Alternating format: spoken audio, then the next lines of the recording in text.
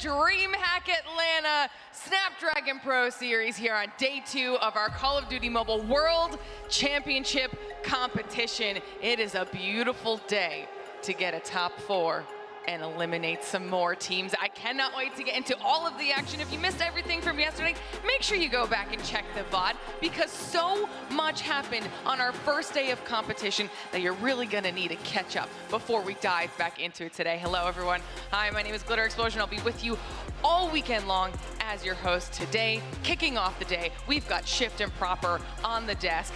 Are you excited to get into day 2 after what we saw yesterday? What would you say if I told you I'm not excited? I would not believe that. That's right, because I'm very excited.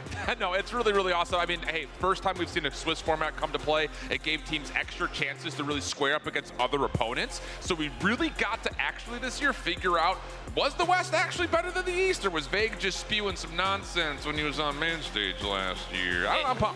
It's all about just making sure that the tweets actually have some backing behind it. The gameplay is going to be speaking for itself. I'm excited to be here again, as I was already stating yesterday. Got to be side by side with you last year to be able to see we crowned a champion. I'm ready to see more logos get spray painted off the wall, I'll tell you that much. That is one of the best parts, and this is what I'm saying. You gotta go back and check the broadcast from yesterday because there's so many like small things that happened that are really, really cool, but we keep talking about yesterday. We'll give you a little bit of a recap. Make your research easy. Here are the Spark Notes. This was our Swiss bracket after the end of everything. Yeah, everything was set up in a way to where we had kind of a natural seeding based on placements from last year to start. So the best team from NA, which won the championship, played up against the 3rd seed from LATAM as an example. But as we started to get through the day, we had lots of surprises early. I think in particular that double chevron yellow logo of Volt, they really impressed, starting us off with a 2-0 start. But I called it yesterday on the desk. Someone who started 2-0 was going to find themselves in a 2-2 game and fall short. Unfortunately for Volt, they didn't make it through. But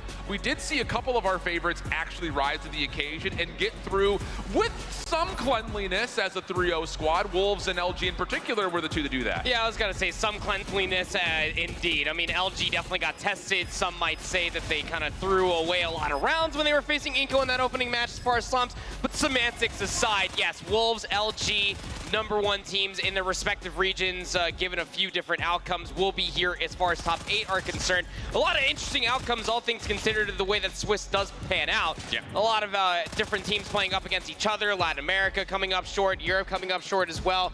Got ourselves an Indian team here in top 8. That's huge. First time that India's ever been represented at any sort of a championship. And I thought it was actually just interesting to see that India did well. All 3 Chinese teams made it through. Yeah. Both Garena teams made it through. And then at the end of the day, we had team killing going on intra-region with 2 NA teams fighting up for elimination and 2 EU teams fighting each other off of elimination. So yeah, really curious day in terms of how things went. I think mostly comparing region to region. So yeah, that's really where all the excitement really stemmed from in my mind. Which is one of the most important points because heading into yesterday, I think we did a very big storyline push on NA, right? So we're focusing on those previous champions. Were they going to come in with the type of level of competition we were expecting out of them? And I'm not saying they didn't, okay? They're still here. They're in day 2 with that competition.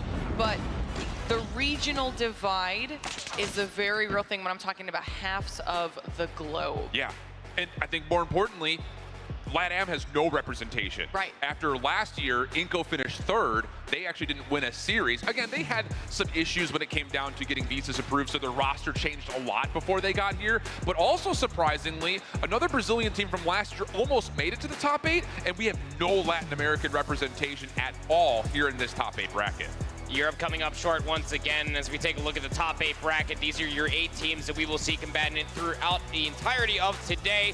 And we will, of course, be down to our top 4 for tomorrow. But again, I mean, no one surprised. Luminosity at the top. Got Wolves down low. Potential Grand Finals matchup. The ever so wanted rematch as far as brands are concerned between Tribe and Wolves as well. I mean, pick your poison. It's going to be a great day. Got to be a little bit NA biased. There is still a chance for LG and Tribe to play each other in the Grand Finals. Yes, again. there is. Just got to throw that out there. Yep. The chance is there, but don't forget that now that we've moved into the bracket phase, it's single elimination. So there's a lot. It's not yesterday. You don't get multiple chances. We play today, you win or you lose. Yep. Done. That's what it is. So remember that while you're watching these matches at home or here in the audience with us, it is do or die for these squads today. So today is a very, very important one. But we keep talking about this regional divide, the teams that have qualified through to day 2. We've got a visual representation here too, so you can see just how East heavy this top 8 really is. It's literally only Tribe and LG that have made it through.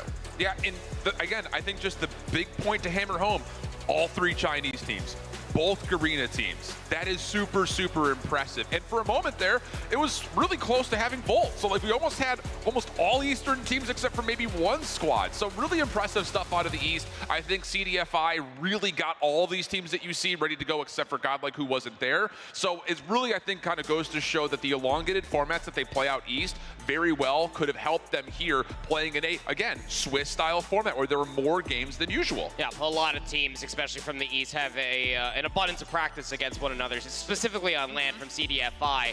And I think that North America going to be sitting there probably watching a lot of that VOD last night. We know that Hippo loves to make sure that LG are more than prepared. So I think that North America definitely going to have their work cut out for them, to say the least, but don't sleep on any of those Eastern teams. They are definitely going to bring the heat today. I mean, well, we keep talking about the fact that there were expectations on both sides of the coin, whether that is specifically for the previous champions on the NA side of things or what a lot of these other squads can bring to the table when it comes to the East. Well, we got a chance to talk to all of our players before this weekend, kind of see what their expectations were for that region and what they can bring to the table.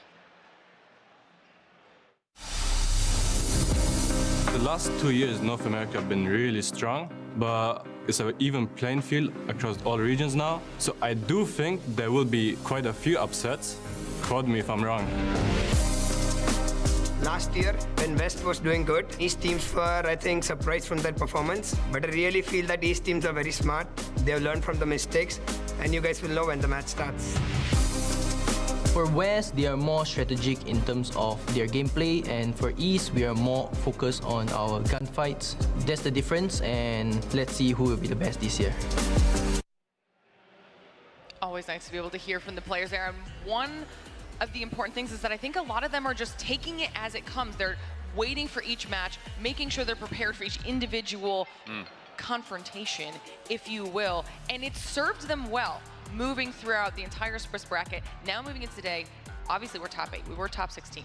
A little bit harder. Now you're even more with the best of the best. So hopefully they were able to do, like you're saying, go home, do a little bit of VOD review and take home a little extra tidbits and move on forward. And we keep talking about East versus West. Well, this was the only East versus West matchup that we had up here on the main stage. You talked about Volt and how they had such a fast trajectory and then weren't able to close it out. They were in it every single stretch of the imagination. From their 2-0 run, even when they were down to 2-1, 2-2, every single series they played was uber competitive. And the fact that they came out and surprised LG, that felt like the first moment where Luminosity kind of got shaken awake a little bit. Like, I think both you and I were talking through it, kind of just felt like they were just biding their time through a lot of their opening matches, kind of maybe a false expectation of, we're going to clean our way through this Swiss, no problem. And all of a sudden you get Volt, who's just like, we don't expect you to do that. And now all of a sudden you got to wake up and play good Call of Duty, which they of course did. I know it's been an entire calendar year since we were in Raleigh for Worlds 22, but if people slept on Scars then, there's no way that you can ever sleep from a Japanese team coming to play some COD Mobile as well. I'm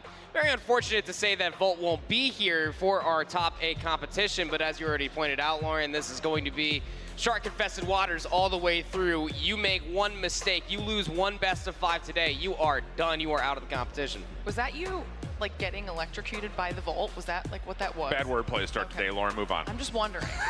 It was animated. All right, we keep talking about all these players.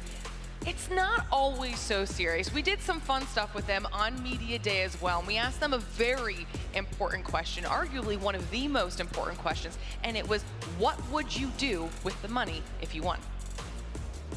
If I win the trophy, if I win the prize money, if I win it all, I'll call my mom first. She has been my biggest supporter since day one. She helped me convince my dad, my family, that I can go and play this and I can, pursue my passion. 假设我们夺得了世锦赛冠军的话，我会直接提一辆梅赛德斯奔驰。 I'll buy a car, I'm not gonna lie. That's probably the first thing I want to do. I've been in the middle of going for certain cars. I have a few people on my team, especially Washi, who's super into cars. And I was gonna get a 370Z, a Corvette 2014 Stingray, or some other car. I would definitely call my wife and tell her that I win. So we got the flip side of the very wholesome family-related answers or the cars. Why is it the car? I saw your face on some of the car choices too. What were your thoughts? As a car fan, I think that if I ended up winning the entirety of this competition with that amount of money, there's a certain series of cars that I'd probably get over a handful of the others that were already said. I like my Mazda. I'm happy. Good gas Simple mileage, man. yeah.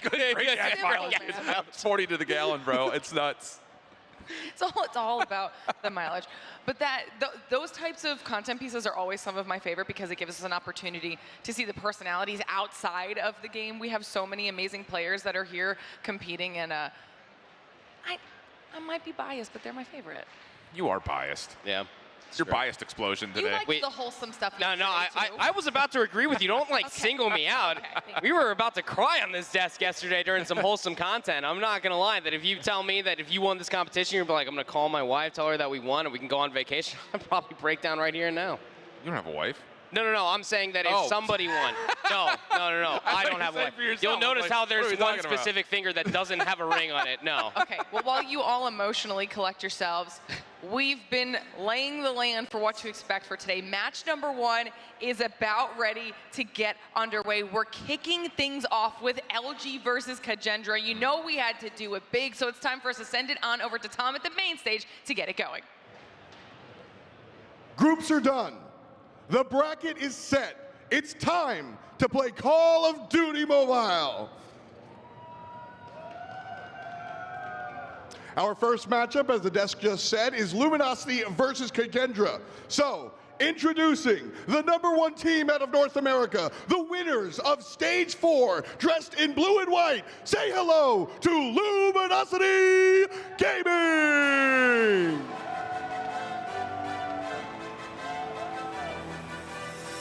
Band, Washi, Envy, Vague, and Tectonic, repping the colors, LG.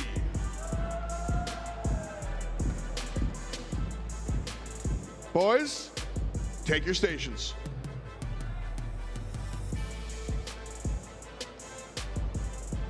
And their opposition, hailing from Indonesia, the second in their region, looking to continue the clutch from day one. Put your hands together for Kendra!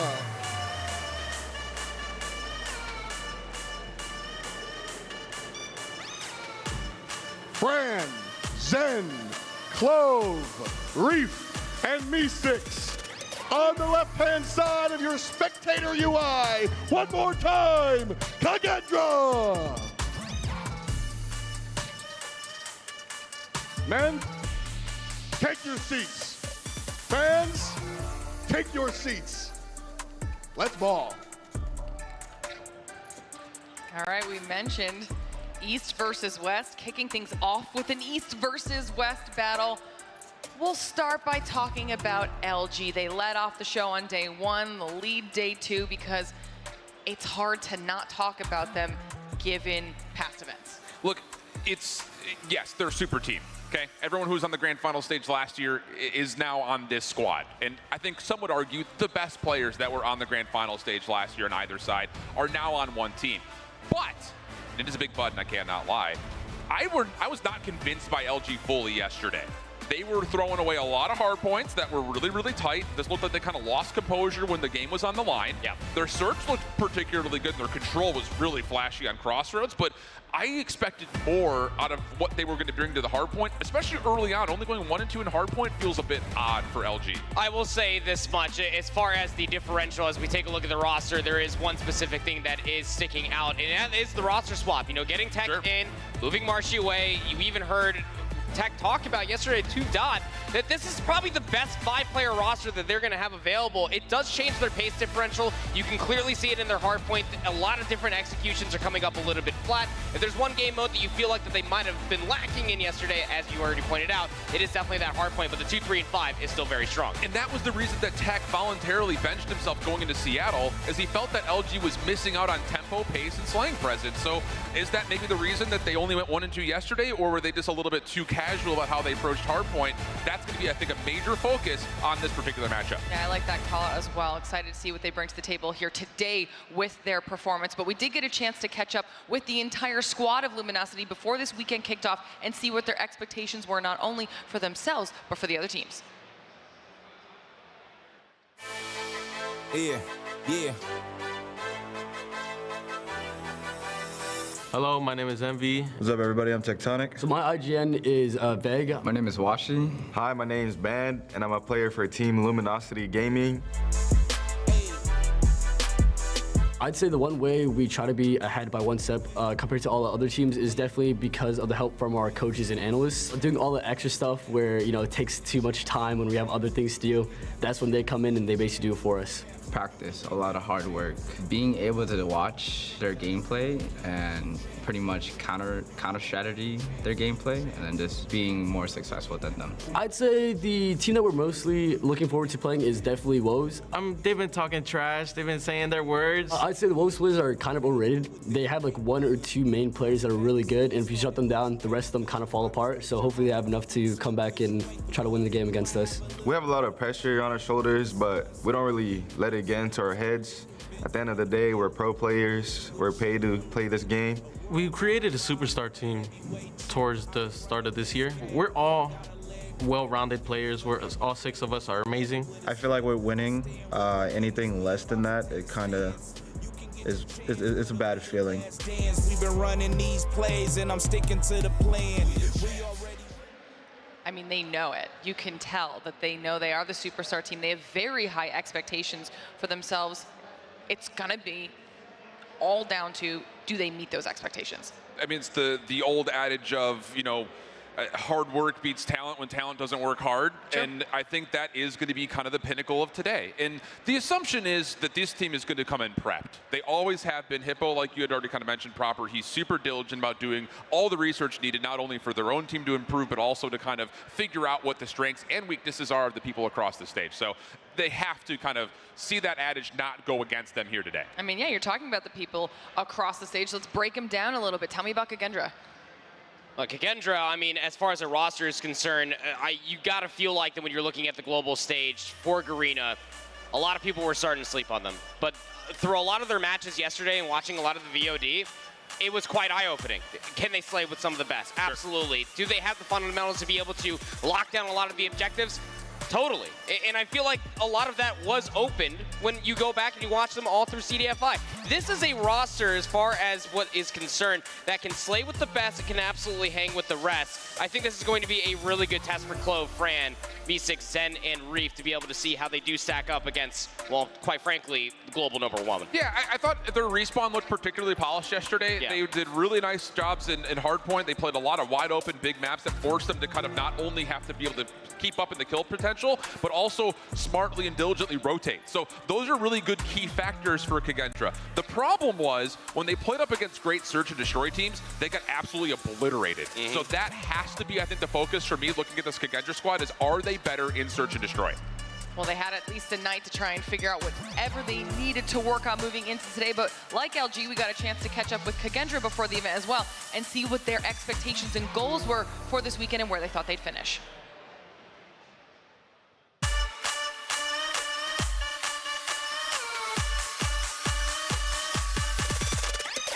Untuk main di panggung besar kayak gini, saya sudah pernah merasakan sebelumnya, karena sebelumnya ada turnamen dari third party lain. Di situ saya sudah merasakan panggung yang lumayan besar juga dengan yang sekarang. Jadi dari situ saya tidak merasa nervous, saya merasa baik saja dan saya merasa tenang sih. Mungkin mereka harus lebih bersiap-siap sama kita karena kita juga nggak boleh dipandang remeh sama mereka. Ya banyak kelebihan kita juga di sini di tim saya sendiri. Kayaknya nggak ada. Mungkin semuanya asik sih orangnya. Kayak berteman. Saya rasa tim dari Asia ini bisa menang. Saya nggak tahu faktornya tetapi ini hanya feeling saya saja. Asia bisa menang. I believe this is the year of the foreign team to be defeat North America. And this is the year of foreign team also in this World Championship because we are qualified from Indonesia, and I'm confident enough to get a champion here.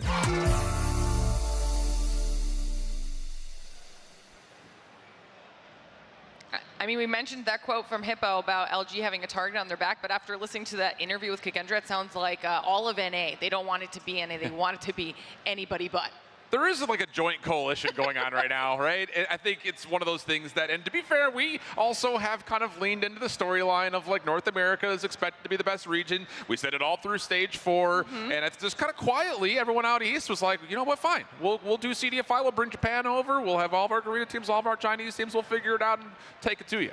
So far, so good. It almost feels like that was the hyperbolic time chamber almost over there on the east, in between all of their different lands that they had going on for themselves, as we've had the map pick bans and vetoes coming through. Very interesting decisions being made as far as the best of 5 is concerned. Yeah, I think the biggest thing, I was really interested to see if Kendra was going to try to square up an ego chell LG on a couple of maps. In particular, Tunisia, which they played really well yesterday and had done in their history, and Apocalypse is actually the other map that I was curious to see if they were going to veto it, which is by far been LG's one of their best hardpoint maps, or were they going to step up and try to ego chow? So they do veto out the Apocalypse, but they keep the Tunisia in for map 5. I think this is a fair draft overall, but I still think, kind of looking at it, I favor LG on Takeoff. I favor LG heavily on Crossroads. So the first 3 maps look really good for LG. I think the only opportunity here for Kendra is to steal one of the first 2, and then find a way to win the 4 and the 5. That's kind of where I have this series. It has to go 5 if Kendra want to be able to take this series. The only way that you're able to get that done is by playing upset to the Express Search and Destroy, which you feel like with Tectonic in the lobby is not going to be an easy feat, and especially for the Crossroads control. A lot to be had here if you are Kendra, and a lot of questions need to be answered. All right, well, chat, let us know your thoughts as well. Who is taking home match number 1 of the day? Will LG make their way through in this bracket, or will it be Kendra taking out an NA powerhouse? We are moments away from finding out, because match number 1 is ready to go. I cannot wait to kick things off. Let's see how this goes. It's going to be a fun one. Again, single elimination. There is no forgiveness whatsoever here in this day. You played 1 match, that's all you got. So you better come in prepped, you better be ready to go. And so far, LG off to the races. First handful of kills all going their way. I mean, that is a convincing kill feed, if I do say so myself, being able to completely wipe the board clean, and most importantly, trying to get themselves in further power positions. It's actually taking Kendra just a decent amount of time being able to find where a lot of these players are located at. Having to push closer towards the hard point means that the spawns will flip, but still a lot of time to fight over here at 1. Looking really... P2, next focus, and at the moment, you are looking at Kendra in a pretty favorable position. A couple of kills start to go their way. Late bot, LG fight back, and oh boy, they came out hot today. Lots of good trades coming across the board. Opportunity here for Kendra to at least stabilize a little bit on rotation, but the deficit's already pretty wide. And to be fair, they're also kind of losing out on spawns right now. So if they were to catch a little bit of momentum and heat, it would have to be right here. Maybe Fran has provided that nice triple for him in this life, and that doesn't just provide the exit for Kendra, it also gives them an opportunity to kind of manipulate the map on rotation. That was a little bit of a red flag to a very angry bull while you had the spawns if you are Kendra, knowing damn well that they had to try to contest P1 because Luminosity were about to be getting themselves over 30 points on that hill. Definitely don't want to be seeing that. They flipped out the spawns just in the nick of time. A lot of time here as far as P2 is concerned. The way that Kendra are kind of manipulating over by P2, they got the close spawns. Can they fully break in? Yeah, really tough back and forth right here. Fran at least able to provide some entryway over towards the scaffolding side. Spawns will also be moved just a touch. LG spawning out. Kendra an opportunity to kind of reinforce, and a good shutdown as there was a pinch coming through the backside of the hard point. Now it's all about taking it upstairs. Good kills from LG, holding on with just the last couple of players. Operators also at the ready if they need it, but have not hit the trigger yet. And with Fran's double, that'll be enough for Kendra to get the break with still 18 seconds to fight. Now we start rotating over towards P3 and 4. This is your first look at a Money Hill as far as Takeoff is concerned. If you are new to Call of Duty Mobile and for Hardpoint specifically, and as you already pointed out, these operators might just be popped just to be able to really sway the decision as far as who's going to get the upper hand as far as this time is concerned. You have Luminosity already controlling inside the hill. Kendra from the outside looking in, looking for the break. Yeah, looking really solid. War Machine out, that will suffocate the front doors. Kendra need to make a decision here. Are you going to rotate through mid-map and try to hit this from the top side of the map, or will you take your losses and try to just get in and find a way to get scrappy? And at the moment, it looks like they're really not finding any success anywhere. Reef was able to put the Sparrow into play, but doesn't quite find as much value as he was hoping for to try to break down this setup. Follow-up off the respawn, decent. Kendra, at least a chance to go neutral and 50-50 the hard point, but Band swings things back, Purifier in hand, will once again push Kendra back, and LG continue to get some more time. And you like this. I mean, relatively inexpensive if you are Luminosity. You're already in possession of the hard point. Band here with the Purifiers, able to at least keep them at the doors, and then swaps right back to the SMG, being able to find himself a last few kills. Could potentially be the last lap. This was the money hill that LG set themselves up for at the end of P2. And again, the rotation from 3 to 4, not exactly a long one. Only have one player over here. It will be Reef, and so long as he can try to stay alive, it should buy enough time for his teammates to come help things out. It's scrappy, man. It's scrappy, but LG have these small advantages here and there. Even operator across the board for both sides. Annihilator out for Fran, trying to find a way to use this to block off the rotation, and as he feels like he can't find anything, he tries to take it indoors. That doesn't work out whatsoever. Washi on the other side, now punishing the spawns of Kendra, getting just outside the hill and one-shotting just about everything. Eventually shut down. Kendra with numbers, looking for their next break attempt. Tech waiting patiently. Sparrow just trying to be used to block out the front door, and yep, he does shut down Clove with one of those bolts. And then again, LG finding ways to keep themselves in the hard point. Much cleaner on their holds today so far. Absolutely, and it's kind of a reference to what we saw all the way back in Seattle. This is the Luminosity gaming on hardpoint that we come to expect. You pull out an operator, we'll answer one back in kind and find more value with it as well, forcing the hand out from Kendra just to try to work their way back in to find any semblance of time. Yeah. We walked over towards P3. Kendra had about 30 points or so. In between 3 and 4, 2 money hills. Luminosity walk away with the lion's share of all that time. 130 to 49 into the second set we go. And it's not even just that the operator usage was so clean from LG. They've also been able to stretch a couple of players into some score streaks. In particular, these Pred missiles here, Envy and Tech having earned 2 of them. And both will be spent here on rotation. Neither will really find much of anything. Sure, Zen will drop, but ultimately speaking, maybe that value that we were just praising doesn't really come through, especially on a hard point that's usually 50-50. Feels like a strange time to call that in. Like, especially for a Predator missile, a double Predator missile at that. I mean, should you go up against any trophies whatsoever, you want to be able to at least use one, get rid of the trophy, the next one for some kills, but most importantly for some money hill spawns going over towards 2 or 3. Another Predator missile going to be invested. That time it will come out from Clove. It's going to take out Band. That opens up a lot of space, at least on the hard point. And let's be frank here, Kendra need is all the time they can possibly find. Yeah, very much so. And I will say, in terms of trying to find a way to chip back into leads, getting some good time on scrappy hard points that you expect to be 50-50 is exactly what you're looking for. So for Kendra, still the deficit not as healthy as you would like, but the problem here is not necessarily what happens on P1. Can you get yourself into a good, solid position to actually get a whale of amount of time here on the second hard point? And as they start to rotate early, they do get largely shut down. Clove trying to hold things together, but LG are all over the top side of the map, and that will be enough to earn them spawns and also have a chance to reinforce as the time opens up. Spawns on 2 different sides, players on 2 different sides for LG. P2 has now opened up, and spawns are still a little bit haywire, but LG, I mean, we've seen through countless times on Takeoff, they are so comfortable playing inside of the hard point. It comes down to Kendra to make the move with these close spawns. Numbers now subsiding in their favor, but still not fully broken in. Have to find a way to break this here if you're Kendra. Reef able to open things up with a triple. Fennec up top, just trying to go back and forth between the windows and the staircases, but Fake surprises him. Trade is in. And there's a little bit of a space here between the next hit for LG, so Kendra will be good to get another 10 to 15 seconds at least for free. Next hit on the way though, and LG just kind of overwhelmed from the scaffolding. Claw out to support this for Vague, and that is just so darn simple. To be fair, there wasn't much at the ready for Kendra, but Vague really punishes them here, and that will be enough for them to get above 170. It's what you get for having such a steep leader's advantage going in towards the second set for Luminosity. You can make the first move because every single operator that you pulled out needs to be open back up from Kendra in kind to be able to find significant time plus some extra. 177 to 85. Into P3 we go, and wouldn't you know it, LG again have the rotation anew. Yeah, and you have to pull things out right now if you're Kendra. You cannot allow LG to get early time here, otherwise the game will be too far out of reach. Reef, another double. He's been good to kind of open the door here for his squad. War Machine out for Zed. LG just trying to hold on to the doorways where they can.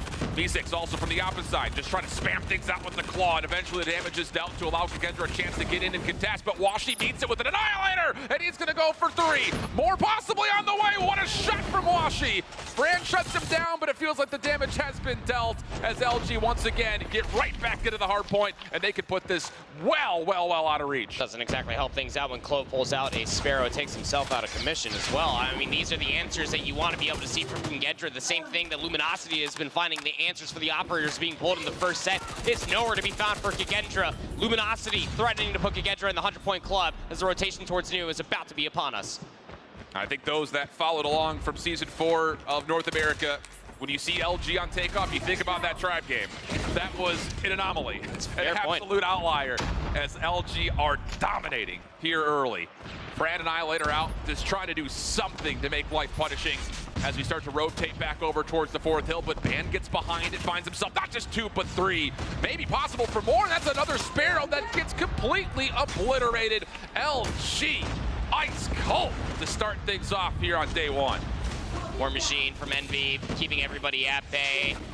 Have to work your way through these very narrow choke points, and somehow, some way, they've actually worked their way in. Hold on a second. Band was able to at least pull out a Purifier, and Kendra have fully broken in. They've shut down the operators at 100 points now.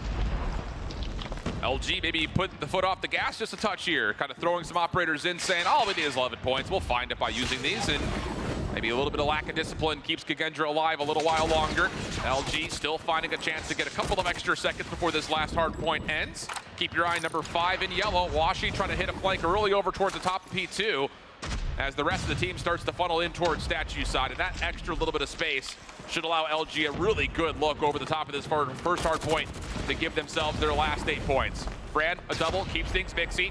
Hard point opens. Nobody in for now, but LG closer will find a way to sneak themselves right on in. And all this is get down, find a couple of the last seconds, and it should just be a matter of fact at this point that LG will win map 1-1. Oh yeah, absolutely. I mean, just 2 seconds required. You're forced just to try to contest. Bake pulls out the claw. This has a final handful of nails in the coffin. 250 to 120. A statement to be made, to say the least. Luminosity Gaming, your #1 team globally. The majority of them winning World Championships just last year.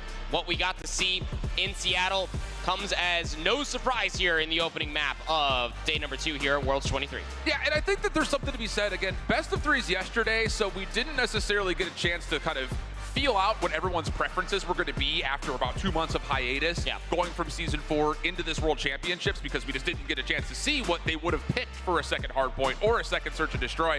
So I think there's going to be some mental gymnastics that are happening in the veto selection for both of these 2 teams, no matter who they are, as we go through the entirety of the day, kind of trying to feel out, hey, this is what they liked from a couple of months ago, but this is what they played yesterday. And Takeoff was a map that I wasn't 100% sure if LG were going to feel confident enough to pick it, just knowing that Apocalypse was going to be off the table. Would they maybe try to find their way into an Arsenal if they had the chance to? But it does look like their Takeoff is feeling pretty comfortable based on what we saw right there. Fundamentally strong.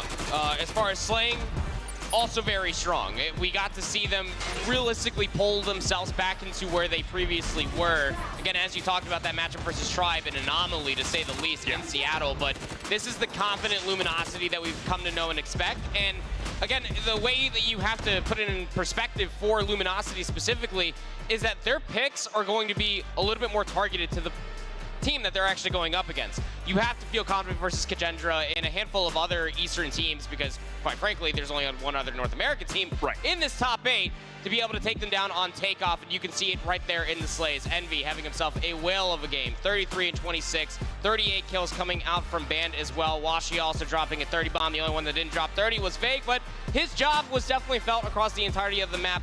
Wonderfully done as far as an objective play is concerned there on map number 1. Absolutely. And I think overall, you know, kind of reflecting back on some of the points we just make here, is LG's a tough team to plan for, because they'll play anything kind of like you were alluding towards there in a moment. It just comes down to how do you figure out how to take like the least amount of damage, right? Like you kind of have to strategically say, what is our best opportunity to square up against them? And I will say, like, again, just to kind of reflect and go super deep diving in towards the map selections, I actually do like that Kendra looked at this and said, we don't want to play Luminosity's Apocalypse, not with Tech in the lineup at least. So they have to get rid of it. And when you make a choice like that, where you're vetoing out not your worst, but another team's best, you find yourself in this position of like, boy, I hope they don't pick X, Y, or Z. And Takeoff, I don't think was the most comfortable map just based on Kendra's history. So it definitely felt like Luminosity did a nice job in the hardpoint vetoes to kind of set themselves up for success in the 1 and the 4. Yep, and it's actually funny because both Shift and I last night, we were going over a lot of these picks, bans, and vetoes, thinking about what could possibly be the outcome for a lot of these different best of 5s that we have on our cards here today for Saturday. And when you look at Luminosity, they have everything played in one way, shape, or another, at least 1 to 2 per map within the combo. I don't think they necessarily care what they're going to be playing, but they're definitely going to be feeling targeted. Hippo is definitely one to do his homework to make sure that every single series that they're going to play going forward will feel rather targeted to make sure that they are comfortable, because it's just about everything that they should feel comfortable with at this point in time. But looking from the other team's perspective to your point, it needs to be where you feel most comfortable. Play what is best for you and against what is going to be out of this world of an experience against Luminosity, because they do obviously have their better maps, but you need to be playing your best if you're taking on the King. And that said, perfect segue. We've got Express coming up next.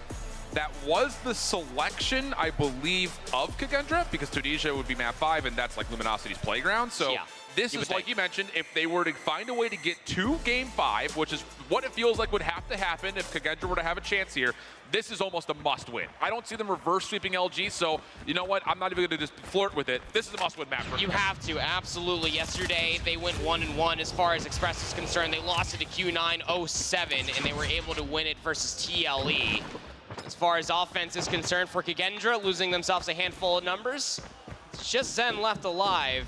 What can he possibly do in the situation? Well, there was an isolation moment right there. Lots of fireworks over towards B off the get-go. Leads us down to a 1v1. Scope out for Washi. Zen, AR in hand, trying to move around the backside of the map. He actually may just walk right behind Washi here if he checks this corner, which he doesn't. Goes in instead towards Ticket. Oh. And I beg your pardon, I said AR. He's got a shotgun, he's got a KRM in his hand. So this is all about, can he just continue to finesse between these staircases? This has to be a B plan. It just has to be. It's like the duality in between two weapons right now. Exactly. Sniper versus a KRM. That's why he's going to go and try to keep things as close range as possible. Washi has so much that he has to check, but the timing doesn't work out in his favor. Got to be right behind him. All these footsteps are being heard, and it looks like now finally it has been seen, but no! No! I was about to say, the shotgun at that range may as well be a potato launcher, because it's not gonna hit all that hard, and a quick bounce back. Easy shot for Washi. I don't care what range you're at, sir. A potato gun probably is gonna hurt. But it's not gonna kill you. Well, maybe it will. Well, yeah. I don't, not that one. no, not that one. No, not that one. It's like marshmallow launcher, how about that? Yeah, there you go. Like a little yellow potato launcher. Back over towards the offense again. Trying to maneuver their way over towards A.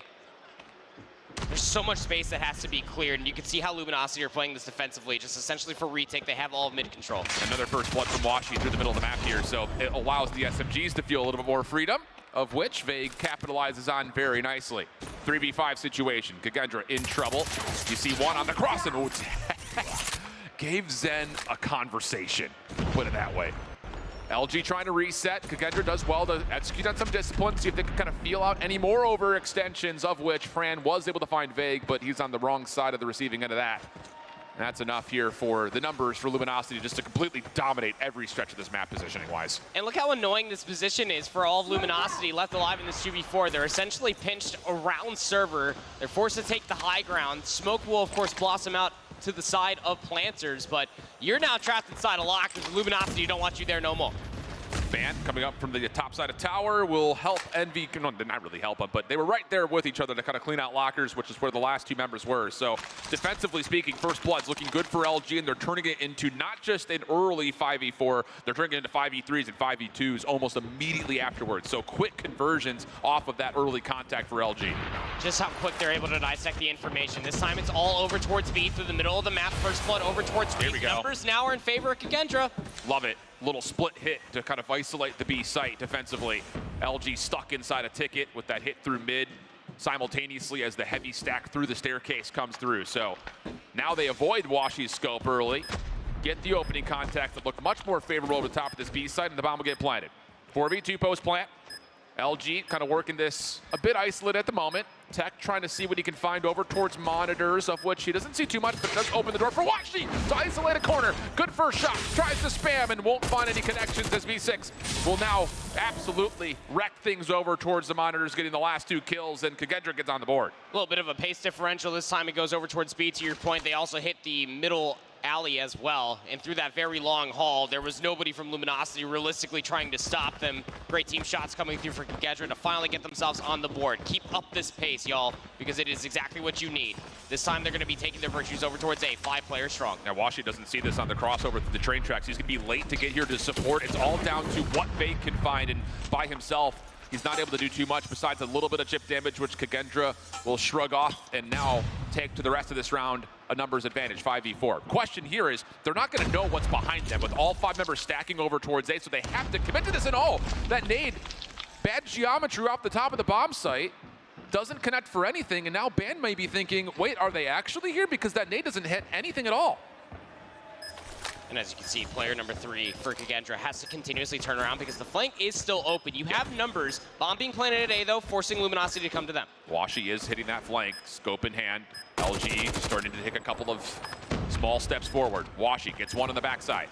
Again, it's still being honestly holed by Kendra.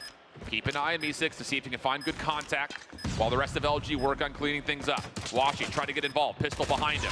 Play through lockers, not going to work out either. LG are coming up with nothing.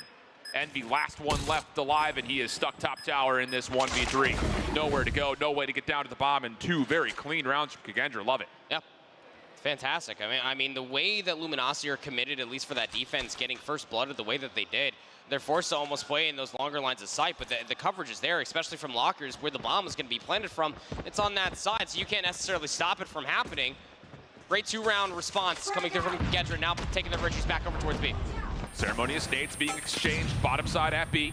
Brief first blood. Again, this seems pretty dictated that Kendra just want to stay away from the scopes of LG. Washi still finds a way to get involved. The Tech getting aggressive with the growl. Cleans things up through the terminal. And so now bomb is dropped, and Kendra are all over the map. Fran doing what he can to try to keep this hopeful, but I mean, that was such an opening spree of dominance from LG defensively. Yeah, it sure was. Not going to fool them twice over on B now, are you? Oh, Fran.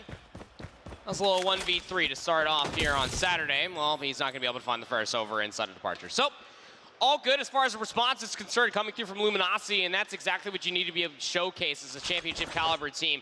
Being able to read and adapt to what did work previously for Kendra. That B hit's not going to work anymore. They have to take a different approach if they want to try it again. This is a crucial round. I know it's early, but this is a crucial round for Kendra. Their opening playbook didn't work out so well. Their adaptations started to find some success.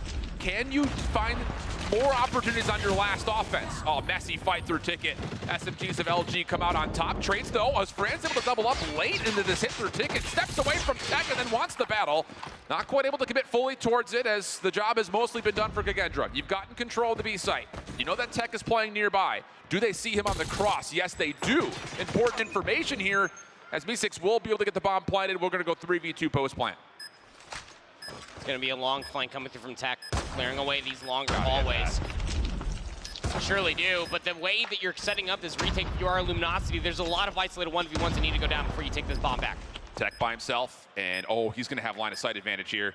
Depending on the timing of when he peeks this. He's waiting for Washi to go first. There's the check, and yeah, Tech doesn't miss a bullet. Way. Now over towards Washi's direction. He's the next one into contact, and Reach will put him down. Just down to Tech for the 1v2. Time becoming an issue with 15 seconds on the clock, and Tech will not get through. So a 3-3 half, and a supremely important round there for Kendra. It sure is, yeah. I mean, at the half, you're able to keep things even. Stevens going in towards the defensive side. It mostly just comes down to what LG are going to be able to put together as far as their offense is concerned. Almost a 1v3 coming through from Tech.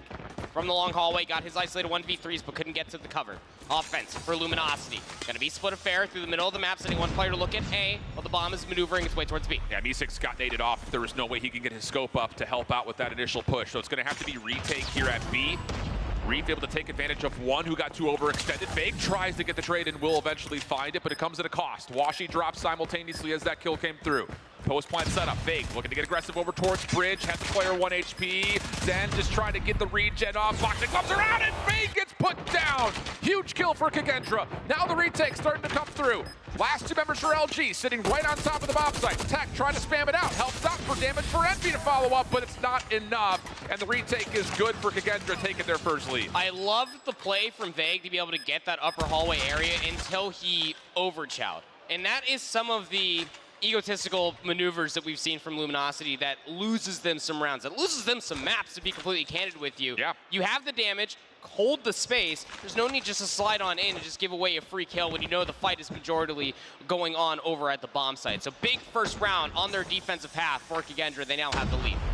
This time, Kendra's defense a little more heavy-handed over towards B, not just on the bottom side, but there's a couple of players that could play this through staircase. Vague Band open things up, Envy following up. It's a 3-for-1 exchange favoring LG's offense. B6 over the backside of Terminal, doesn't connect and can't get away, and a quick round for LG gets us back to 4-piece. I was about to say, that is as ceremonious of an LG S&D round as you could possibly have drawn up. Everybody's just being able to find the kills. They double hit across info, and they're able to isolate a handful of players for Kendra, at least looking for trades. Pretty damn clean, if you ask me.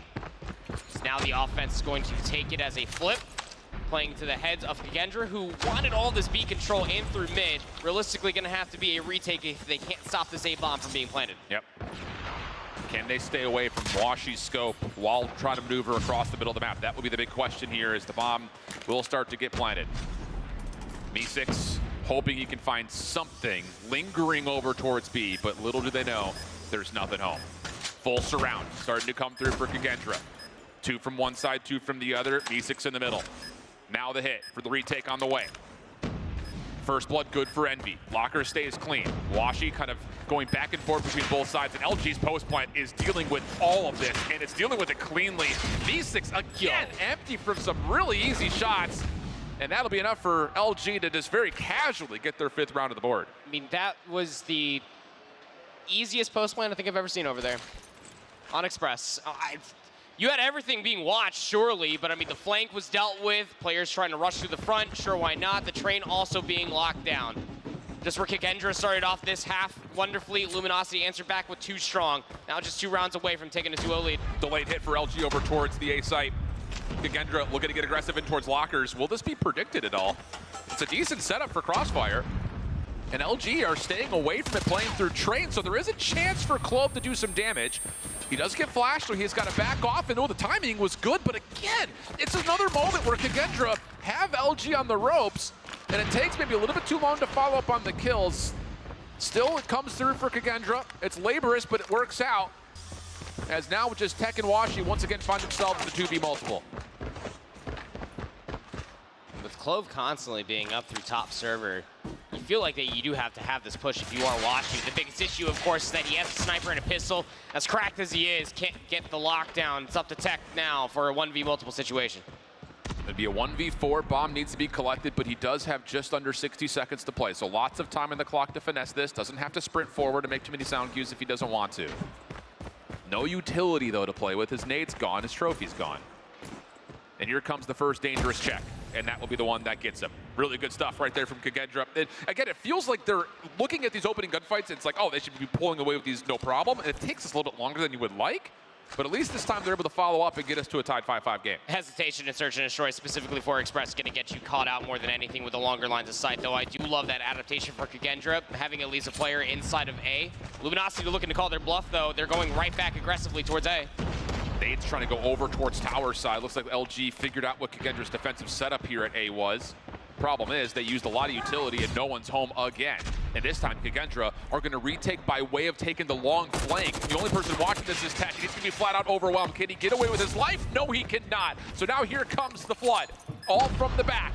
Nade's also landing as Washi gets taken down. The sniper rifle out of play. And more techs come through. Envy in trouble. And how about this? Kendra say, we don't need to be all cute and fancy with our finesse. We'll just completely hit you and hit him with an uppercut. They did.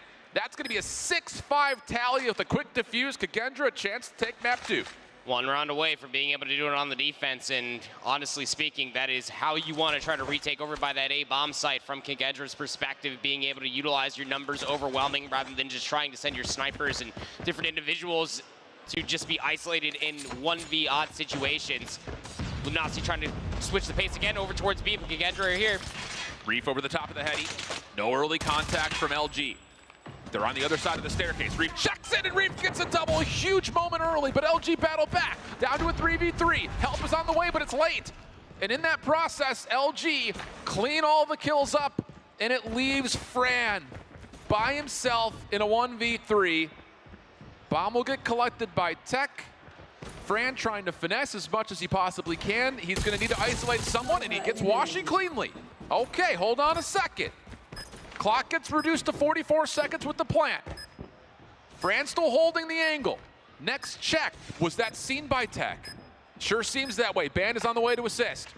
Still a frag to play with off the reload on the Fennec. There's the check from LG. No worries, and we're going to overtime. First round of overtime off of a fantastic push coming through from LG. They haven't really showcased that B push in quite some time, so definitely a respectable call coming through from them. Just trying to keep the pace honest for KG. Gonna be switching their sides here. Back over towards the offense. Didn't exactly go swimmingly for them until the latter half of the side swap. Nades over the top. They want this B side. Once again, Kendra trying to play defense, or pretty offense from the staircase side. That works out nicely. LG were a bit caught off guard. Vague at least minimizes the damage by finding a follow-up double. So we'll go into a 3v3. Trophy deleted by Reef. Looks like the focus is still going to stay over towards this B site. Trying to find an opportunity deeper is Clove. Vague still holding. He's going to be your defensive point of contact if there is a B plant. And right now, it looks like Kendra is still trying to figure out what exactly they want to do. Even if they try to push through, Tech is currently watching for it. He is set up for it, and it seems that's what Kendra want to try to do, and flipping the map can be a difficult one. Yeah, that's the door closed immediately. Don't want to play through Tech. Although, Clove up top has caught a bit of timing. Could try to sneak around. They're trying to isolate Tech right now. They're waiting for Clove to see if he can find him. I mean, this is a long game of Where's Waldo, and the longer that Tech goes unseen, the more Kendra are going to feel like the opportunity to go to A is reduced. So now it's back over towards B. And whoa, Washi tried to get down low, almost had an angle, but quickly responded to by Reef. Vague trades, we get the 2v2. Backside monitors, Vague in trouble, but Tech has found a kill. Vague is just trying to delay some time while Tech tries to get here, and Reef is getting finessed with. He still can't find the kill. Off the reload, the slide comes through, but Tech is watching over the top. You have to take this fight, you have to take it now, and the trade is there. What a level of finesse from Vague, just said, help, SOS. I mean, that is just the Vague special, isn't it? You give him one piece of cover, a fixture on a map, and he is just sliding around it, just being an absolute nuisance. And that is the teamwork overall that LG try to set themselves up for. Numbers advantage aside, just being able to keep Kendra feeling trapped over by the B-bomb site. We will swap sides again. Luminosity now up on map point. Quick hit. 4-man strong over towards A. Watching over the top of this is Reef and Clove. Sniper rifle is not a part of the play at the moment. That is Me6 playing towards B. Smoke will embellish the front side of the site. Quick plant possibly on the way. Me6 trying to get some wall bang spam. It will not connect, but it actually shrugs LG back to touch. Here comes an early retake, but LG have kind of faked this. They've backed up. They've essentially allowed Kendra to come right into the web. They've spun, and the kills are coming through. Band in the middle of the train. That will clean things out, no worries. And it's one of those, look at us, we're on the site, come take it. Never mind, no we're not, we're out of here. Easy kills, LG, up 2-0. That was dirty. I'm not gonna lie, like that's some nerdy expression coming out from a search and destroy on Express from Luminosity. It doesn't matter what the map is, but ultimately speaking, they use all their utility to act like, as you were talking about, to get onto planters, to get onto the A bomb site, of which they've shown, I want to say maybe 3-4 times offensively. Yes. And then they just pulled themselves back. They had a player at least working through the middle of the tunnels. They had a player inside the train, and most importantly, lockers in top server, just waiting for the smoke to completely dissipate.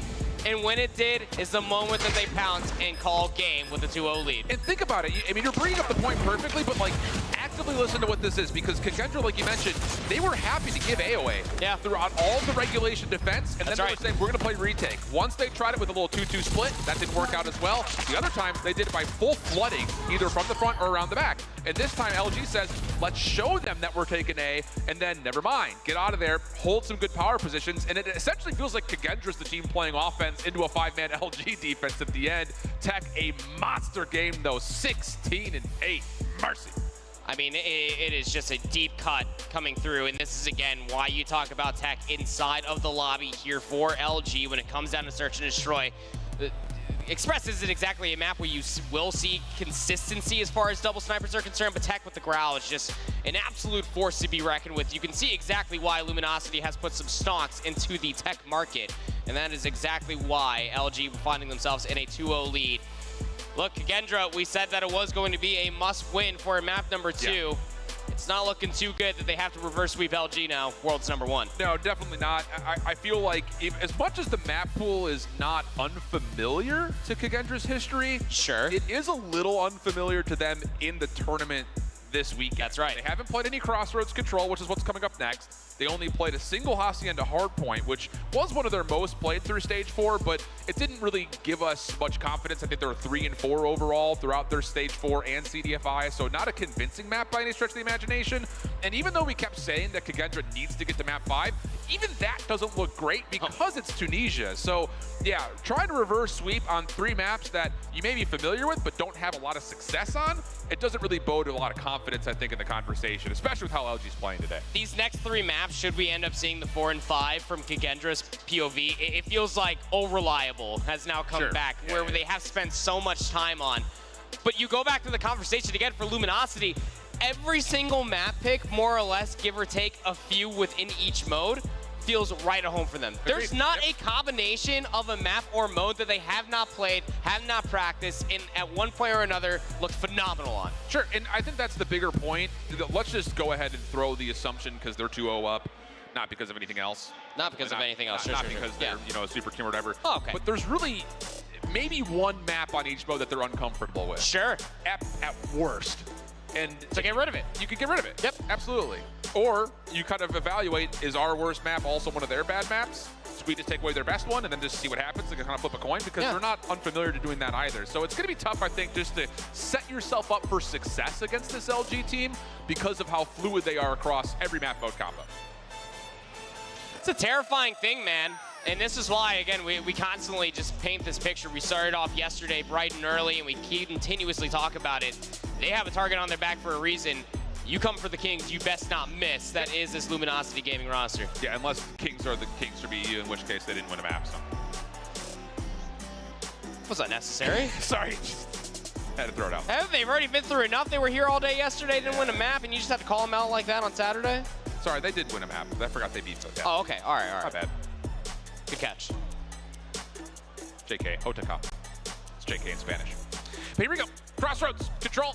It's been a playground for LG. They love to just get right at you. See if they can do it here. They will be starting things off on the defensive side. Opening focus for Kendra will be happening over towards A. A couple of nice kills here early, actually. They're going to get a little bit of control over through fire and stop the clock with the first tick of progress locked at A. Okay, don't listen to us. We don't know what we're talking about. Kendra looking smooth off this opening offense. This is a map mode combination that is taken by Slays, but it's all about the right kills at the right time, and really good setups as far as Crossroads are concerned will flip life lead back into your favor continuously.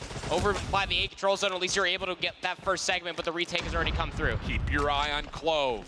#1 in yellow, already in LG spawn, but they're aware of this, and they will flush him out pretty darn quickly. Okay, so good awareness from LG, and it really doesn't come at much of a cost. Because on the other side, Band is still in a defensive position to watch over the top at A, which, for what it's worth, I thought they had captured the second tick of progress. It was just barely not captured, so depletion comes through because that tick was not fully secured. And now all of a sudden, shoes on the opposite foot. Kendra down 3 lives, clock continues to tick away, and the focus is a bit split on the map here for the Garena team. 3 life lead, not terrible, but now you're getting deeper and deeper into this round. And you need to try to get this extra 60 seconds. It's realistically the only way that Kendra can have for themselves to be able to convert not only more segments, but potentially the round as well. And Band is not feeling comfortable enough to get this challenge yet. He wants a little bit more assistance as soon as the smoke dissipates, and here comes the peak. Shut down, Kendra, reducing the life gap just a touch. Wash you over the top of the growl, makes life difficult as Vague gets pushed right forward with a shotgun. That'll be enough to once more pause progress on the 3rd tick.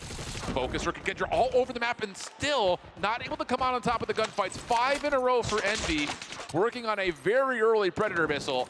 And depending on how the end of this round goes, this could be key towards LG also getting advantage of their operators next round. And at the moment, they are destroying Kendra's final few lives. There is no point of contest, you would feel like, for Kendra. They're down to their last 4 lives up against the 11. Any sort of resource is going to be good. There's Envy at least collecting for his operator coming into the next round. You give them an inch, they turn it into a country Walmart trade. So at least speak of, last player alive is going to be Fran. And he was going to be nowhere to be found. So a single segment of progression found over by A, albeit from a great opening breakoff by Kendra. But that's the one thing that we realistically don't really see on Crossroads is how teams deal with losing the opening breakoff. Luminosity looked great. Now LG off of their offensive attempt will have 2 operators right off the get-go if they want it. Equalizers were out for Fake, but he gets immediately shut down. So Reef does his job and then some, getting a double. Big moment there. Envy has not committed his operator to the mix yet, and with that double, Reef says time for the Sparrow. Only getting 1 kill with it though, so again, kind of mitigating the efficiency of these early operators. Nice moment from Clo, be able to at least go 1 for 1. Defense still stays in control of A, but off the respawn, LG take their eyes over towards the B zone, but they can only stay there for a brief moment as now Ban tries to get to work with the Purifier over on the A zone, and he's gonna take down 3 early. Disgusting. And look at the immediate control as well that is across the map. You have not only just 1 player on the A zone capturing that first segment, B is about halfway through the second segment. There's still a minute on the board. Ban overextending there with the Purifiers, gonna finally get cut down, but it allows Vega to get inside of fire here with the R90. Yeah, and we've got progress happening on both zones at the same time. 2 ticks of progress locked on either of the 2. And Kendra need to make a decision here. War Machine will bail them out. Looking for not just clearance of the zones, but also a bit more forward defensive pressure, and it's working out very, very nicely. Kendra, 4 life lead. More still to come as Zen continues to connect with the War Machine. Taking it into spawn, eventually oversteps his bounds, and LG will stabilize a touch. And ooh, on top of that, they do shut down the Purifier after only 2 kills come through. I say only, but that's a key tool to re-clear zones if LG can find their way back onto either. With the life lead, you feel like that you just have to try to keep them at bay. Annihilator out from Fran. He's making sure that the catwalk is cleared out. The Hunter Killer drone is also clearing away from the tank, so you realistically know this is all coming down towards B. Yeah. Smoke will come through. Washi also holding with the Annihilator. That will be enough for the extra 60 seconds to get added with the capture at B. 11 plays 9. Kendra could only, really at this point, hope they can hold on to this last tick of progress at A. Couple of good kills on transition. Grows that life deficit now to a 9v5, and oh yeah, in the spawn go Kendra. Sure, LG will get through kind of this defensive setup with Washi playing around the back, but the damage has already been dealt. Now it's just down to finding where Washi had gone off to, and Kendra will at least stabilize this defense, but it does come at a cost with 2 ticks here at A, plus the full B capture coming through for LG. And the reason why we constantly talk about this coming through with the 5 segments comparatively to the 1 that Kendra were able to get, albeit for Kendra being able to find those 2 segments, is that it's going to come down to round 5 defense, which you guessed it, when it comes down to control, probably the preferred side because you get that that 6th player on your team, aka the time clock. So Kendra had themselves a really good opening break on their previous offense attempt, doesn't help about things out. When Reef takes himself out of commission to start things off, it's a flawless opening for LG. Absolutely perfect start here from LG, and now they've got themselves essentially right at the front doors of the spawn for Kendra. Bang just gonna dance with the R9 for a while. Swaps it over to a Grau. He's gonna have an opportunity just to sit here and hold the angle, and Kendra need to find some exit. B6 is gonna pull out the sniper rifle, just trying to find some sort of an opener. This is not quite working out as well as you'd like. 27 plays 18, only 50 seconds left on the clock. Finally, some breathing room off the spawn here for Kendra, but a lot of work to be done. And also the focus will start to head over towards the A site, but LG off their respawn, right back in the mix. The defense once again establishes control. Hey, you just feel like that this round's already lost. Yeah. I mean, it's a 10 life lead. You'd have to come out of the spawn and just be flawless for 2 gunfights in a row, which is so much easier said than done. 30 seconds remains on the clock. You already have 1 player of Envy that's pushing all the way up to pinch out this push that is currently manifesting over at A. Yeah, and LG's retake over at A is perfect. And the only thing to really keep our eye on from here on out is, does Kendra make any mistakes of pulling out operators here? Can't see it, can't have it happen. No. Ban, sniper rifle in hand. Just kind of getting finessed over through the snow alley. And okay, 3 go down. Chance maybe to stack as the clock is stopped. You've got Zen over on B, at least for a time. Cats are cursing it all over the place. Envy will clean things up. 17 plays 4. This round will come to a very anticlimactic finish, but LG going to feel really comfortable, and I think now is the proper time to tally up what is available going into the next round. You've got a Predator missile for Washi, 2 operators at the ready for LG. Definitely things that could lead them towards winning an offensive round, you think? One would argue, yes, absolutely. A Predator missile to be able to open things off, to be able to get you so much space to get inside the woodworks for these buildings, to pull out some of these operators. I mean, if you paint the picture beautifully, it might just come out and be an offensive round. If you are LG, could be a 3-0 to start the day. Only time will tell. Opening break-off is everything when it comes down to control. Purifier to start things off the ban. Oh, but hold up. Very early call for that. Yeah. The solo Sparrows will take down both Vague and Band, with also tallying Washi. So, okay, flawless start here for Kagendra's defense. LG holds onto their garage, at least for a small time. Pred Missile getting called in. It will at least land down to 1. But all that does is just neutralize the life lead. It doesn't really get them too much space. LG on B for now. Looks like the first tick of progress will be comfortably locked. Band making sure no one plays over through the top side at Cliff. And with Washi supporting with the Annihilator, that may be enough to continue to put some pressure here at B.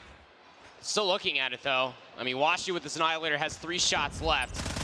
We'll put a pin in how that opening breakoff was, but Luminosity still very much so in the driver's seat. Kagendra still have operators left to be played. It's up to Luminosity if this goes to a round 5 defense to try to get as many of these out, let alone try to close it out here. Yeah, I think that's the big thing here for Kagendra is if you can feel like you've got a solid foothold, don't spend too much. You're going to need something for round 5, and Washi just goes to a little bit of a prone shot and shuts down Fran's Annihilator, only allowing him to get a single kill. Meanwhile, LG, not just the kills impressive, but the focus over towards B continues to be an issue. Reef getting a double, gives Kagendra a chance to do some spawn trap in. Oh, just in the nick of time before that third tick gets captured. Kagendra will reclaim it. 15 plays 13. Band, after that quick purifier off the get-go, he earned it back super fast. And that'll be enough for him to lock down things over towards Fire. LG taking their focus off respawn with 28 seconds onto the A zone. You need to capture one of these zones if you want to try to end it via kills. There's not enough time for you to be able to get all 11 of these kills, you would think, for Luminosity. War Machine is pulled out now for Envy. Currently controlling all through the catwalk as well, trying to bring it over towards the tanks as well. It's going to be A. The stack needs to be good. Kagendra does not have anything left as Clove has popped his purifier. He's trying to take it through mid-snow.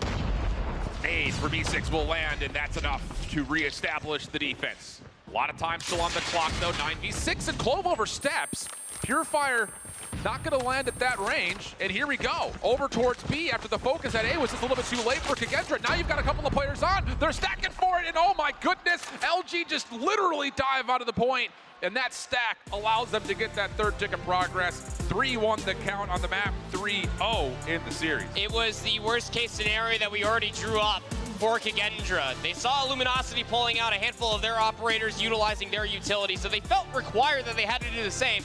Once Luminosity knew that they had their pockets completely emptied, it just came down to a quick execution over towards B where they only needed a single segment, backed up by Tex Sparrow, and it got the job done with the stack soon to follow. Yeah, this was one of those series that kind of, you know, I went out on Twitter to throw out my predictions. I had this going 3-1, and the idea was I had Kagendra either having to win their hard point or win their search and destroy. That's right. And them going OT and Express, I think, is kind of the difference here of them being able to see extra maps. And like we said at the top, like, it's going to be tough to take 2 straight maps versus this LG team in any form. Absolutely. But not to come out and you know, hit on it too hard, but Kagendra, you know, they did well in the map veto process. It just comes down, I think, overall that LG are here to play now.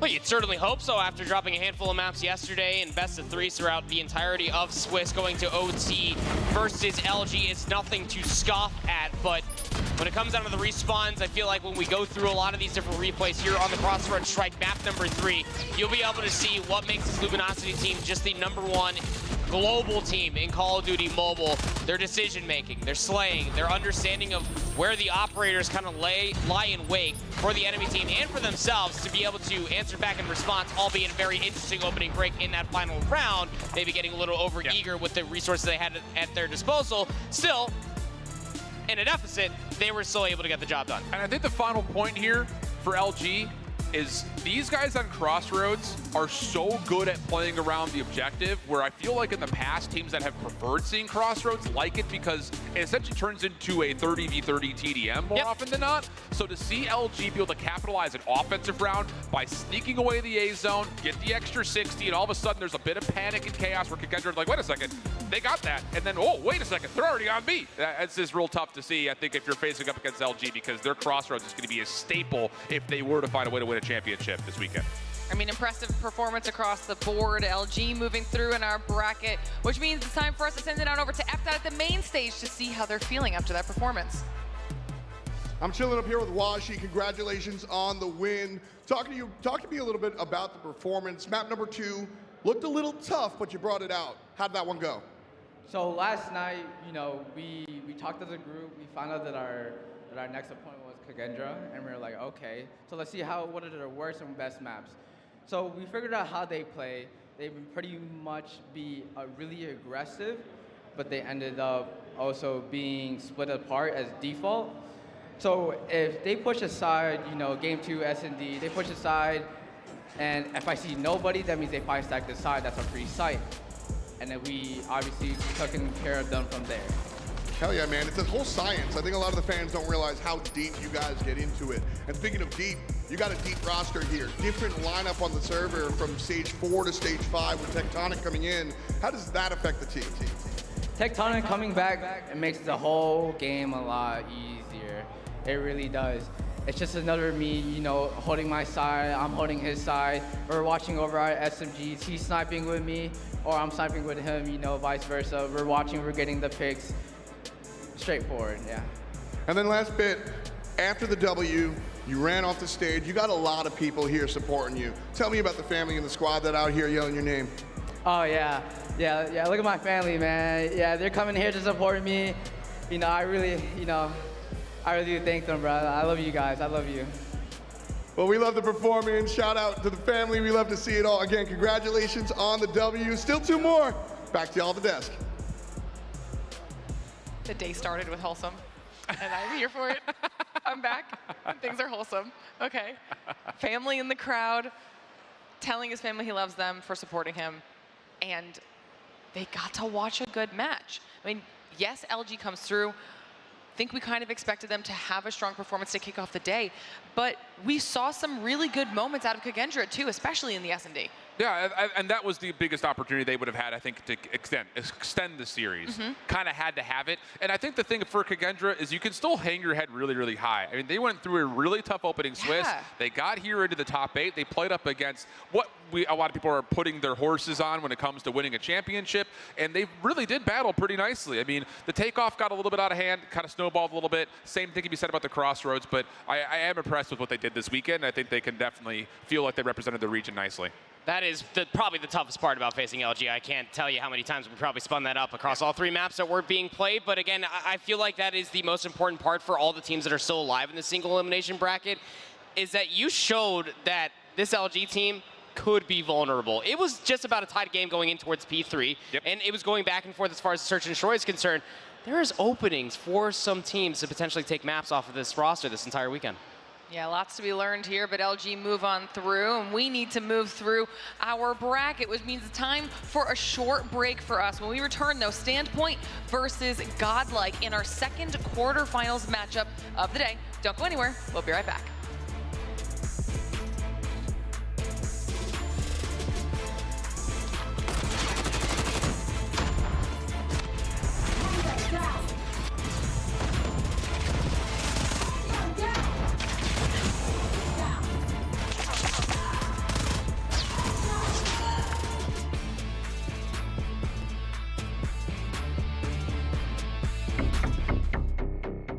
The Snapdragon Pro Series powered by Samsung Galaxy is brought to you by Snapdragon Elite Gaming, Samsung Galaxy S23 Ultra, Monster Energy, DHL, and the United States Air Force.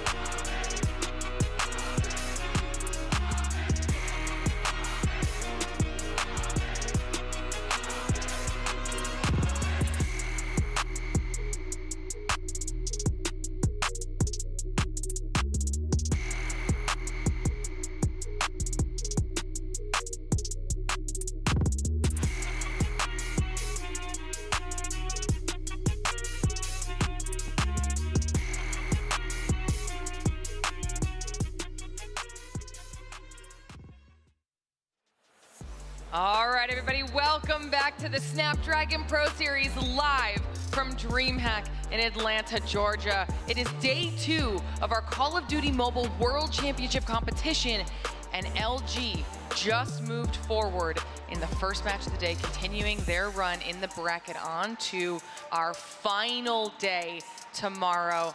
Not a surprising result, but exciting nonetheless. Back here on the desk, Glitter Shift, and now we've got Gil hanging out with us. You got to watch everything in the back. Tell me your reaction to the first match of the day. It was interesting to see how Kendra tried to play that against LG. I was talking to Shiv a second ago about that. I felt like they had a true opportunity of taking that game of search and destroy. Unfortunately enough, a few mistakes here and there. I feel like specifically Me6 could have done slightly better to help the squad. Unfortunately, that was not the case, but good and a valiant effort on their side. But LG, like you mentioned, no surprises there. Move to the next day. Yeah, and that means that Kendra at least finishes in that top 8. Today is our top 8 teams playing. If you missed yesterday, there were 16 teams. 8 had their names X'd out on our graffiti wall, and 8 are competing to become our top 4. LG now one of those teams moving forward, possibly making their way through to finals. And we're going to be moving through the bracket. Like we said before the break, the next match of the day will be Standpoint versus Godlike. We get to watch a little bit of East action here, so this should be very exciting. Yeah, and I think the other point about this is Standpoint, China's number 3 team, did not have a good outing at CDFI, and all of a sudden it's like the second coming of SPG, because they looked great yesterday. And of course, the big storyline, Godlike gets to represent India for the first time in Champs. Love to see it. Love to see it indeed. And in here tonight, like you mentioned, SPG did an amazing job from first day, now moving on to day number 2. But Godlike maybe not necessarily had the best opportunity to show themselves, as they didn't necessarily face teams that moved on to day 2. They didn't face teams, or they didn't beat teams that were onto the top 8, rather. Good point. They, I feel like, have an opportunity here tonight to move even further. I know it's not going to be an easy task. Like you mentioned, SPG did an amazing job yesterday. But Godlike has to prove to us that it wasn't necessarily just a fluke for them to get into day 2, but that they can actually move even further, jump from that top 8 right onto top 4. Yeah, this would be a really solid opportunity to prove themselves to everybody here at home and everyone here in the convention center. While we're waiting for our teams to get set up, if you are hanging out with us, come stop by the booth and see what we've got going on, because things are progressing even faster than I thought they were. Tom sounds like he's ready on the main stage. Let's get match number 2 introed. Our second quarterfinal set to start. 2 teams going head to head. The number 3 team out of China, a squad waiting to write their own story. Dressed in all white, say hello to Standpoint Gaming.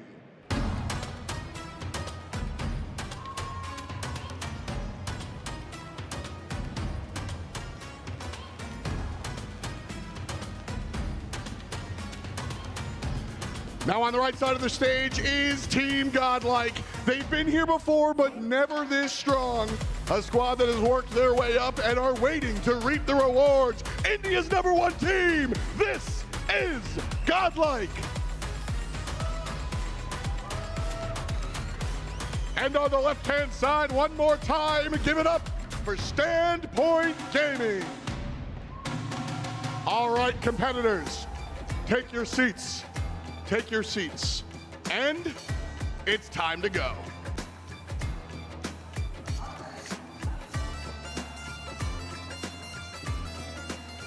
On the stage, ready to go. Let's start talking about these 2 teams. We're going to kick things off, starting with Standpoint. I'm excited to hear your thoughts on this squad.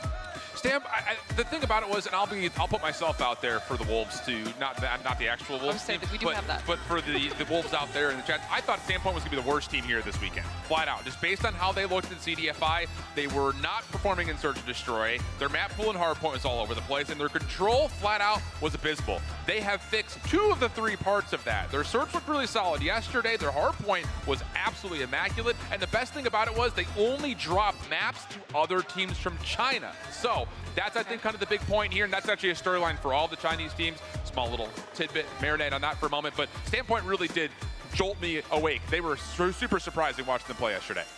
All right.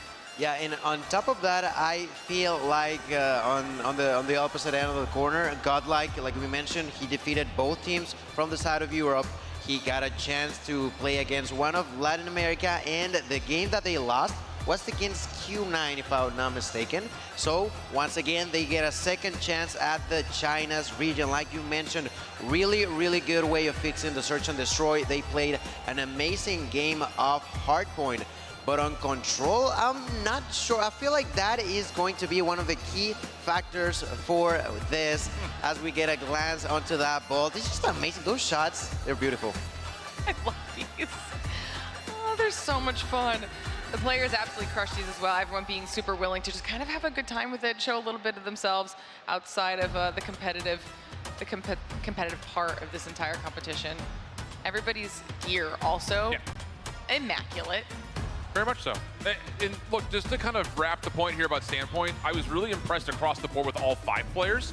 I thought that for a moment we were going to get a lot of kind of like the Guagua show. He was kind of a guy that we really looked at, I think, through CDFI, but everyone really came to play yesterday. And I think more impressively, there were a couple of moments, especially in the respawns, where they had to ice up. A lot of really tight hardpoint maps that they were able to eke out over their opponents. So I think they're going to need that here again today. But I was really impressed with the team focus from SPG yesterday. Get a little bit of a glimpse here at everyone while they are hanging out here, getting themselves ready for match number 2. But like the rest of our teams, we did get an opportunity to catch up with Standpoint before this entire weekend even started to see their feelings on their chances at becoming the next top squad. That's right, and I'm really... 为什么畏惧是可能我们本身增加了对爆破模式的就是多样化，然后通过 Garena 就是战队的，我们学习了，就是我们加强了对热点的了解吧。我们队伍的战术与北美战术不一样的话，就会是我们更会偏运营一些，通过一些信息的补偿，会进行一些转点，更快一些。 我觉得我们团队是比较需要去注意的吧，因为我们团队纸面实力看着很弱，其实很强。感谢一直支持我们的粉丝吧，因为毕竟我们从 S5 到 S6赛季，其实成绩的话一直都是名在第3，没有说更好的进步吧。所以希望这次不负你们的期待，拿下更好的一个世纪赛的名额吧。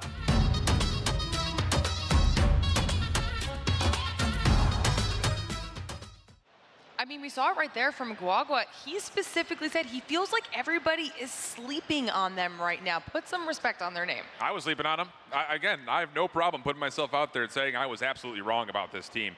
And it just comes, again, with the knee-jerk reaction to looking at how they played through CDFI, looking at their records through Masters and CDFI alike, and then seeing them completely reverse that here on the main stage against international competition, some of which they've never even seen before. So it's really impressive, I think, that they figured out their own identity and they were able to stay on brand with that throughout the entirety of yesterday to come out as a 3-1 overall qualifier. Yeah, definitely a really good proving ground for them yesterday because we saw some strong performances across the board. Teams getting knocked out earlier than I think was anticipated for some of them. So this is massive for Standpoint. But on the flip side, let's talk about Godlike a little bit here, Gil.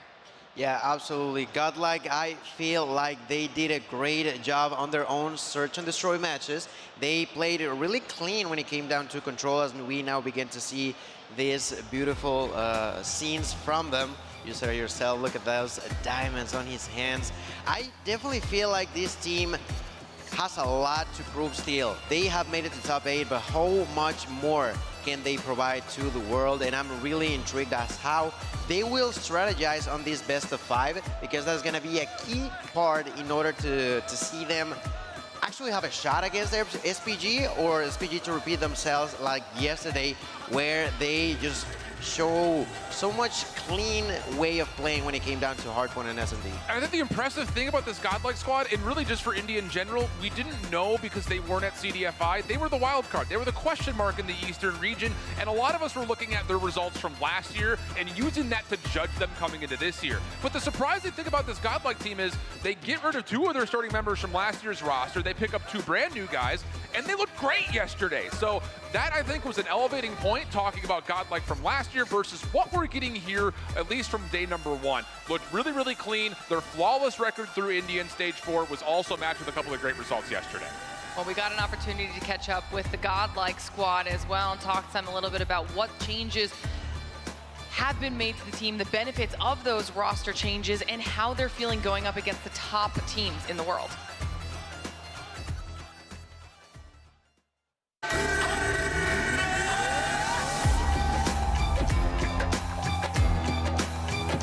This is my first World Cup. I just turned 18. I feel like there's a lot of pressure coming from the last World Cup because we did not perform that well. This year, we have practiced a lot. We have studied the West. We have a different mindset coming into this World Cup. It's definitely a tough job because out of all the teams from India, you are selected for the World Championship. So I think I have a pretty big responsibility on my back because last year we were not able to make a very good mark. This time we are grinding hard to prove ourselves, that we are better. I believe Abhiz is the strongest in the team because his sniping skills are quite insane. I like to cheer up my team a lot because I'm the youngest here. I like to keep them together so that we can all have fun. We enjoy, we have fun, we talk to each other, we laugh. When we are down, those things help us to get back up and win it. Last year, when West was doing good and East teams were, I think, surprised from their performance. But I really feel that East teams are very smart.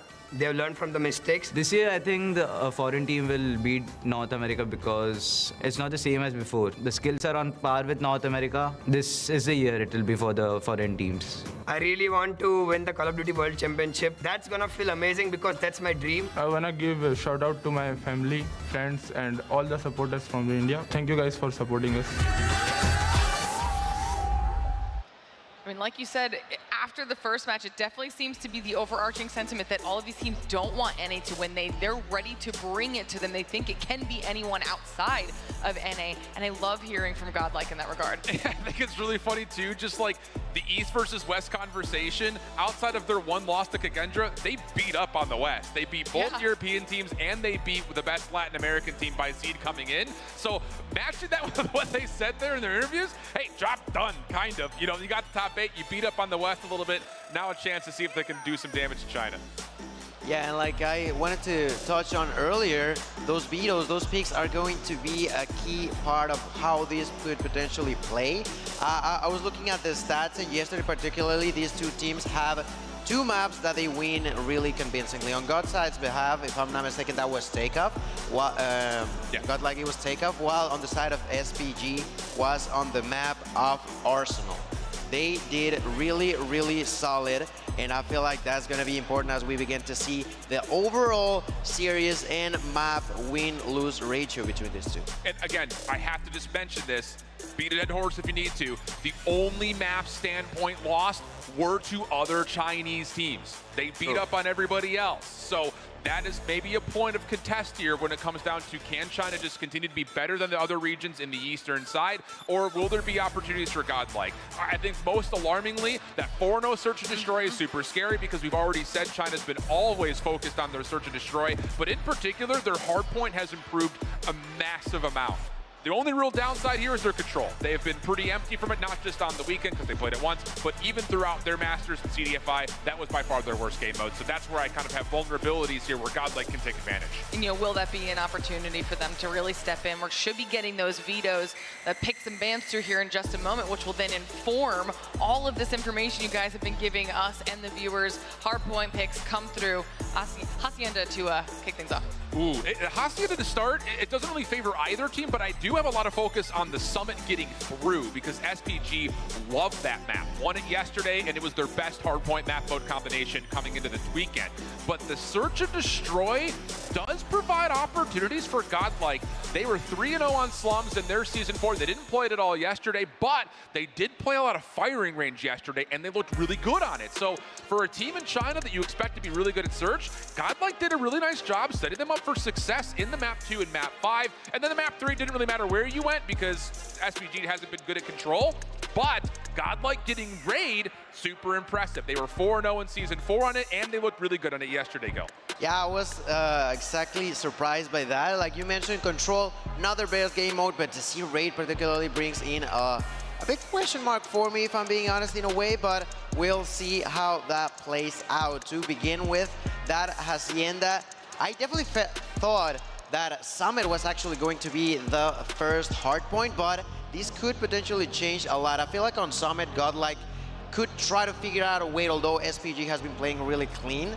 And then to move on to that search and destroy, you know, I want to see a bit of a dust-off, but at the same time, SPG has been so clean. As you mentioned, the map they lost wasn't even search and destroy against the Chinese team because they played it so well. And I think just really quickly, the one reason why that Summit gets through is because SPG looked so good on Arsenal yesterday. And even though Godlike had gotten a lot of rehearsal on it, I think they were still kind of threatened by what SPG showed that they were able to do on Arsenal.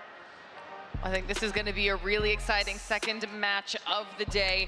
That means we're moments away from figuring out who the winner will be. Chat, I want to ask you your opinions. You saw that pop up. Let us know in Twitch chat who you think is going to be taking home match number 2. Vote in those polls.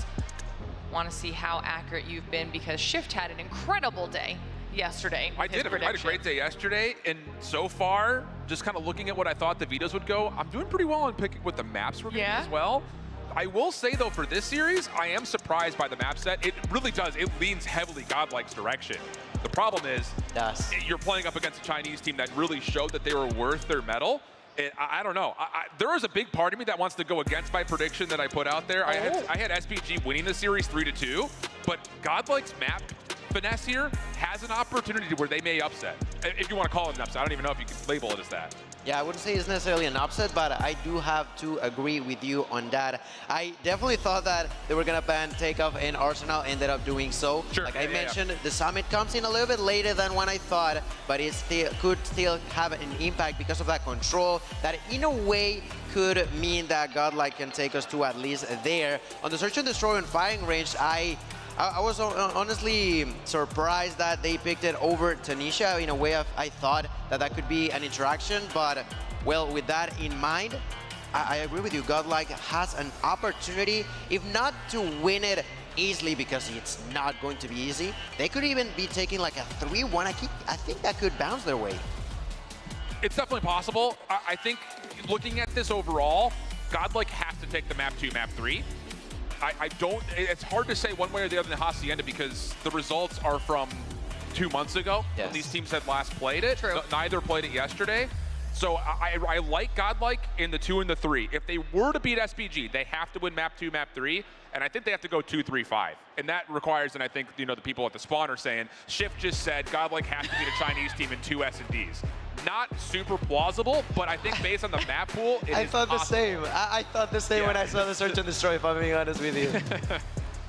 This is the beauty, though, of when we get to this stage of the competition, when we are doing now the best of 5s. Because we talked about that a lot in comparison when we were in the Swiss portion yesterday. The best of 3s don't have as much creativity, as much flexibility, right? So this is what is so nice about moving to the next stage, getting more opportunities for these teams to go head-to-head and work on the entire pick ban phase. It's so much more important now. Yeah, I absolutely agree. And it's really interesting from the conversation point of like, when you're playing up against X opponent, in this instance, standpoint, Godlike has to get this to 5 in my mind, obviously at worst, but the fact is they have to beat them at one of their best overall modes based on what we saw yesterday. So like we get that extra little bit of drama and like the stakes are higher because the series has to go longer, I think, for Godlike to have a chance at actually taking this. So I don't know, there's a lifeline opportunity in map 1, but I think if Godlike were to take this series, it's probably gonna be to the 2-3-5, which is, again, not super plausible, but again, possible.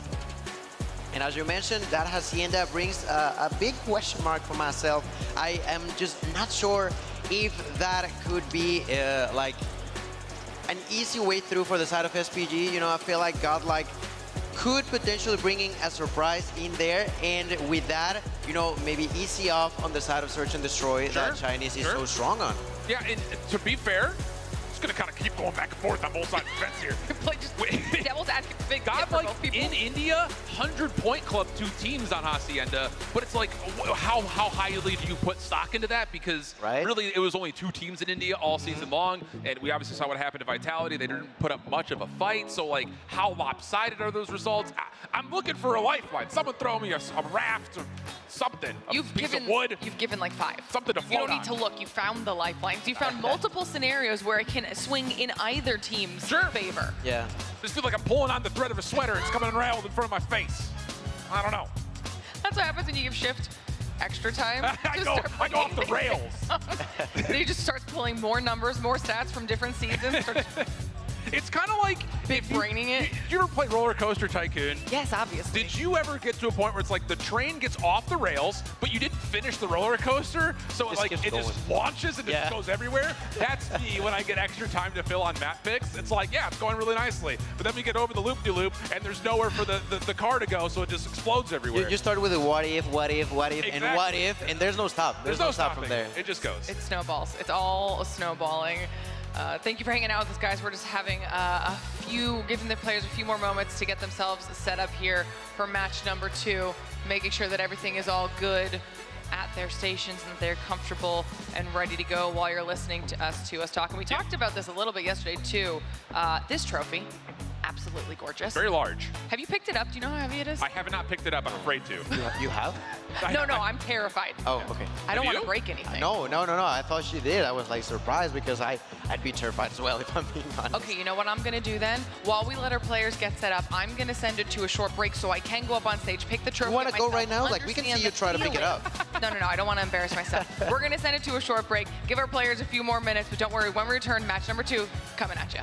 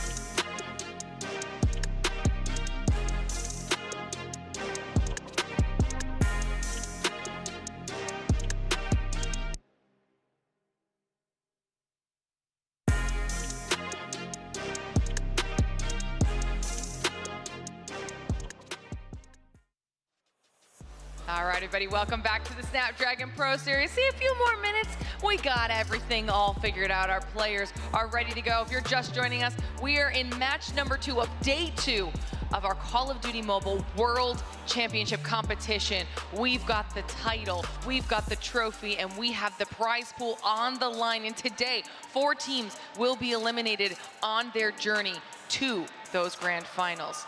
Right now, both these squads fighting to make sure they are not one of those teams. Saw those fist bumps come through. Looks like they're getting ready. I'm pumped for it. Again, this is a very tight series, I think, in terms of how the map's played out.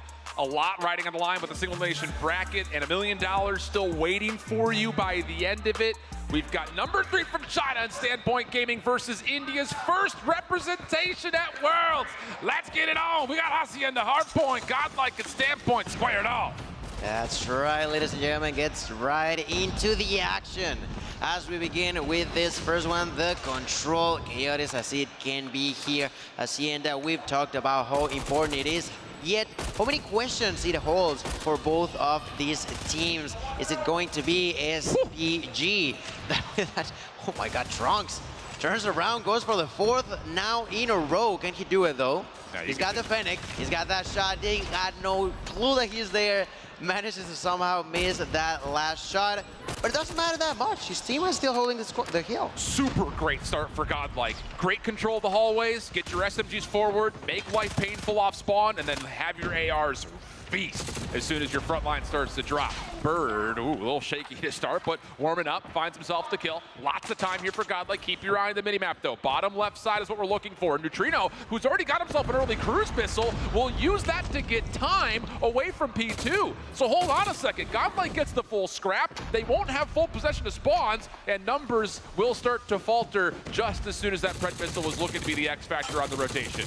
Between Neutrino and Trunks is insane, the amount of kills that they're getting so early on, but as you mentioned, the rotation was not necessarily the greatest. Let's see now the retake as Trunks is already behind the enemies. Gets one, gets the double, immediately bounces for the triple, gets the assistance from Learn, turns around and gets yet another kill. No way to stop this player who already reloaded. There's gonna be a 100-killer drone on Neutrino's hands, and Trunks is still alive to survive, to destroy, to eliminate more and more players on the side of SPG.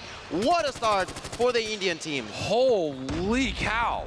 I mean, are you kidding me? That is a perfect break from Godlike. SPG's trying to do the exact same thing. Throw smoke at the front doors, get over the sides, see if you can find a way to kind of make things mixy and okay.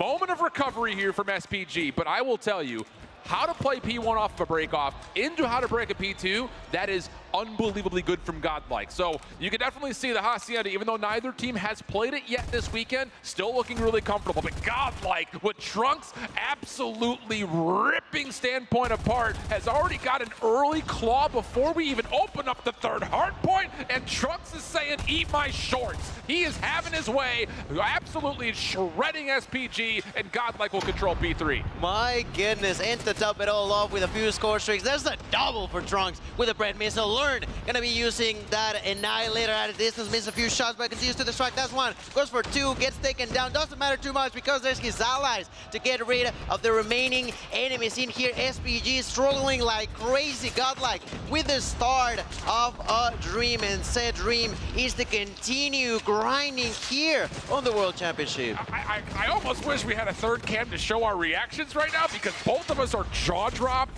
eyebrows back into our foreheads. I mean, this is so clean from Godlike. Oh my goodness. SPG, to be fair, are still fighting. They're clawing their way to keep themselves in the game. It's not getting too out of hand yet. And with a lot of early operators being spent for Godlike, this is where the momentum can shift. You've got 4 operators at the ready here for SPG, rotating over to Rock. You expect Purifiers to come through, and Bird's gonna start us off. Just comes down to, can he actually get a read on where this is coming from? Looks like the answer is yes, because Guagua's also hitting this with a claw, but things get shut down, and Godlike will break the setup near perfectly, only dropping 1 in the process. It's just insane how unpredictable Godlike is, that every single time that they have to break, they do it so clean. The side of SPG just continuously getting outplayed there. Once again, they're going to try to break through with the War Machine from Time, who gets a couple kills, eventually kills himself. Doesn't matter too much. There's Sweet One trying to make it as well, but the fight continues from within the hill. Surge in, Hardpoint, it doesn't come out of my mouth. being the point, the game mode that SPG was so good yesterday, Godlike is like, hold my cup, because I'm gonna show you how it's done. And in here, they are not only starting great, but continuously putting SPG on a bad spot. Oh, very much so. I mean, it's map control galore. Abiz now finding himself a little bit of a streak. 3 in a row for him, now getting to 12. I mean, Trunks is going to get through this first rotation of Hills with 25 kills. He's on pace for well over 50 if he keeps this up. But Guagua steps into his way. SPG up to 50 points, still keeping themselves in it, and a good sense of control here around the Fountain Hardpoint. Typically pretty mixy, but SPG have taken away a lot of the map at the moment. Chance for Guagua to continue on his bit of a rampage. Clearing out the windows, long-range shots. Yeah, a little bit of help there, and SPG can take their focus back to the hardpoint with Guagua on 5. That's right, 5 in a row looking for the next victim, but receives a lot of damage, tries to hide, goes for that kill. No, Neutrino gonna say no to that, and SPG finally got a second there to breathe, but that was just not enough. Godlike slowly but surely getting more and more momentum, just no walling onto the opponents, getting between 10 and 20 seconds each heal has been so huge for them that at this point they are over double the amount of SPG holds, with 131 to only 70 on the side of SPG. And the worst news here for SPG is, once again, the operator economy has flipped back into favor of Godlike. Trunks and Neutrino both have operators at the ready as we rotate to what we like to call a money hill, where you expect to be able to pull 45 plus of the 60 total seconds. And Godlike own rotation. SPG trying to play around the back, but Learn, Annihilator in hand. He's #1 in blue, just finessing around that back driveway, and Learn is teed Oh off. my God! Holy smokes! The value, the efficiency, the control from Godlike, absolutely perfect. And get out of my face! Swats him away. That will lock down spawns for Godlike, plus the opening 20 seconds. Not enough time, but almost 6 kills with that Annihilator. Now on top of it all, there's Neutrino with a War Machine. Gets one, gets two, gets the clean, turns around. He hears that someone might be coming up the stairs.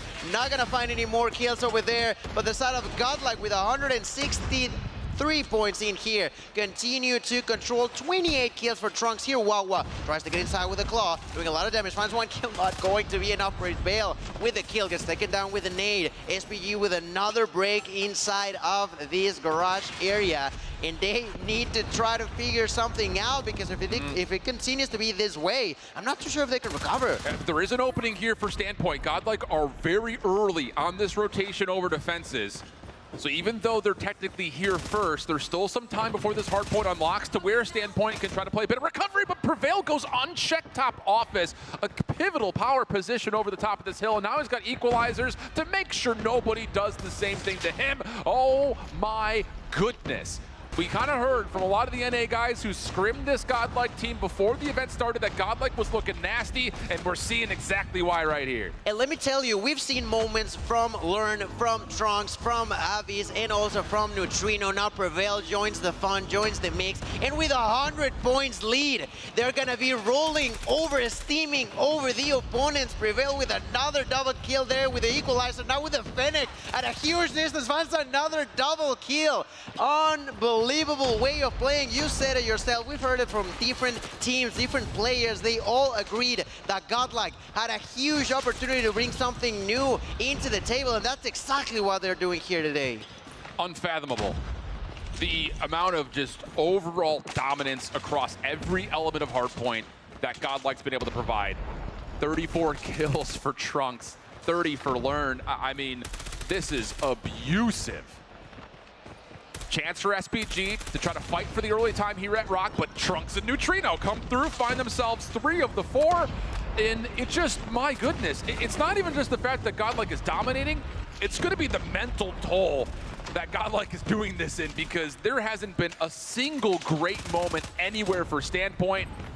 Suiwan going to try to get things going with the Sparrow, but takes himself out of the picture. So again, heavy investment here for Standpoint, and it doesn't really come with much conviction over the top of the hardpoint, as Godlike is already primed and ready for another break attempt. The side of SPG just getting outplayed, outgunned at this point, just taken out of the picture. And with this, hugely the side of Godlike want to close it all up as soon as possible. Only 29 seconds away from making it their own. This first map has been so far a surprise and a good one for the team of Godlike, who now once again are going to lose control, but for how long the advantage still continues to be 100 points in their way. The first point, as chaotic as he can be, can provide you 1, 2, 3 points at a time, but those at this point in time are just pure gold for the Indian team. Absolutely the case. There are so many ways that Godlike can close this map out. I think first and foremost, you kind of look over towards Garage, that second hard point with operators, that should be enough, but looks like Learn is going to commit the Annihilator here over the top of the windows.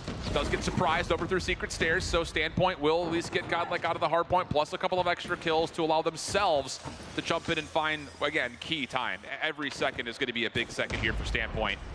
That's Godlike right. looking to play for rotation, 25 seconds still left.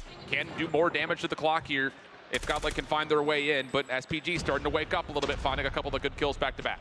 Love it, the 41 kills there, now 42 for Trunks, who continue to control the opponents as best as he can. 230 now in favor of Godlike. Once again, we talked about it. Yes, it's only a few seconds at a time. That's more than enough for a team that already has a huge lead. As we all begin to move on to point number 2, let's be reminded on the first sort of rotation, SPG got there first. They had 5 players in, yet Godlike made it seem like nothing, and that's how the push may begin right now. They're going to be losing now 2 players on the side of Godlike, but there's the use of the War Machine to top it all off in favor of SPG, who continue to defend right now, doing a tremendous job to keep enemies outside. And you have to be super controlled in terms of what you're using when for these operators from here until the end of the game if you're SPG. Have to commit a lot onto this hard point because this last 30 seconds puts you right back into the mix. And okay, hold on a second. Standpoint catching some heat.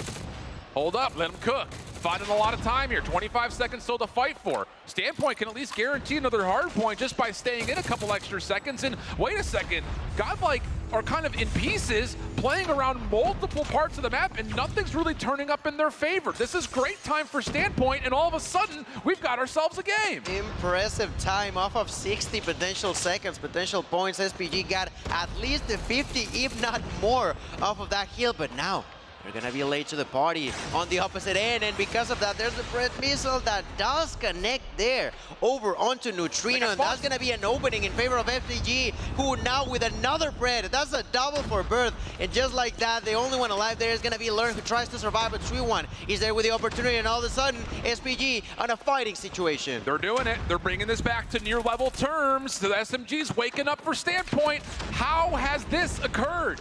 You've got 46 kill for Trunks, but Standpoint are still finding time. They're gonna win out the first 30 seconds of P3. Next hit from Godlike, all coming through 10. Neutrino gets the opening double. Is there a follow-up? Smoke is all over the place. Neutrino's still absolutely wrecking.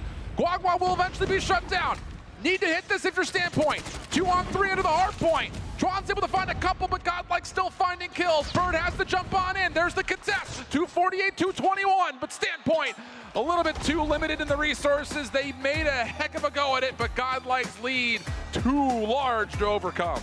What a game, what a game. Godlike not only winning, but being truly convincing across the majority of that game. Like you mentioned at the end, SPG definitely picked up the pace, huge time, and with 2 heals only, they managed to decrease that 100-point loss into about, I want to say about 20. 20 points, yeah. Yeah, that was not bad whatsoever, but that's the problem when you're so far behind that although you're doing so great, just a few seconds at a time, slowly but surely, Godlike went into that victory. Yeah, the thing about all the larger maps in our hardpoint pool is that you can, with good rotational play, string one hill to another and do so in a convincing fashion to allow yourself to chip away really quickly. But to do that over and over and over and over again, it's very tough to do. And I think more importantly, it just comes to the fact that Godlike showed up on this stage and said, let's get into it. I know you guys are having tech issues. We don't care. We just want to play the map.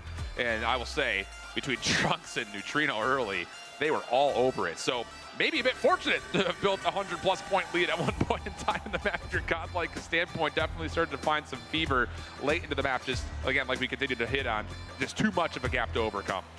And yeah, well, I mean, for the side of Hacienda, I mentioned how Godlike, I felt like, had a better fighting chance as in comparison to Summit, which in a way I feel like played off in their favor. Now, we're gonna be moving on to that search and destroy, in which, as you said and you were questioned, is not easy against SPG. It will not but I'm not sure. I feel like it's more of a toss-up for me on Search and Destroy than it was on Hardpoint here, because we've seen it already. Godlike, a really, really outstanding behavior across the entirety of its players. It was not one, not two, but everybody that in multiple situations just stepped up to the plate and showed how to defend his allies with a huge way of playing. Now, S&D, I'm not too sure. I think there's definitely an even situation for SPG to try to make it 1-1. That's exactly what they need, because if they don't, I said that there was a potential 3-1 opportunity for Godlike. But if SPG loses this game, Godlike can take it in 3. Yeah, no, very much so the case. Again, that control is such a huge wound for Standpoint Gaming, flat out. It just has not been anywhere near where it needs to be, I think, coming into this event. And so they have to find other ways to win series. And the first map was a pretty 50-50 toss-up based on the records they came in with. It kind of felt like that was going to be a tone setter for the entirety of the series. And initially looked like Godlike was about to come out and say, we're going to run away with this one.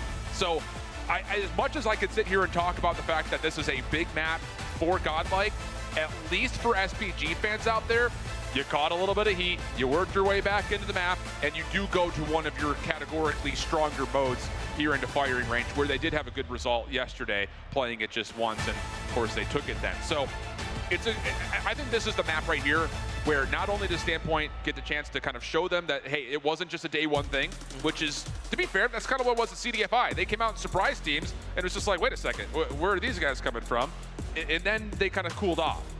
Can they do that here without cooling off? Can they find a way to keep that momentum at the end of map 1, go into their best mode by region, and find a way to tie this thing up? Because if Godlike start up 2-0 up, you're absolutely right. It very well may be a 3-0 because of how bad the control has been for Standpoint.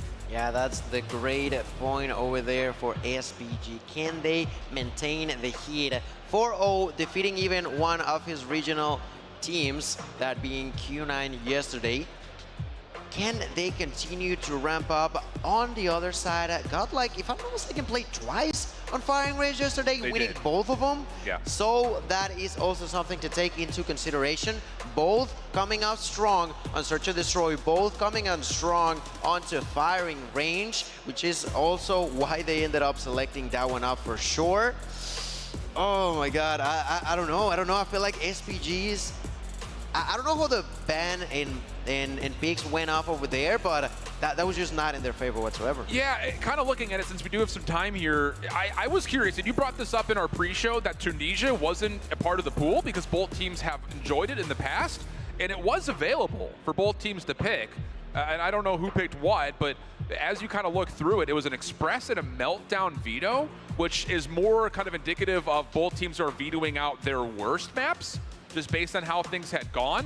Or I guess in this instance, you know, there is an element of the Express not really having played in a long time for a team like Godlike. So there is a wide variety of things, but I think you're absolutely right. Like, I was surprised based on the regularity that Standpoint had played it and the success that Godlike had played it, that Tunisia didn't make it into this map pool considering it was available. Yeah, it was a surprise for sure, but you know, at the end of the day, it seemingly maybe they had a plan, and that plan was to, in a way, it feels like an even ground for them to be facing off on Search and Destroy. Firing range, we've talked about in the past, it is just a map that you have to know how to play in. That both of them were so unsure, maybe on that hard point, that they went with that selection for the map number 2, for the game number 2. I think you're absolutely right. Yeah, it felt like, just looking at the vetoes, that this was a map set that was mostly determined by we're vetoing out our worst map, and kind of just, again, painting it out for all of you big-time map selection nerds out there like myself.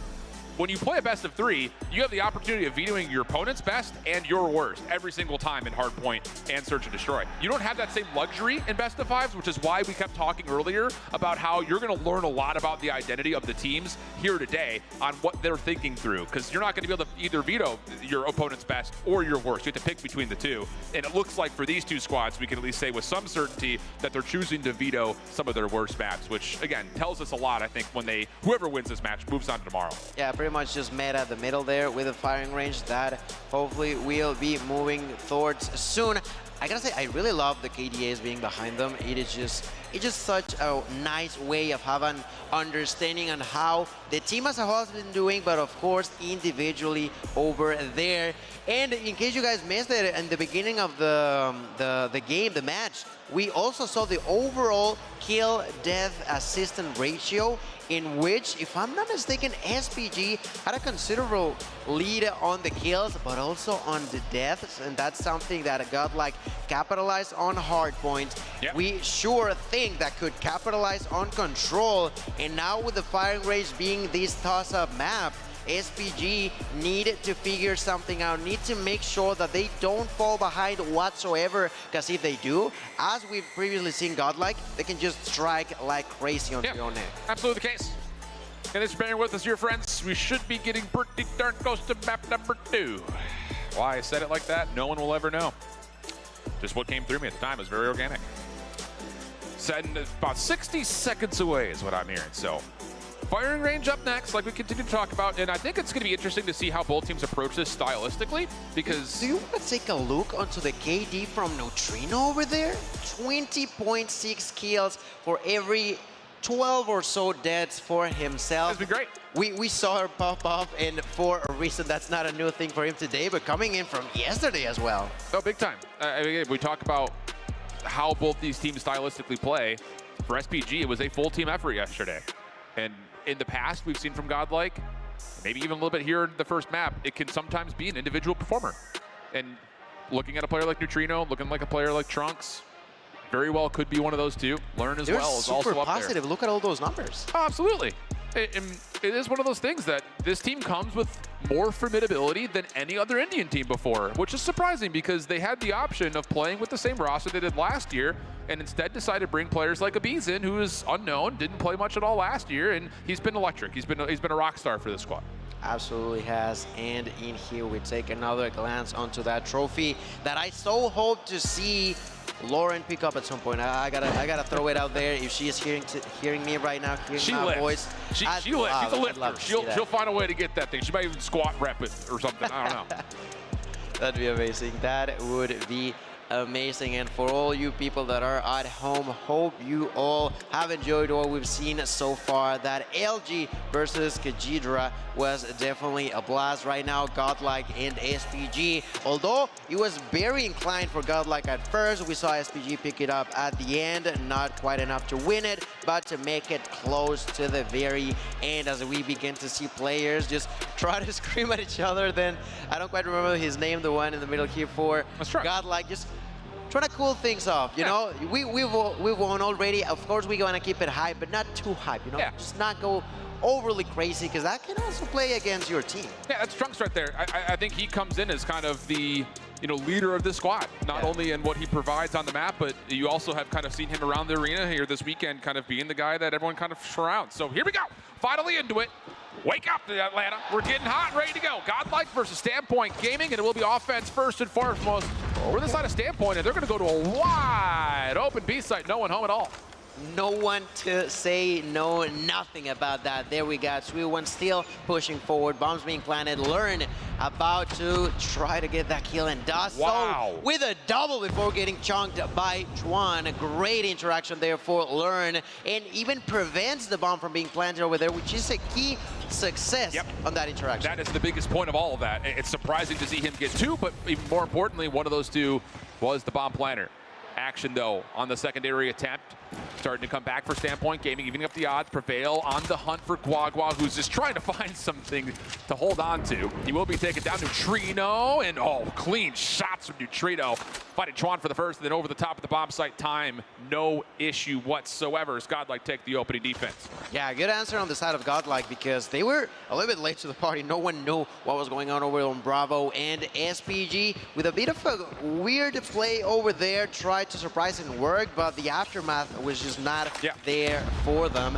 Now, they're gonna try to step it back, you know, make it calm, try to chill for a little bit here, and a nade is gonna be the opening frag here on round 2. And this is more like the style that we'd seen from Standpoint when they were playing at CDFI, as well as at Masters. Be a little bit more clinical, kind of feel things out, utilize good set nades, and get your snipers involved, of which that will be enough to provide first blood by the means of the scope. Neutrino, once again, playing over through mid sandbags. Gonna make sure there's no rotation through, but gets caught. Suwon just kind of pushes right in towards 10, and now Standpoint Gaming have no threat of being alarmed by Learn. Everyone's been held back, and this should lead to a plant. SPG taking their time to make sure they put it in the perfect position. That's going to allow Godlike an opportunity to battle back, get a couple of kills. Maybe a little too late in a sense for planting that bomb. Maybe if they would have planted earlier, that clock would be more detrimental on the side of Godlike, but who knows right now, 3v3, they gotta figure something out on the side of Godlike. They got 30 seconds left, and to defend, there is going to be Chuan, Wawa, and Bird. If I'm not mistaken, Wawa takes one, Wawa goes for two, but Learn definitely was ready for that interaction. Turns around, takes that heal, and immediately pushes for more. That's a double for Learn. All of a sudden, there's only Birth alive in here. Can he do it? No, he cannot. What a way to do it yet again. Godlike, reaction speed is just wild, man. Dude, Learn is a problem. He was a threat more so than most with the Annihilator when he was playing in the hard point. Now we're giving him this look at being able to stop a plant in round one. That little snap on Closet is not easy to do, and he does it cleanly.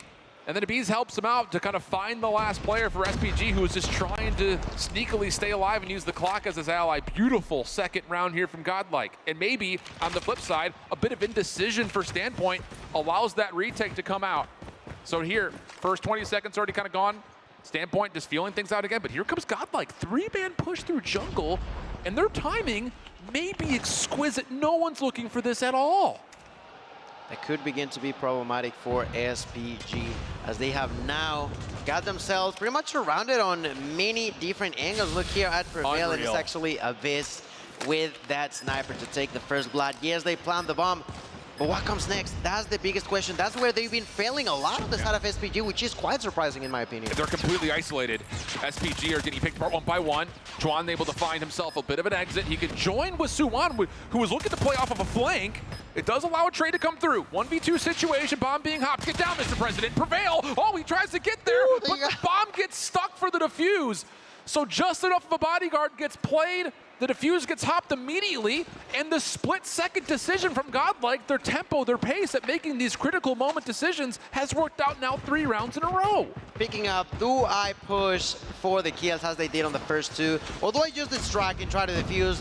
Both the scenarios have worked so far. Here pushing through A-Long, there's one. There's a double for Sweet One, but not enough. Gets taken down. Wawa to the ground. Everybody's dying at the same time. That's been, what, 16 seconds? 16 seconds of a round. We're over, and somehow, some way, Godlike are in here to stay. And ladies and gentlemen, SPG are continuously getting outplayed now, not only on hardpoint, but also on S&D. Godlike is having it their way and making SPG essentially they've nothing to work with. There hasn't been a single round where they've had a single moment of calm and controlled ability.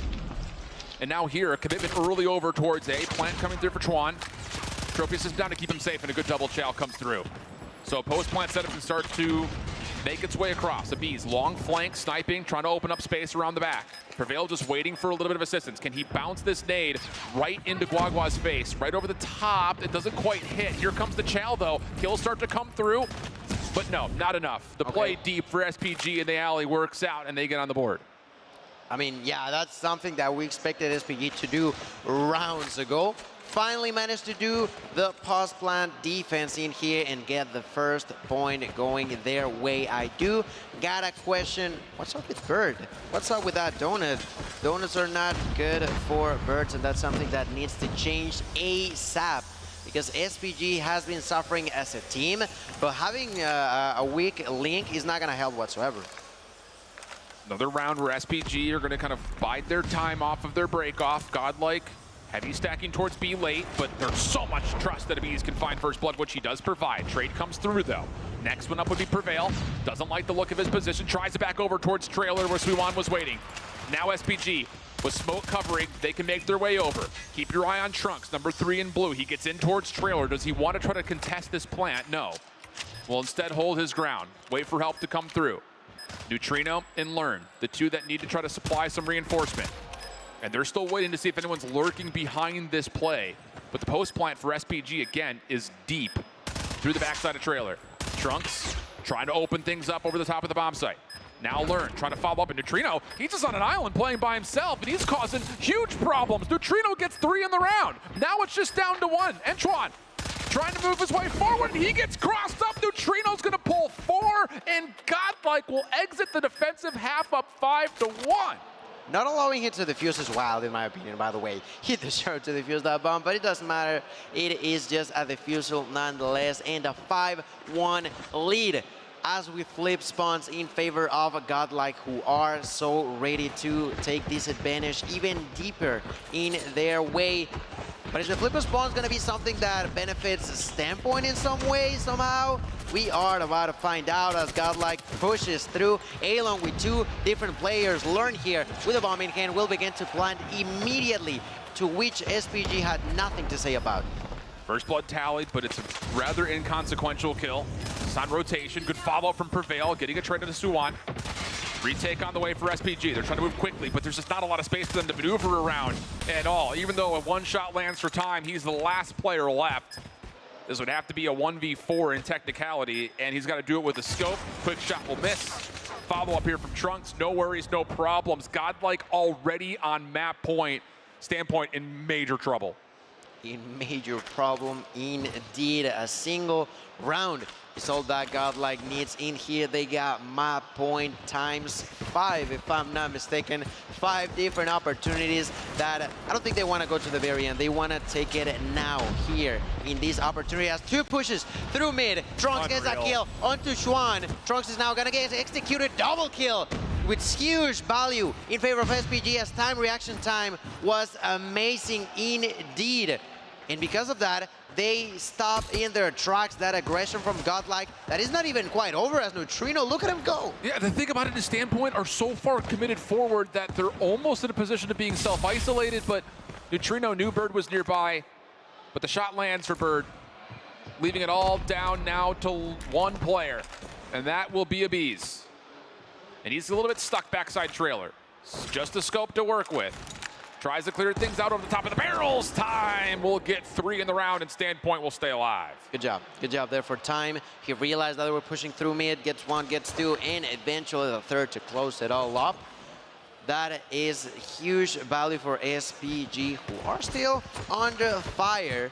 They have managed to decrease it a little bit, but the heat is still in their faces as we now see a different strategy coming down from Godlike, who all push through B. The ones defending are going to be Wawa alongside with Bird. Bird in there at a distance with a Grow, tries to defend. Trunks gets 1. Prevail gets 2. There's Wawa with a kill. Bird still cannot do nothing in these rounds. And ladies and gentlemen, with Suwon being the only one alive, and that kill being a triple for Abyss.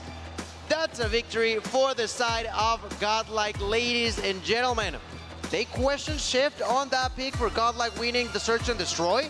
That was a 7-2, man. That was as convincing as we've seen all week long, flat out.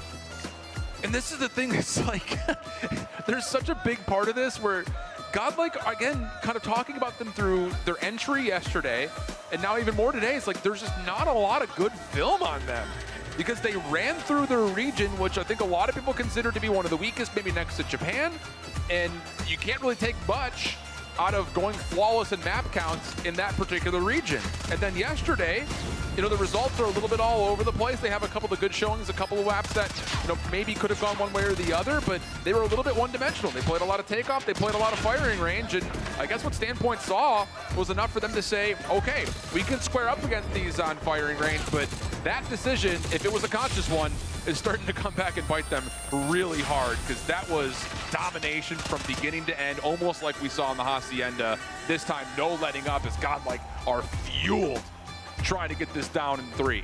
Yeah, they were not going to let it go as it went on the side of Hardpoint. 12-6 in favor of Abyssum. There's 8 kills for Neutrino. Those 2 were on a spree, and so was pretty much everybody else on the side of Godlike, if I'm being honest with you all. On the opposite end, SPG not doing too bad necessarily, but it was constantly being outplayed when it felt like they had it in the bag in a way. You know, they, especially in the first half, they were not being able to follow through with the defense once they activated the bomb.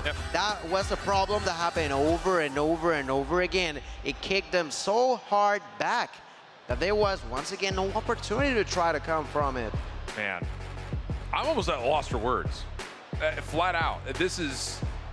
It's just, there's so many reactions that you can have about this. First and foremost is the kind of the mystery, the facade, if you want to call it, about what Godlike was able to do in India, being perfect.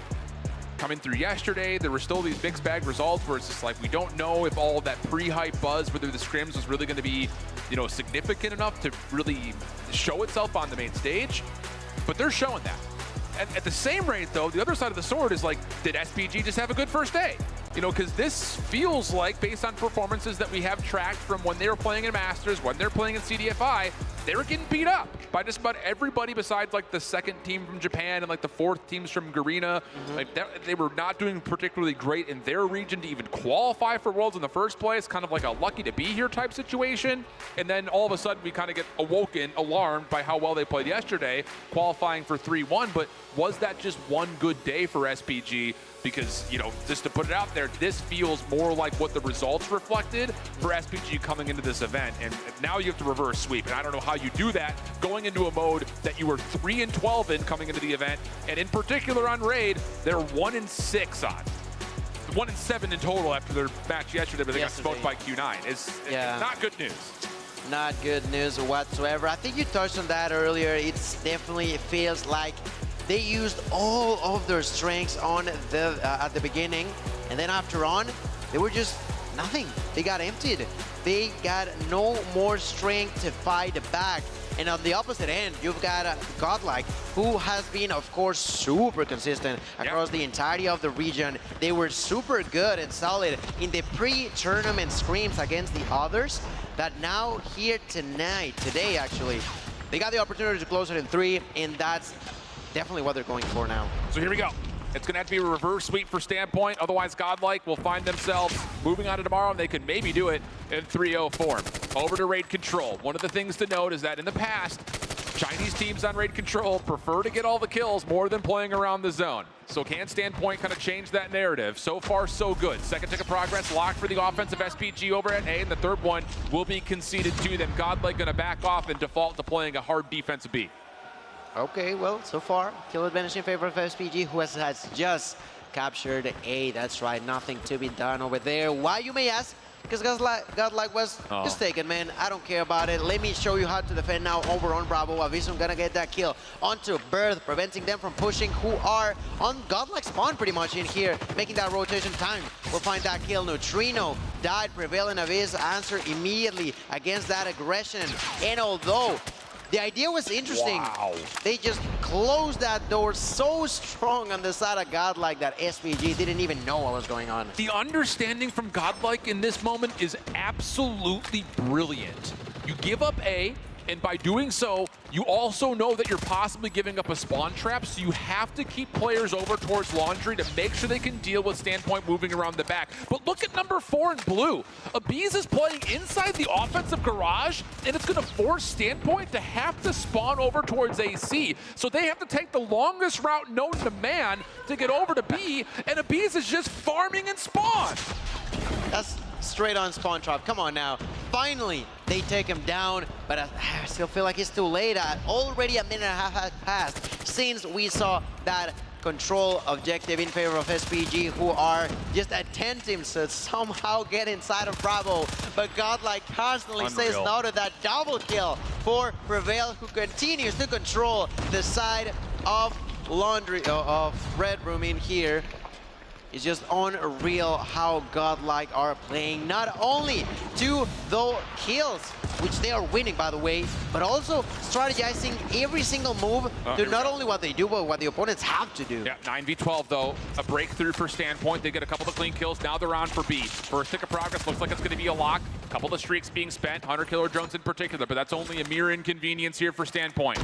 Holding tall on top of this B zone. Retake now required for Godlike. Got to find a way to get in as the third tick of progress starting to be earned. Have to find a way to clear this. The lives are good, but can they get on to contest it? Suwon by himself, he gets the kill. Can he control the zone? 1v1 on the point, and Suwon's gonna get the kill, but he gets traded. Now a 6v2. Godlike just able to get on in the nick of time. Depletion looks good, and the last player for SPG can't quite get there, but oh my, SPG nearly stole the round away by getting the full capture. Valiant effort, great strategy. At the end, man, at the end, SPG need to figure out a way to start strong and follow through with it. You cannot always be playing to try to come back from an awful situation. There it almost happened. It almost happened on Hardpoint. Can they do it to begin with here on the control so far? They've lost 3 lives. They answer back with a kill from Time, who now finds a double. Time still alive, but there's the nade with a War Machine, and the Hunter Killer drone will hunt them down. SPG not too far behind as they continue to defend. But it's not going to be a problem with Abyssum doing plays like that. Yeah, very clean from Abyss. It wasn't a full stack for the side of Godlike after Neutrino literally kicked the door down at B.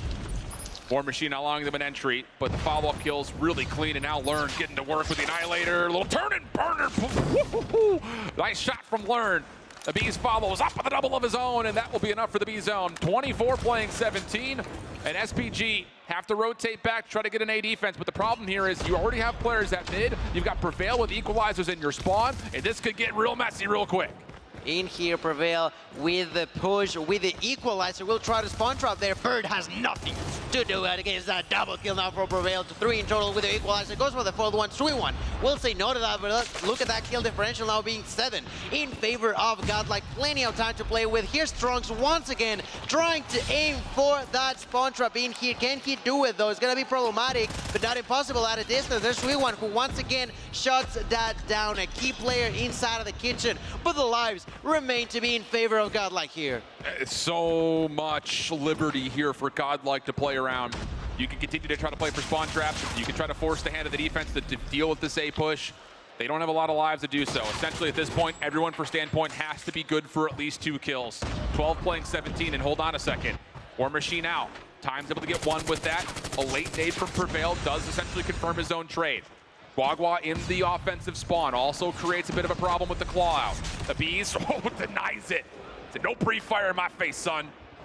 Now the focus can start to move over 10v3, and there just are not enough lives remaining for 55 seconds of defense here for Standpoint. Bird's even calling in a Purifier. They would have to do some major damage that we've never seen before if they were to really reduce this life gap, because there's still so much clock for Godlike to play with. We were warned beforehand that Godlike was on a spree, and they sure are. Ladies and gentlemen, as Bird falls to the ground, and Chuan is the only hope alive in a 1v7. There's close to nothing that can be done in here as Godlike continues to pretty safely capture these objectives. There's the use of the Vortex and a double, but that's just not going to be enough there at a distance. Trunks manages to survive. And with the kill at a distance, that sniper shot. Yes, they try to make it close, man, but I don't love the call of those final operators at all. Whatsoever. If you're Standpoint. It's wild. Knowing that you have to win not 1, but 2 offenses, you're going to throw a Gravity Vortex gun into a 1v6? Don't love the idea of it, and that is a major tool out of the hands of Standpoint, now having to kind of do what I call the Omega reverse sweep. They have to get the mini reverse sweep here in the control, plus the full reverse sweep in the series, and Neutrino's earned his 2nd War Machine in 2 rounds. Standpoint still able to get footing on towards B, but you can just kind of feel the wind is favoring the sails of Godlike right now. Even though SPG do put together a really strong break off, this should lead to a B capture. It definitely should be, and this time being over on Bravo, we had a different situation to what we saw in round number 1, to potential different outcome, question mark in favor of SPG. Let's see how that goes, as this time around, they do not 5-stack on the hill. They are like, all right, we're gonna continue to capture, yes, but we're also gonna be thinking about what's next and how we want to translate that control capture onto the next hill. Unfortunately enough, it just doesn't work again. Look at Godlike once again doing what they like to do, which is playing a spawn trap. What even is that, Trunks? It's a double. What is going on? It's the Zim Omega spawn trap. Wow. They got him spawning in Gym. I didn't even know that was possible. It is. It happened last year. Shout out, Zim. I know you're watching, brother. I know all the people in the spawn have a cheeky smile. But the thing about it is, that strategy worked out for kills, but it didn't help them win the round. Will that change here in 2023? Godlike with the front line set up over towards A. They've dug into the life gap convincingly. Here comes SPG though. Couple of tools still available for them to try to crack the code. Just comes down to, can they find the eliminations? Minute 15 on the clock. And Trunks is gonna be an issue down here, bottom bedroom. Oh, and boy, is he ever, only gets one. But still the trades are good. And now Godlike just have to kill off 9 lives or minute 5 on the clock, whichever is more convenient. And if they want to, they can just use the 2 operators that they have available. That's going to be the Equalizer coming down from Prevail, who is now going to be spotting 2 different enemies at once. Finds the first kill, goes for the second, takes it like it's nothing, immediately pushes for more. There's no way to prevent what's coming. Only 4 lives remain in favor of SPG. Sweet One takes that double kill. Prevail will continue to have this Equalizer for a few more seconds. And at a distance, there's also another one that was used on the Learn's hand, but it was not necessarily that effective. 4 remain. They tried to stay alive. They tried to stay together. They all pushed through the kitchen. There's that kill from Avism. Ladies and gentlemen, the beginning of the end. SPG are out. Godlike have done it in such a huge fashion. 3-0. How in the world did that happen, Shift? Holy cow. Literally. That is unbelievable. India's here to not just play, they're putting everyone on notice. And look, we were kind of flirting around with the storyline. Is Godlike playing that well, or was SPG just having a bad day? I don't care. You put anyone on the stage versus that Godlike team today, and they're going to sweat or get beat down in similar fashion.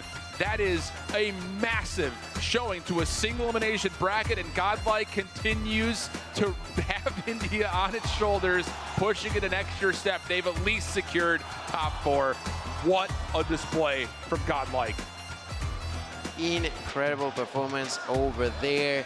And as such, it has to be recognized on the Indian region that last year struggled like no other. They bumped into so many obstacles last time, but in here today, although Vitality could not step up to the same level, Godlike surely did against plenty of different regions. They made that loss against Q9, but they beat both of the European teams. They beat also the #1 seeded for Latin America, and now it seemingly is like they're going after China. Oh yeah, big time. It's just, again, I have to just sit there and say, like, Godlike, that performance would have done well versus anybody.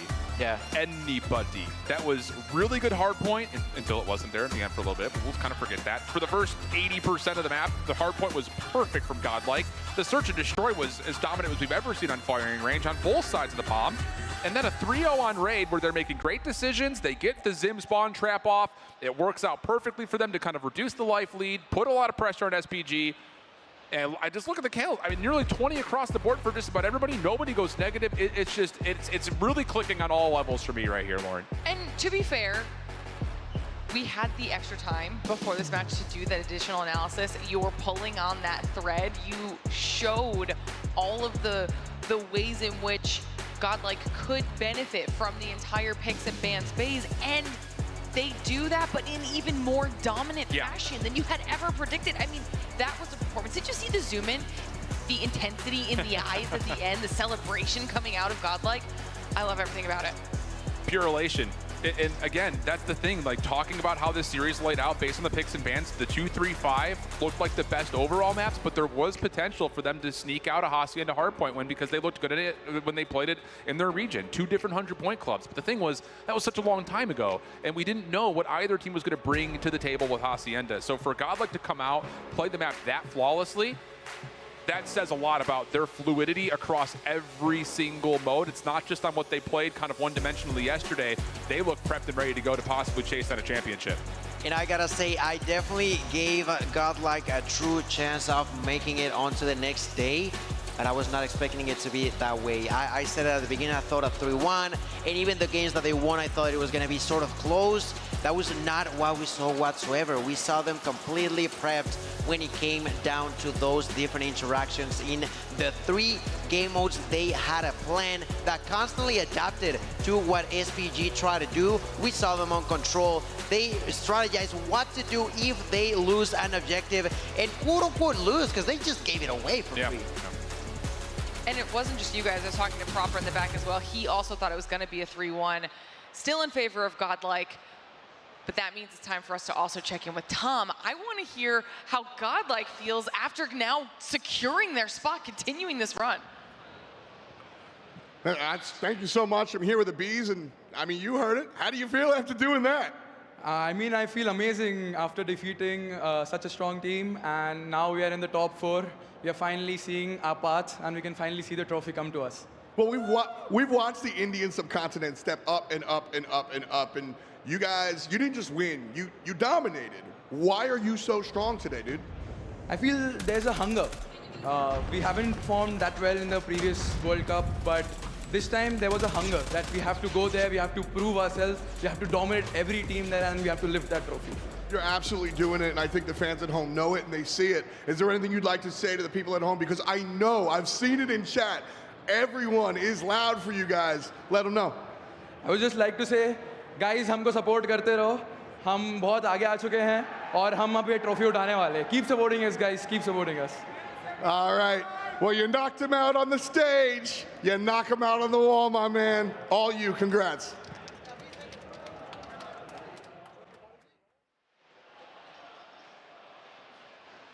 It's time to X another logo off of our graffiti wall right now. Unfortunate for SPG, but fantastic run out of them. But Godlike, I mean, you heard him say it, it's about the hunger, right? We saw that in the reactions to the win. It is the extra it factor that they just have right now. Hopefully that serves them well tomorrow as well. Everyone should be on notice. Yeah. The thing about it is you're gonna have to prep through what we just saw, and it's just like, huh? Like, how did that happen? After a bunch of maps that they hadn't played yet this weekend, you know, they come in with a certain kind of vulnerability to being in, you know, the India sub-region, which we didn't know how good that region was going to be in total because of years past, but for them to come out and put up that kind of a showing versus an SPG team that I was very wrong about yesterday, and they looked like they were going to be one of the major contenders as China was really elevated with all 3 teams, I would have a hard time sitting down and trying to figure out how to play that Godlike team after that performance. Absolutely, I would be scared in a way, and because of that, let's take a quick update onto the brackets. What has happened so far is 2 back-to-back 3-0s. First in favor of Luminosity over Kendra, then SPG could not be good enough against Godlike's performance. These two will see each other tomorrow, and I gotta say that I'm excited about that. Yeah, we've seen some really strong performances so far, flawless performances out of some of our teams. Very, very impressive, but that's just half of the competition that we have here today. You saw in that bracket, we still have 2 more quarterfinal matches to determine the last 2 teams making it through to tomorrow, rounding out our top 4, which means for us it's time for another short break. When we return, it will be Q9 versus Powerhouse for match number 3 on the day, so don't go anywhere. More Call of Duty Mobile World Championship action when we return.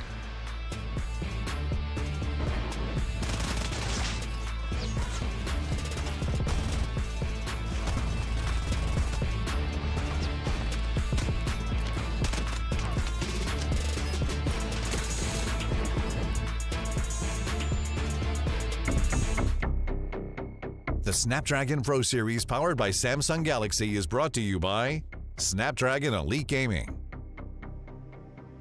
Samsung Galaxy S23 Ultra, Monster Energy, DHL, and the United States Air Force.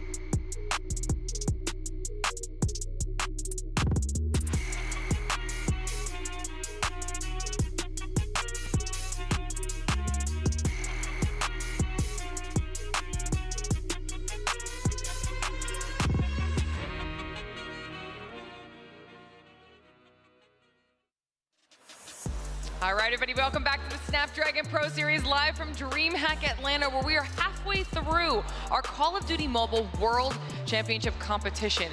It feels like it's flying by, and that's because it is. We just saw two back-to-back 3-0 beautiful performances out of our teams.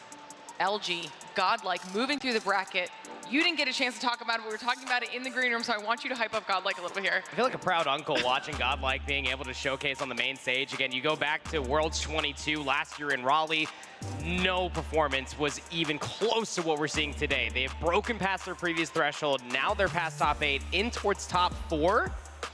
What? That is insane. Nobody had India doing this well this tournament. Come on. And we talked about it at the beginning of the show too, Gil. It's all about new regional dominance. Everyone's coming for NA. Everyone is coming for NA. Godlike will sure get a shot tomorrow, but today you said it yourself, are only halfway through, and I am hyped. Are we to expect any more upsets today? Question mark? Probably. I love that. I'm here for a good storyline, okay?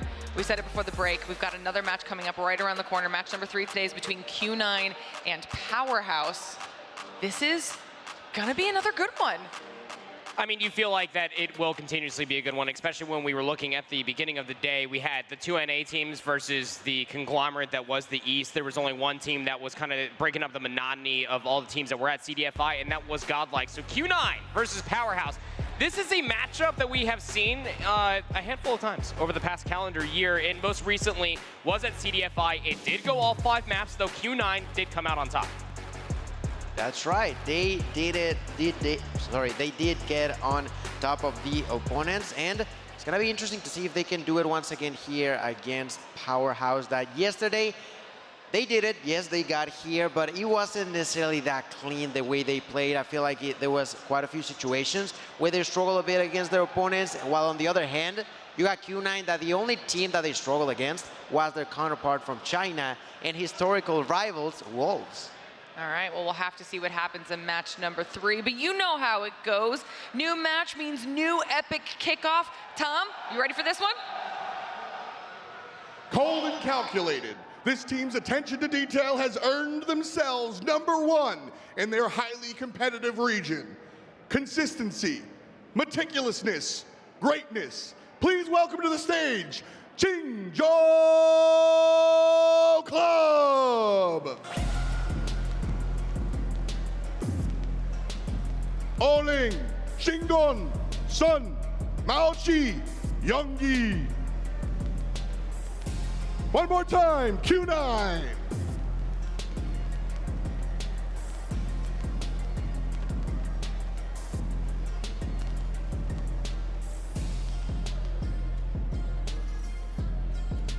Men, take your seats.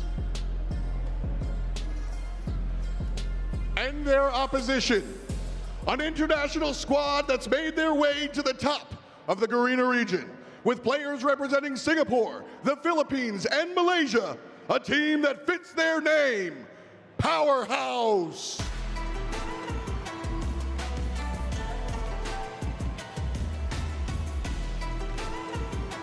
Shut Up, Bingo, Incendio, Stirred, and Irfan J. Once more, Powerhouse.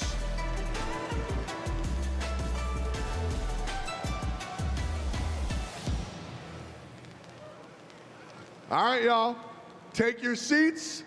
Teams are ready. I know you are. Let's play some Call of Duty. All right, our players are out on the stage getting themselves ready for this matchup. So let's start deep diving in. I want to start things off with talking about Q9. Q9's road yesterday saw them losing just a single series. It went all 3 maps, and as Gilla had already alluded to, it was none other than their Chinese counterpart facing off against Wolves. Again, when it comes down to just losing maps, when you're looking at this Q9 club roster, they only lost 2 Chinese teams. That's both against Standpoint and for Wolves. So I think that you have some VOD to look at here if you're Powerhouse and trying to rectify what happened back at CDFI. It's going to be interesting how the side of Q9 plays yet again another team from Garena. We've seen it, you said it, they've won in the past, but we've already seen that that story can change and already did, for example, within India and the side of China with SPG, right? So I'm intrigued to see how that's gonna work out for the Q9 team as we begin to see these beautiful shots here over on the vault. Getting a look at our players here as we walk through some of the fun they get to have before they even came into this weekend. Hopefully that'll continue for them here. You know, that's the goal for everyone. Moving on to Championship Sunday. That's the cash they are hoping goes in their pockets at the end of it all. There was cash on the floor, but I just have one question, and there's only going to be a select few of the audience and maybe also staff that will understand this. What's inside the box? Wuling, Jinan, Sun, Malky, and Yang, that is your Q9 club roster. And if there's one thing that both you and I got to see yesterday, Gil, is that any one of these 5 players can pop off. Specifically that player in the middle, Sun, is absolutely ridiculous. I've talked about it in the past. I'm a huge fan of this player, even with the sniper. Lauren, what do you have to say about them right now? Well, we got an opportunity, obviously, to also speak with Q9 heading into this event. And we wanted to hear their thoughts on how the whole competition was going to go and where they thought they would place. So let's check it out.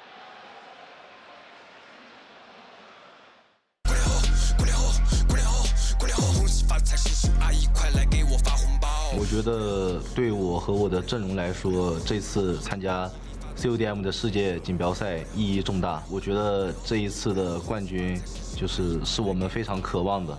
然后我们在美国比赛的时候，我们也会想到远在大洋彼岸的来自我们国家的同胞的观众在努力的支持我们，这也会给我们非常大的动力，所以我们会保持着这个热情和冲劲打下去的。没有，感觉这次来到世界舞台上其实很兴奋吧。欧林、丧、猫奇、西安，因为我觉得我的队友都是最好的、最棒的。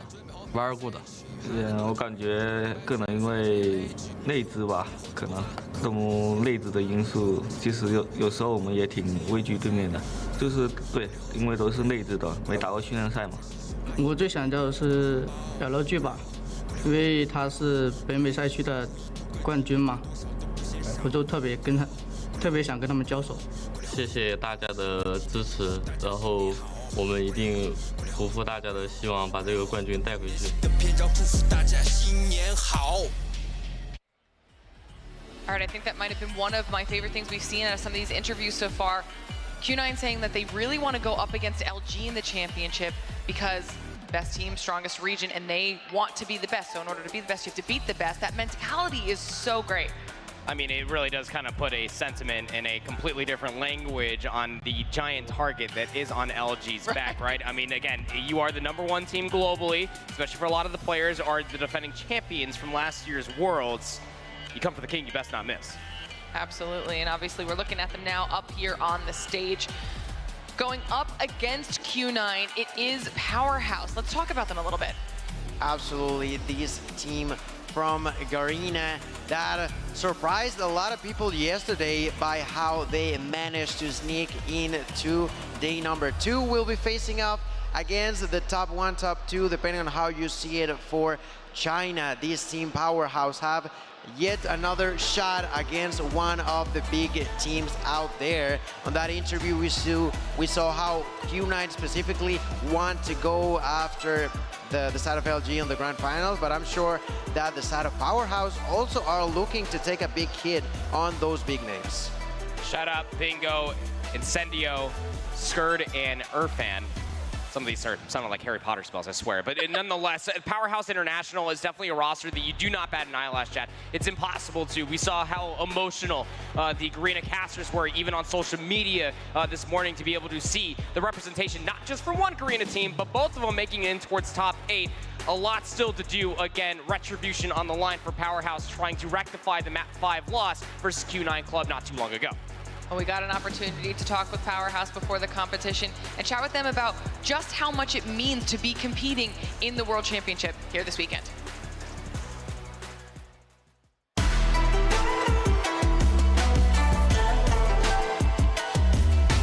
I feel proud to represent my country in stage 5 because we'll be going up against everyone in the world. I'm representing Singapore, but my team consists of almost every country in the region. We have Singapore, Malaysia, Philippines, and Indonesia. We're the only team with almost the entire Southeast Asia in the team. This year, every team will be ready for it. I decided to join Powerhouse because I saw an opportunity in this team, championship mindset. This year, we are more prepared for the West team compared to the last year. The West team will be more comfortable because they win for the 2 years in a row. I hope they don't let their guard down. Their play style is very different from the Southeast Asian play style. It's tough for us to match their play style as well because we can't scrim them when we are at home because it's on different servers. But I would say this year Southeast Asia would like to prove things different. Every team is ready for the weather, ready for the home ground difference, and we're set to win because we have more LAN tournament experience than the West.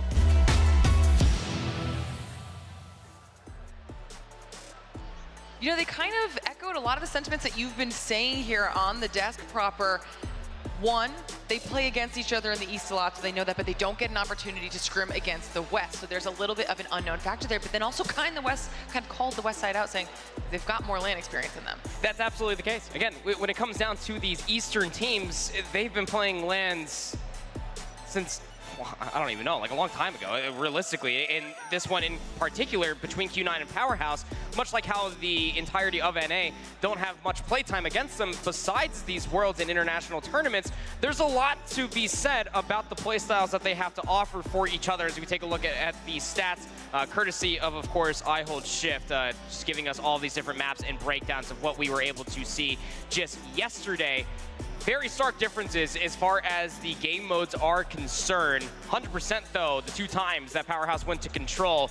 Can't bat an eyelash at that if, of course, that map number 3 could be quite integral for Powerhouse. And with Shift, we talked a lot about how different scenarios could be a potential good outcome for Godlike here between Q9 and Powerhouse. I was looking to find a way to maybe beat those picks, go the way of the Garena team, but I'm just not that sure this time around. I feel like overall Q9 is not only a good team, but a super solid squad to go against. And in here tonight, I am just not sure if I see a crack of opportunity for the side of Powerhouse.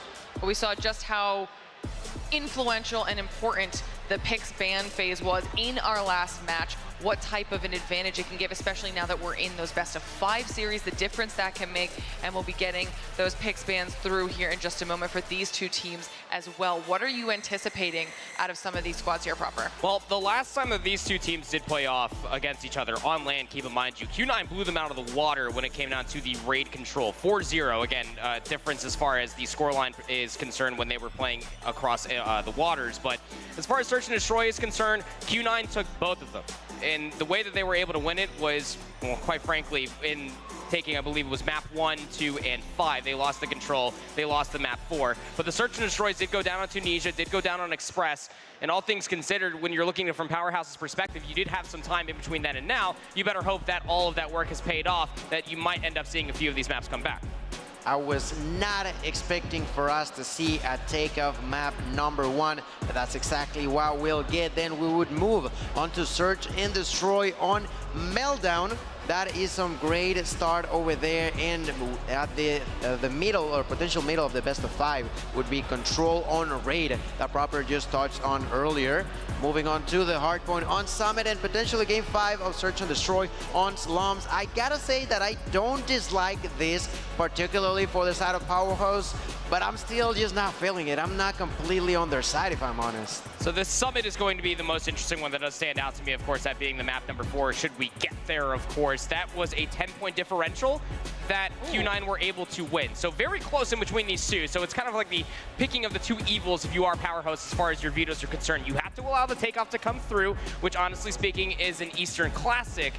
But this is probably the best maps that you could possibly draft for yourself if you are Powerhouse, given that that raid control did go your way quite swimmingly last time. All right, right, well, I think this is going to be a really exciting third match of the day. Hopefully everybody at home is ready to get into this one as well. If you're hanging out in chat, or if you're even here in the audience and you're on your phones, make sure you hop on in there and let us know who you think is going to be taking this one, which team moves on to tomorrow to compete potentially in that World Championship, and which team's journey might end here. It's definitely going to be an exciting back and forth because both of these teams want to be fighting for that title, the trophy that we get to see all the time here on stage, and of course that $1 million prize pool. The versus screen comes through. Our players are locked in and loaded. Match number 3 is coming at you. This one's going to be exciting. Thank you so much, Glitter. We'll get all of your thoughts after this best of 5. Has the potential to be an absolute doozy, if you ask me. This Takeoff hardpoint is going to be interesting for a lot of different reasons, of course. Through all of stage 4 for this Q9 Club roster, they went 1-5. But all throughout yesterday, it was reverse day for them, Gil. They did not drop a single hardpoint.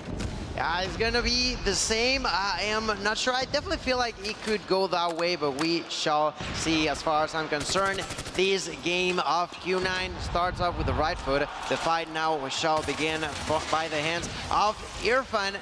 Wow, we are going to get to see yet another chopper, this time by the hands of, I think it was Shinan from Q9 over there using it. So that's going to be interesting. We know that here specifically on Takeoff, there's plenty of different angles that at a distance you try to cover your allies over on P1. And even on P2, you just try to spray your enemies out of that place. Don't need all the cover in the world if you have a wall of bullets you have to try to mosey your way through. Pretty convincing kill feed for Powerhouse as we're still doing the tango here on P1.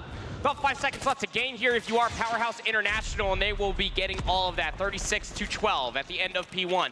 They also have the rotation towards new, so you got to be careful here if you are Q9. This is what they were able to do quite wonderfully yesterday in best of 3s for a lot of these different hardpoints. They didn't always have all the setups in the world, but their break potential was definitely something that they could write home about. Shut up. He's able to find himself a handful of kills, but Sun Jinan at least answered back with a few more. Trying to get in towards the back, though, to break up the spawns was at least Jinan for a small moment in time. And Bingo taking himself out of commission. It's only going to help out the affair for Q9 Club to break on in for some time. Now, I do gotta say it, I see quite a shocking stat on the side of Powerhouse, and is the fact that they're getting plenty of kills. I'm talking about yesterday struggling when it came down to the kill department. In here today, they start off fresh, they start off good, and that really showed off on point number 1. Now on point number 2, they do struggle here a little bit, but as I say that, they managed to somehow take the opponents out for a few extra seconds. There's only 10 left, and they are now beginning to try to rotate onto the next hill. The first one inside is going to be Incendio, unfortunately enough, because they try to contest what was like 5 seconds of P2, they lose complete control over the map. I'm not too sure what happened over there, because like I mentioned, Powerhouse had the spawns, had the opportunity to start off fresh on P3. They opted to try to push for what was nearly no time, and because of that, they lost the opportunity to be with things under control. Amalki is frying right now. Already called in that Predator missile, calls out the Sparrow. It completely shuts down the War Machine efforts for Powerhouse International. Again, as you were talking about, Gil, trying to rectify the issue, trying to battle for all of 5 seconds there at the end of P2. It's garnered Q9 about 30 seconds of damn near uncontested time here at P3. This is where they have really kind of leaned on in to the 4-0 record yesterday on hardpoint specifically. You give this team the setup, you give them some operators, and they are absolutely just piecing you through these very narrow choke points. Still have 15 seconds left to fight over. Bingo's going to be able to at least find 2. It's answered back in kind with a few trades, but Q9 have themselves a little bit of a comfort lead off of a money hill at 3. All right, I'm looking right now at Shadab's stats as he gets a triple kill for himself using that Fennec. And on top of that, he's on a force speed to be with that 100-killer drone available. Yes, the utility is still there on a few players on the side of Powerhouse, but let's see how much value they take off of him. Sun there begins to push and finds that kill. Young is going to help him as well. Double kill there for Skirt using that claw, and from up above, let it rain with Shadab's Predator missile. With that, Powerhouse does a great job at the first 20 or so seconds inside of the hill, but just just like that, it seems like Q9 are once again kicking them out of that place. Yeah, Powerhouse, again, they utilize both the Predator missile, the Claw to kind of break in through the front of P4, right? But still, they couldn't get in towards the back. So Q9, they still have those spawns over on the west side of the map. Finally breaking a little bit further forward is Shut Up. He is trying his damnedest to carry his team across the end of the first set of hard points, but cannot get back in for the scrap time. Spawns were flipped here for a moment, if you are looking at it from Powerhouse's perspective, and it might be able to give them the reinforcements that they require to get on in towards the hill. Shadow pulls out the Sparrow. They'll find 4 in a row. It's going to be good enough for get themselves some scrap time, but not enough to completely combat it against the lead that Q9 have accrued for themselves at the end of the first set. It is 92-78. Definitely, the lead is still going to be in favor of Q9, but I feel like in a way, Powerhouse has been just falling through a few mistakes that they eventually do fix, and because of that, they haven't fallen too far behind. But they cannot allow themselves to constantly be doing mistake after mistake. We saw it earlier with the side of the side of SPG, where they were trying to constantly fix their issues instead of beginning with a good start. Here, Powerhouse needs to make sure that they are on their A game from now on, or else they're just constantly going to be close but not quite there in the lead as we continue to see Q9 inside of that kill. There's the opportunity for Incendio to use that War Machine on what I think would be on point number 2. He continues to clean the hill and helps a little bit more to the side of Powerhouse. I mean, realistically, you do feel like that this game would probably still be in Powerhouse's favor. They probably have a bigger score margin if they just didn't overextend to try to break inside of P2 there in the first set. So we'll have to see what they can potentially do here as P2 is about to pop just in about 5 seconds. Close spawn still intact here for Q9, but they only hold about an 11-second lead. If you are Powerhouse, you are nearby, but not exactly an open land to maybe try to get in here scot-free. You do have players nearby, however. Do you start dipping your toes into what resources are available? The answer is absolutely. Incendio pulls himself out the War Machine, works his way in, is able to at least find a trade onto Yang, getting good damage markers, but still not enough. The last grenade to come out from the War Machine now has to get the job done there with the Growl. Unable to be at least fully break inside the hard point, but space was provided. Q9 still holding strong. Those close spawns are still intact, but Powerhouse now working off of the pinch. 28 seconds is good enough to fight for, in my opinion, and they're finding the kills to boot.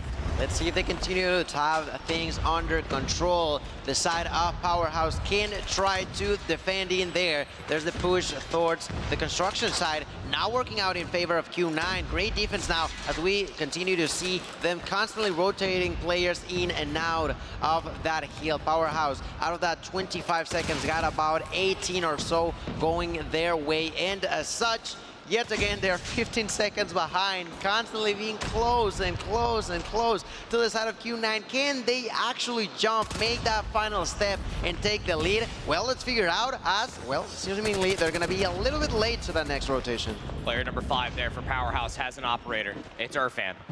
What's he trying to do from the situation? He's trying to pinch this alongside of his teammates. It's gunfights all across the board, all over the place here for P3. Shadow's going to open up with the Sparrow, finds himself 2. That's the opening that you need. Also have at least a Purifier in the hands here for Bingo, but gets shut down with it in his hands. Claw down, invested here from Skirt, trying to throw everything in the kitchen sink that you just earned in that previous hard point just to try to get yourself an advantage here at P3. But all it takes is Jinan to pull out the War Machine to try to keep them at bay. In these very narrow choke points, it means that Irfan has to invest the equalizer to be able to find some semblance of trades, but still, it's back and forth. Q9 will do this all day. They'll continuously try to play operator for operator until you completely expunge everything. It's Malky to get the last laugh with the Sparrow, last operator that was available in the lobby, and it's again Q9 that walk away with the majority of time.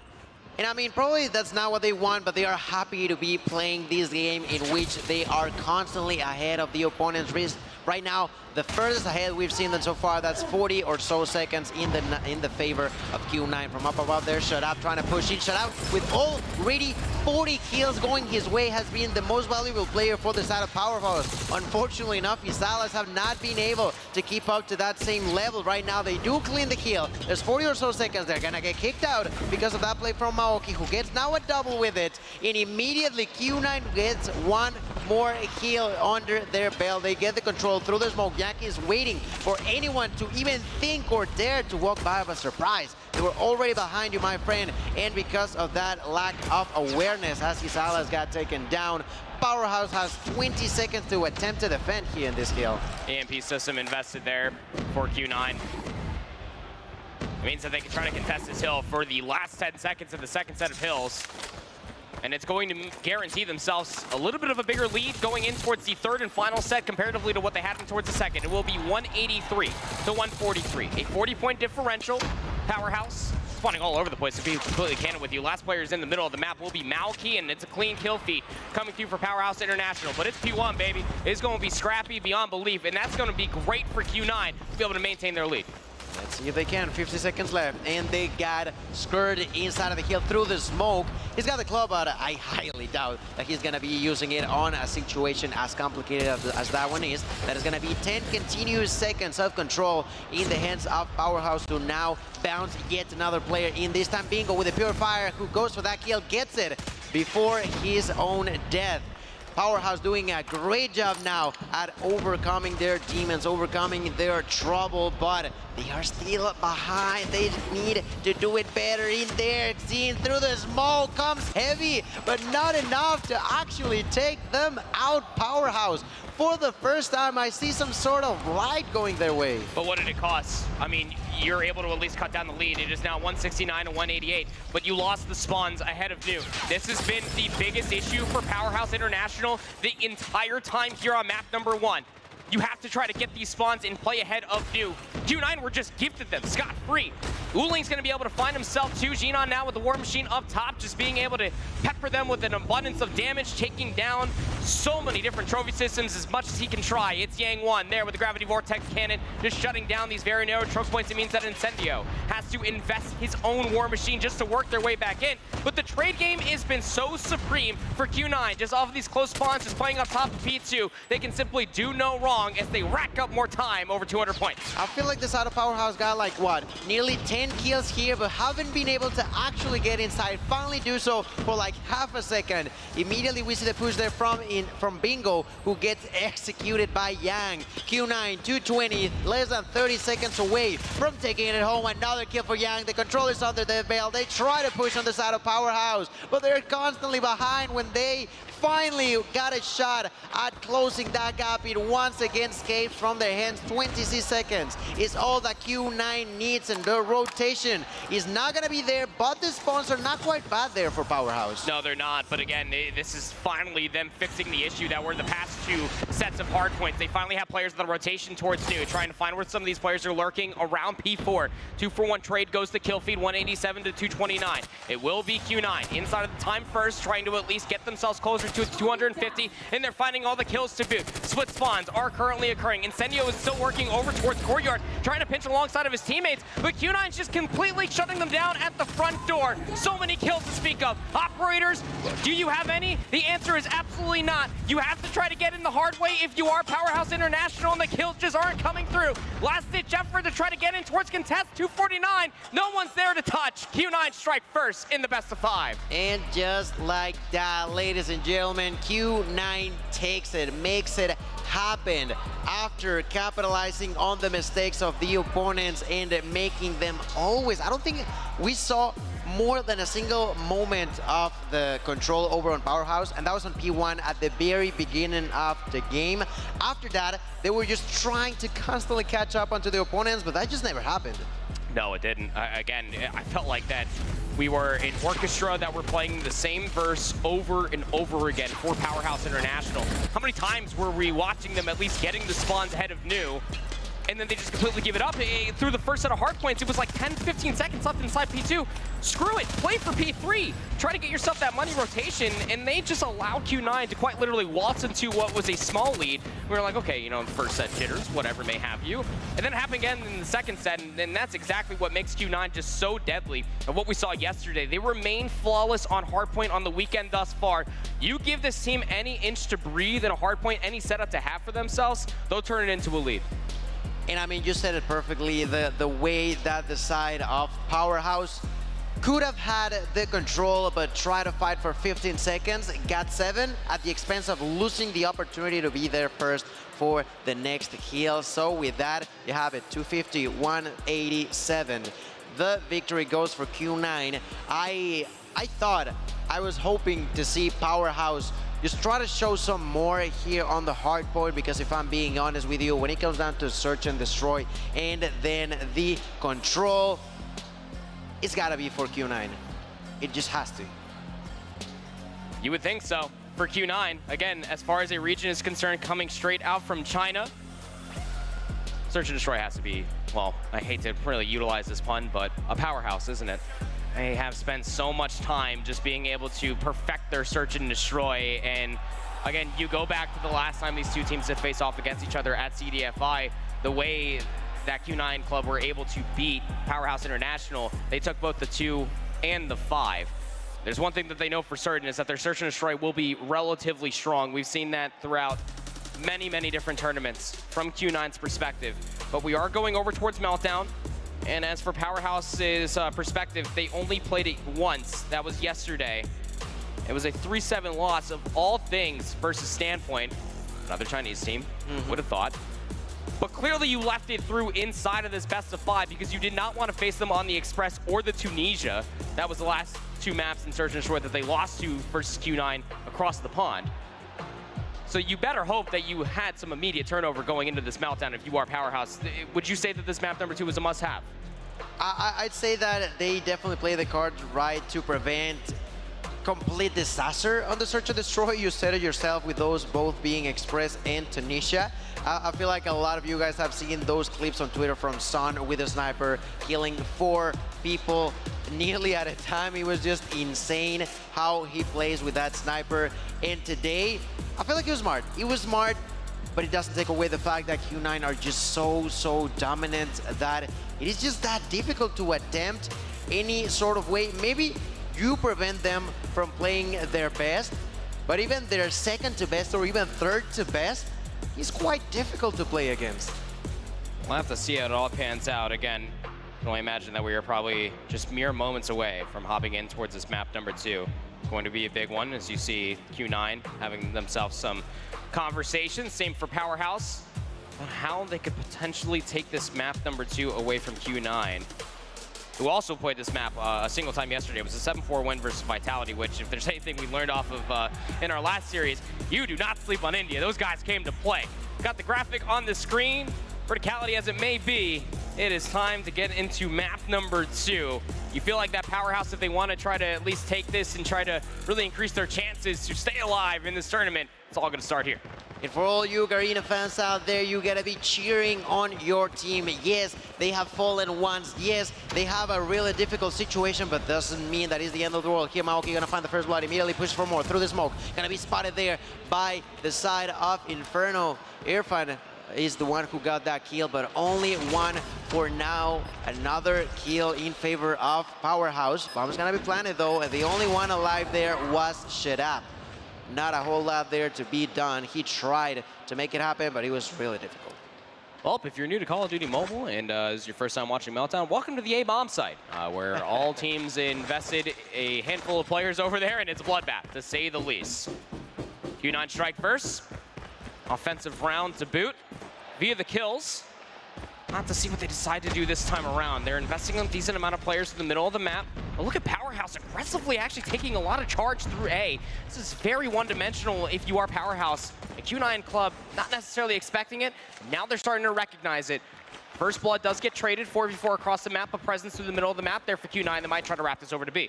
Something needs to happen from the side of Q9 to break through that defense, and could be the fact that Maoki is trying to go around them while they're actually planting the bomb over on Bravo. Maoki with the opportunity to find the kill over there, going to get it over onto Incendio. A 1-for-1 trade to end up in a 3v3 now. Maoki, 2 kills under his belt, going for the third one. Here with the grow at a distance, still 29 bullets left. Owling is the one taking the kill onto Bingo at a distance. Their son with the deadly sniper shots. Maoki with yet another kill, second one this round long. They go for the last player alive, and that's a double for Shadab. 1v1 against Sun. And although that was, I gotta say, that was really well played by the last player alive over on Powerhouse, Sun just gotta shut down the party. Just bring in the 2-0 lead now in favor of Q9.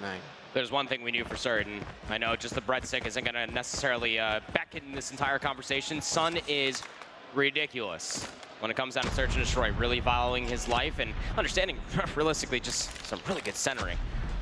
Very slow opening coming through from Q9 as far as his offense is concerned. Not a bloodbath over at A, expecting for Powerhouse potentially to try to push through. After all, that is what they tried to offer in the previous one, but Q9 just completely rolling out, left bomb in spawn. So they can't really execute towards the site until that starts to get collected by Uling and then joins this effect. 2 players over by A, nobody pushed through. A lot of bait play. There had to have been some utility that was thrown by Malky over by that B bomb side because there's a lot of Powerhouse members that are lurking nearby. You feel like that the execute over towards A is imminent. We've had now 3 completely different rounds, one from the other, if I'm being honest with you. Fortunately enough for Q9, both have gone their way. Let's see what happens on the 3rd interaction. So far, there could be the first blood. Incendio stops aiming. Bad cut timing over there for him. Fortunately enough, he does manage to survive. There's going to be a push from Sinan, but the snipe shot comes through. The first blood is going to be in favor of Incendio, who immediately finds the second onto Yang, and the third onto San. Incendio on a spree. All of a sudden, this is completely going downhill on the side of Q9, who now lose Owling, and all of a sudden, Incendio will find the 4th one. And just like that, the first point comes through in favor of Powerhouse. Yeah, sure. I mean, hey, if you do that 7 times, search and destroy is easy. Right. Why not? Why not you, Incendio? There has to be that catalyst, though. When it is Powerhouse, you're down 0-2, rally behind that. Being able to find 4 eliminations out of the 5. Flashes out, not gonna be able to find a first pick. It is going to be a tussle and a half over by this B-bomb site. All 10 players are here. 1-for-1 trade, at least so far. Not a whole lot of space provided, but it's all about the trade game. Bingo, Incendio, able to at least swaver the numbers into Powerhouse's favor. Last alive for Q9 was Xenon. Swaps to the boxing gloves, slides forward, and somehow shuts it down. They allowed him to cook, and what a way to end that one up with a 3-piece. Wonderful played in favor of Q9, who bring in another 2 rounds lead in their way. Great way to do it, I gotta be honest. It was slightly concerning in a sense that Powerhouse was not really being able to prevent a triple kill so easily going on against them. Now this time around, Q9 once again will brutally push towards A, and just like that, the bomb has already been planted and the first blood comes through. Another pace differential, this time over towards A. Quick plant is able to get them full coverage around this bomb site, and now they're actually setting players on to the outside through the middle of the map. Powerhouse are lacking, thinking that they're just gonna run back through the middle of the map. Malky off the pinch is able to find the last 2. These pace swaps that Q9 are constantly throwing at Powerhouse is the reason why we sing their praises of Search. Absolutely. They are just so unpredictable. They have been a pain on the brain for Powerhouse, because how do you prepare for something as wildly unpredictable as Q9 has been so far? They think that they're pushing over on A, but look at that, a 5-player push goes over the Rabo. Bomb is obviously going to be planted freely for the side of Q9. They just know what they're doing. It's mental. It's all mental. But look at the call for Powerhouse. They thought that maybe they could just try to wrap through the offensive spawn. And to be candid with you, it was being watched by Q9, and it does work out. What side is the bomb being planted for? That is the biggest consideration. 3v3. Almost feels like the map has completely flipped at this point, destroying trophy systems. What throwables do you still have left if you are Powerhouse to try to clear these corners? There could be players lurking on all these different angles. They are being isolated, but Sun was playing all the way over on the defensive head glitch. Works out wonderfully for the sniper. It's a 5-1 split at the half.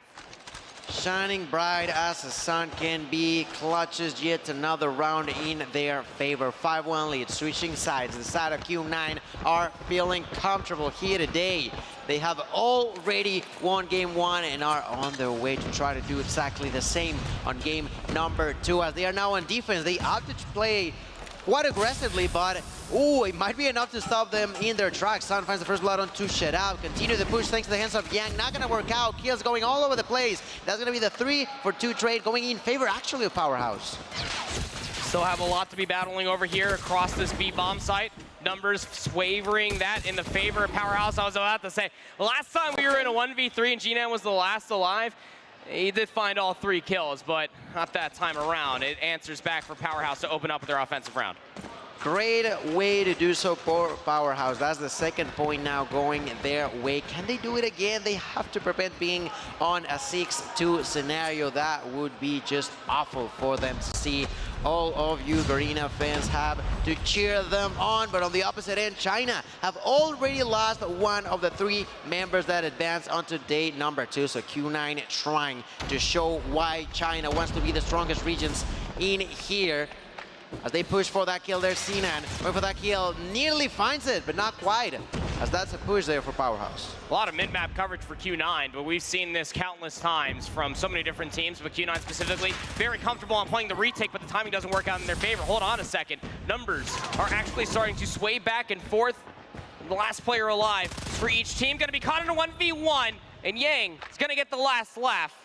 Defense strikes back as Q9 now put themselves up on map point. Didn't quite like that push coming down from Powerhouse at the end. I felt like that could have been played slightly different, but it is what it is. It's already been done. A 6-2 lead. Q9 on the brink of taking yet another map going their way. I gotta say that is looking really, really good for them. And they actually close it out now in only 9 rounds. I certainly think they can, but let's see if they do. Sinan begins to push, and quite an aggressive approach here on the A side. And because of that, it seems like Powerhouse are trying to play that around. I thought that they would send the bomb all the way over to Alpha to make like a juke onto the opponents, but they double back down and will be back over here on B. Not all of the players for Powerhouse offensively are here. That's a great view, just give you perspective what's happening on the south side of the minimap. The bomb's gonna get planted. Sun with the sniper completely flips it back on his head, finds 2 kills in quick succession. 35 seconds until the bomb does detonate, but you have a massive tussle that's going over by the B-bomb site, completely surrounded by Q9. This pinch is so late, coming through the middle of the map, and Sun, it's such an easy read, isn't it? Earthfan is at least able to take down Uling, but it's just not enough. The kills come through soon after in a post-plant situation. Q9 will get the defuse and a 2-0 lead to boot. That's right, ladies and gentlemen. Q9 with another outstanding performance, getting that victory. Pretty impressive to see how Powerhouse had the opportunity to take at least 1 or 2 more rounds, but several mistakes caused them to lose those, and because of it, there's a big 5-round gap. That, in my opinion, could have been closer, but because of mistakes, different ones than what we saw on game 1, but yet again, because of mistakes, is that they tend to fall behind.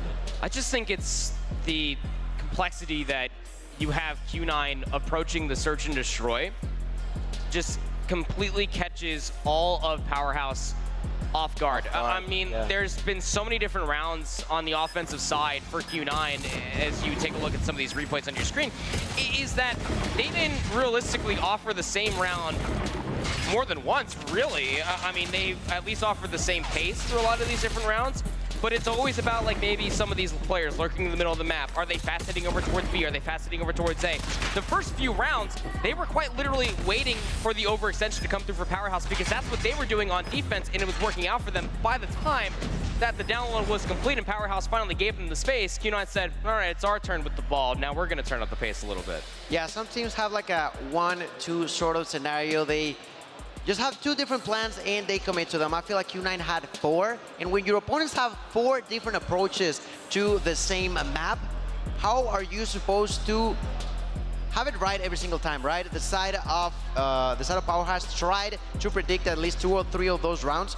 They just didn't get it, and because of that hit or miss interaction is that Q9 was constantly getting them outplayed. You said it perfectly. Being unpredictable is something really, really important, and more so in a map like Meltdown that I feel like it's so heavily orientated on the beginning of you strategizing, not necessarily being super quick, but how you position takes a huge impact on what potentially could happen on those rounds. Here's the scary part. If you're looking at this from Powerhouse's perspective, you were down 0-2. It's a single elimination bracket. You have to reverse sweep Q9, the #1 team from China, for Garena's last hope. Here at Worlds, at DreamHack Atlanta, Worlds 2023. Now, I will say this much. Raid control is good for a multitude of reasons, and that's not just for one side of the stage. This is Q9's most played control map. They definitely prefer to see it comparatively to, say, a Standoff. However, the last time these two teams faced off against each other at CDFI, Powerhouse won this 4-0. Okay, yeah, that's something you touched on earlier. That's huge in a way for them. That is going to be really, really important for Powerhouse. Yet again, it's still their last chance, you know? Even if it's your best game mode, there's gonna be a little bit in the back of your head thinking, this is it. This is it. We have to, like you mentioned, reverse sweep. And this is the first step. We cannot tumble. We cannot even be weak for a second, because if you are completely eliminated. You said a single elimination is having that impact on these teams. So now we're gonna go straight into the action as we begin this game on Control over on Raid. I think it is really important, of course, as a note that you just brought up there for Q9. Again, the only series that they lost yesterday was to Wolves. 1-2, of course, taking the hard point, losing the Control and the Search and Destroy. To win this as dominant as possible would be a statement going in towards top 4. We'll have to see how it all pans out. Control is a fickle monster when it comes down to so many opening breaks. Offense so far, already able to find themselves over towards the A control zone. Second segment looking pretty damn good to get locked in here for Q9. You have one player lurking inside a basketball court, that's Malky. That is so much space that you have to try to work your way through. And things don't become easier trying to work your way through the money window, let alone over by Wheelbarrow, when you have a chopper just completely layering in the bullets.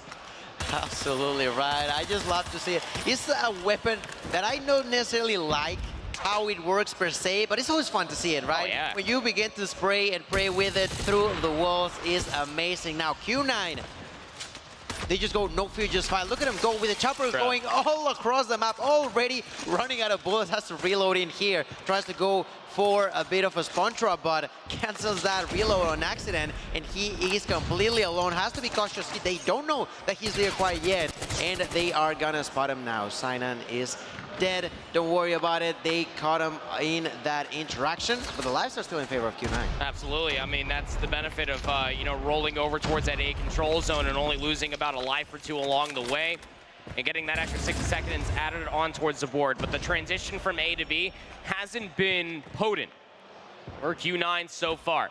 Trying to find their way around the pinch. You already have players working their way past Kitchen. 3 players strong for Q9. And you feel like that maybe there has to be at least a commitment to come through pillars, if not over by Art. There are 2 players for Powerhouse that are lurking over there. Sniper here for Sun, trying to work his way for the pick, but the cleanup on the flank is just too good. This push has now taken a considerable amount of time, and Powerhouse not only have shaved the clock, but they've also mitigated the life lead. That's right. That's really, really important for the side of Powerhouse as they continue to attempt to defend here through the smoke skirt. They'll find yet another kill. This time Sinan finds the double now onto All in. Nearly the triple onto Maoki. It's only going to be an assistance. There's the triple. Goes for the quadra now at a distance onto Yang. Can he get it? Let's see. So far hiding one way or another. Tries to distract. Eventually falls. That's 12-12. The War Machine in the hands of Incendio will begin to get a triple. With this operator, huge value off of it at a distance, continues to cause terror onto the opponent's hearts. And now look at the time. That will begin to be an issue for Q9. Yeah, it sure will be. 20 seconds remain. Is that enough time realistically to be able to find 10 kills? No. So you feel like you need to get on towards this control zone, but there's so many different head glitches. A wonderful capture here from our observers for Incendio, who actually gets himself a Predator missile, is going to call it in. Over by Driveway, will clean up at least 1, but not before Uling finds 2, before getting gunned down himself. 3 versus 6. 2 seconds remain. Can anybody get on the control zone? Currently at least towing their way around the ring. Hold on a second. Yang, Sun, G-Nan, they're actually able to find the kills. It's now a 3v3 on the map. You have to try to contest. 2 seconds are all you need. Contested time is not going to be good enough, but the kills might just be right in front of you. First segment has been locked in. Pushing over by Zig. G-Nan is able to take down Earthfan. Now it's a 2v3. How have Q9 been able to bring themselves back from the death?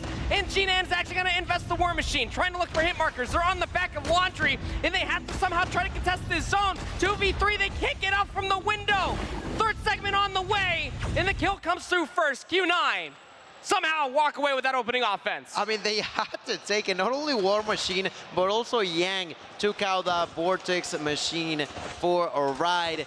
They utilized a lot of resources over there. Luckily enough, it goes their way, because if it didn't, That would have been just disastrous for the Chinese team, who start with the first point going their way. Immediately we see Powerhouse trying to go for the same place, immediately pushes towards Alpha.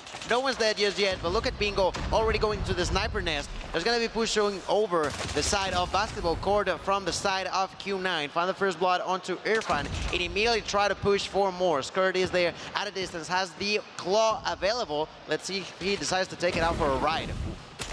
Big battle already inside of the cube. And what you know, the only players that you need to realistically look at are over by money window, and the trades are pristine. Not before the first segment gets locked in, but I love that discipline being showcased by Q9. 27 points up against 22. It's a great opening break once again by Q9. But again, you start to talk about all of these different resources that were utilized towards the end of that offense for Q9. Malky invests the Sparrow. Claw now invested by Uling. Where's the response from Powerhouse? Over by the B control zone they will go, try to stall out the clock, but they do have some utility they can use to really try to add some extra oomph towards this push. Yeah, it's gonna be necessary to have that oomph, as you mentioned, indeed. Look at Bingo there, taking the second tick off of Bravo, and at the same time, they're trying to push towards Alpha. There's Incendio who finds one. Incendio tries to find two, not unfortunate enough as he gets killed through that wall. 21-16 when it comes down to kills in favor of Q9. That's a great way to see it, but it's not necessarily going to be easy. Look at Skirt over here. There's plenty of utility available in favor of Powerhouse. Why is that? Because Q9 used two of the operators in a questionable moment, if you were to ask me, actually. Still able to convert the offense, and they have a 5-life lead here. Just have to hold off 2 segments over by A. This is a really good position here for Xenan. It's up to 13 eliminations so far for 2 rounds. Malky just behind him at 12. And head glitches galore. This is a pinch that's trying to come and manifest through the backside of kitchen, and Skirt is somehow able to find 2, so now you really need to take a focus over towards this player that is starting to push through the jungle side, over towards Xenan. Bottom bedroom, he's able to find at least one. One more player is nearby. Unbeknownst to Xenan, he's gonna go for the reposition over by open stairs. It's a great redirection coming through from Q9 to at least make sure that their flank is secured, and it's going to work out on 2 different sides of this A control zone, shaving so many lives off the board, and now we're just down to 50 seconds. That's right.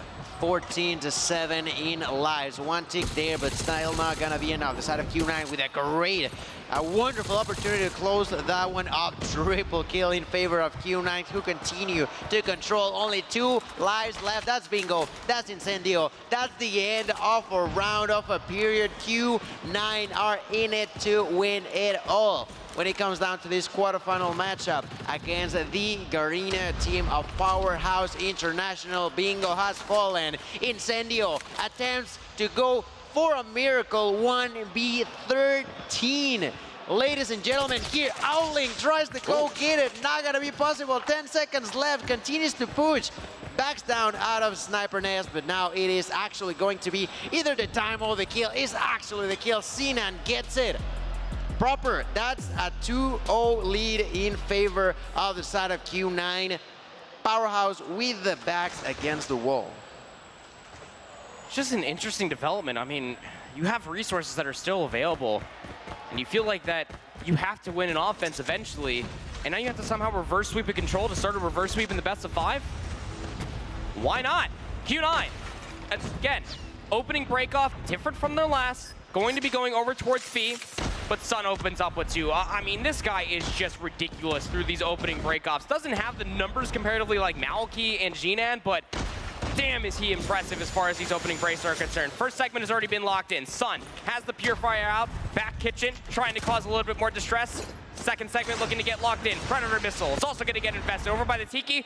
No drinks. Do not pass go. Do not collect any more lives. If you are Powerhouse down to 21 to the 29 that are still in the bank of Q9, they can simply do no wrong. B objective has been captured. 60 seconds out towards the board with an almost 10-life lead. Q9 are clearly in the driver's seat. We've seen this story in the past. We are about to witness the last nail into that coffin. Look at Owling with the double, using that claw out of distance, begins to take a lot of damage. Turns around, gets a few bullets in, gets another kill with the operator, continues to be alive out of distance, runs out of time with the operator, and because of that dies, but it doesn't matter too much. Look at Irfan trying to make it happen, finds that kill onto Sinan, immediately turns around, tries to go for a little bit of a spawn trap situation, but Q9 is not a team that you can spawn trap that easily.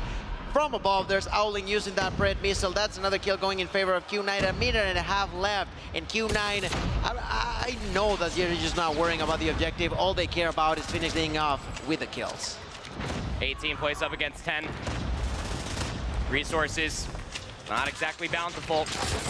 Nobody has an operator available on both sides. It is the old-fashioned tango here on Raid with the gunnies. 8 plays up against 15.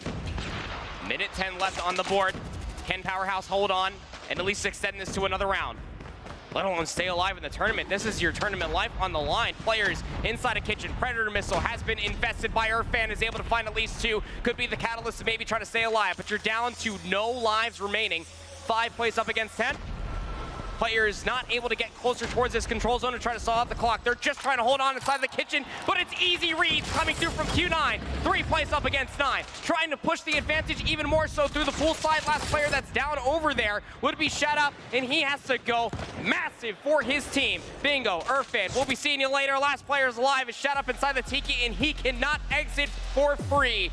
It is a clean sweep in the control for Q9 Club, a clean sweep in their opening best of 5. And just like that, ladies and gentlemen, 3-0 on control, 3-0 on the overall series. Q9 proving to us why they consider themselves or try to be the best. They mentioned how they want to go to the very end, defeat the best players out there, and so far they've been doing that so clean. They barely even have dropped any maps whatsoever from within day 1 and day 2, as they are already locked in for day 3. A lot of respect there on the stage in between these two counterparts. Again, this is not the first time within the calendar year that they have faced off against each other in a LAN environment and went map 5 in a previous series. This time around, ending in 3. And I gotta say, that's a massive statement coming to you from Q9. Completely sweeping them in the control. That is quite literally what happened to them on the opposite side when they faced off against each other in CDFI. I mean, we talked about this before we got into match number 3, and I was like, it might be another 3-0, and I was talking to Shift. He said, no, he's like 3-1. I think everybody was certain it was going to go a little bit farther, but I don't know what's in the water today. They are not only 3-0s, but they are decisive 3-0s. Yeah. Like, these teams came to play. I think it's terrifying to really speak of the continuation of the tournament, right? Because when you're coming away from best of 3s yesterday during the Swiss stage, and you're coming in towards the, I'd say, the truer portions of the tournament, now in towards the single elimination bracket, it's a best of 5. This is where you feel like that teams are really going to play at their best. Yeah, it absolutely has to be. And well, I mean, I feel like Glitter said it perfectly. The way that these 3 have won is not by a little bit. It's not by a single decisive play, but across the board how dominant they are being against other top 8 players. Top 8 teams across the world. I'm just impressed by how this day has gone by. I was not expecting to see 3-0s so far today, if I'm being honest with you. Look at that hype. That is the hype we love to see, celebrating the win. Q9 now moving on in the competition, solidifying their spot in tomorrow. The top 4 so far, like you guys have said, are showing why they deserve to be the top 4 right now. They're not letting anybody get the best of them. And I don't know if it's just the day, if they did some good VOD review from yesterday, whatever it was, it is working. And I am impressed. But of course, we can't have another match without another winner's interview. So Efta, standing by. Thanks so much, Glitter. We are here at the bomb wall again, and I have here a member from Qingzhou Club. Fantastic win, 3-0. You guys were extremely dominant. How'd you do it?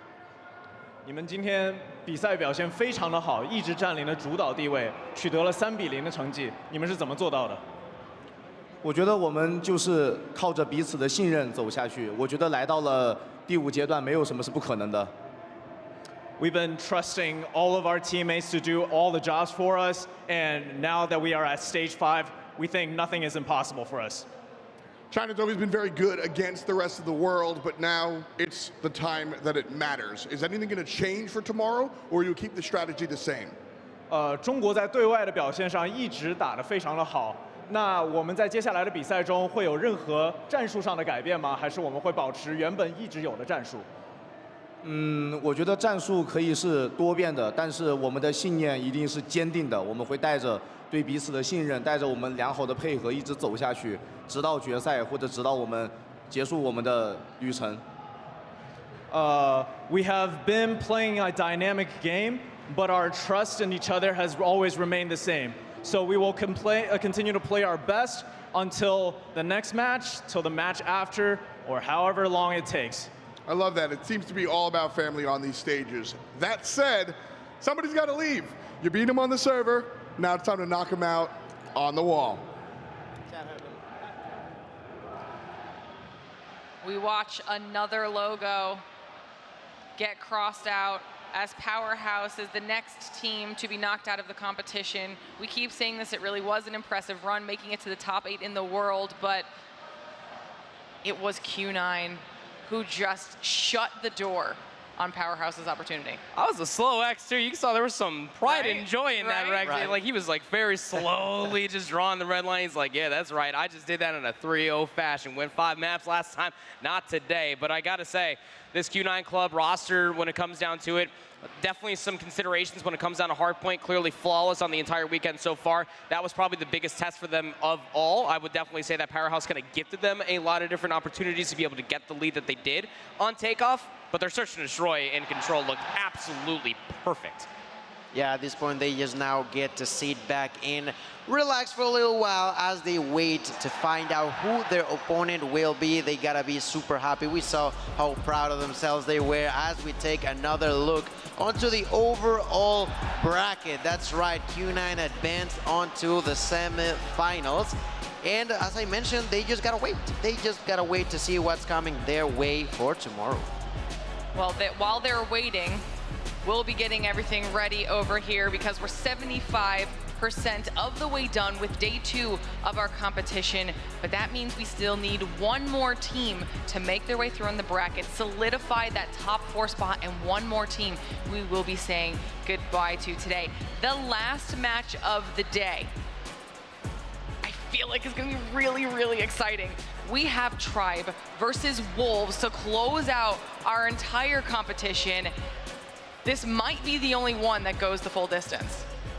It's tough to truly gauge, right? I mean, Tribe looked good for a multitude of different reasons, not only just yesterday, but also throughout the entirety of the previous stage here for SPS. But Wolves yesterday had to have just been some of the best Call of Duty I've seen that team play in quite some time. It's going to be an absolute barn burner. Could be the closest 3-0 that we've gotten throughout the entirety of the day, though. Oh, he's saying it's a 3-0. Could be. Don't put words in my mouth.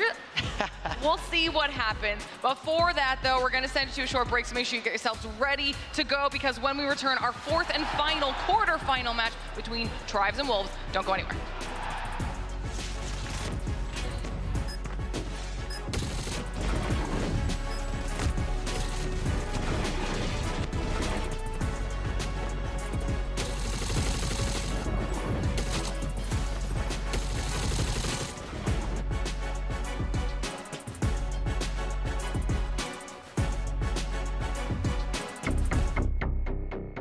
The Snapdragon Pro Series powered by Samsung Galaxy is brought to you by Snapdragon Elite Gaming,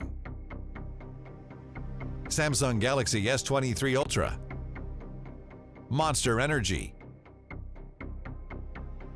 DHL, and the United States Air Force.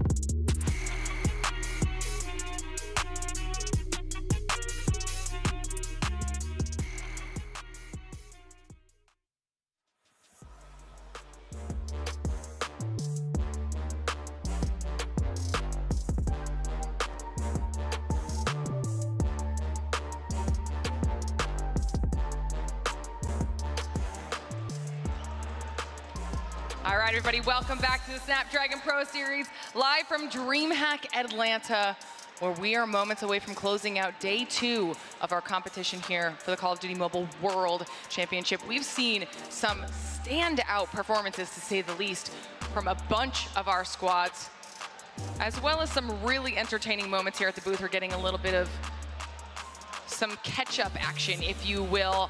Our teams that are getting knocked out, having their logos X'd out.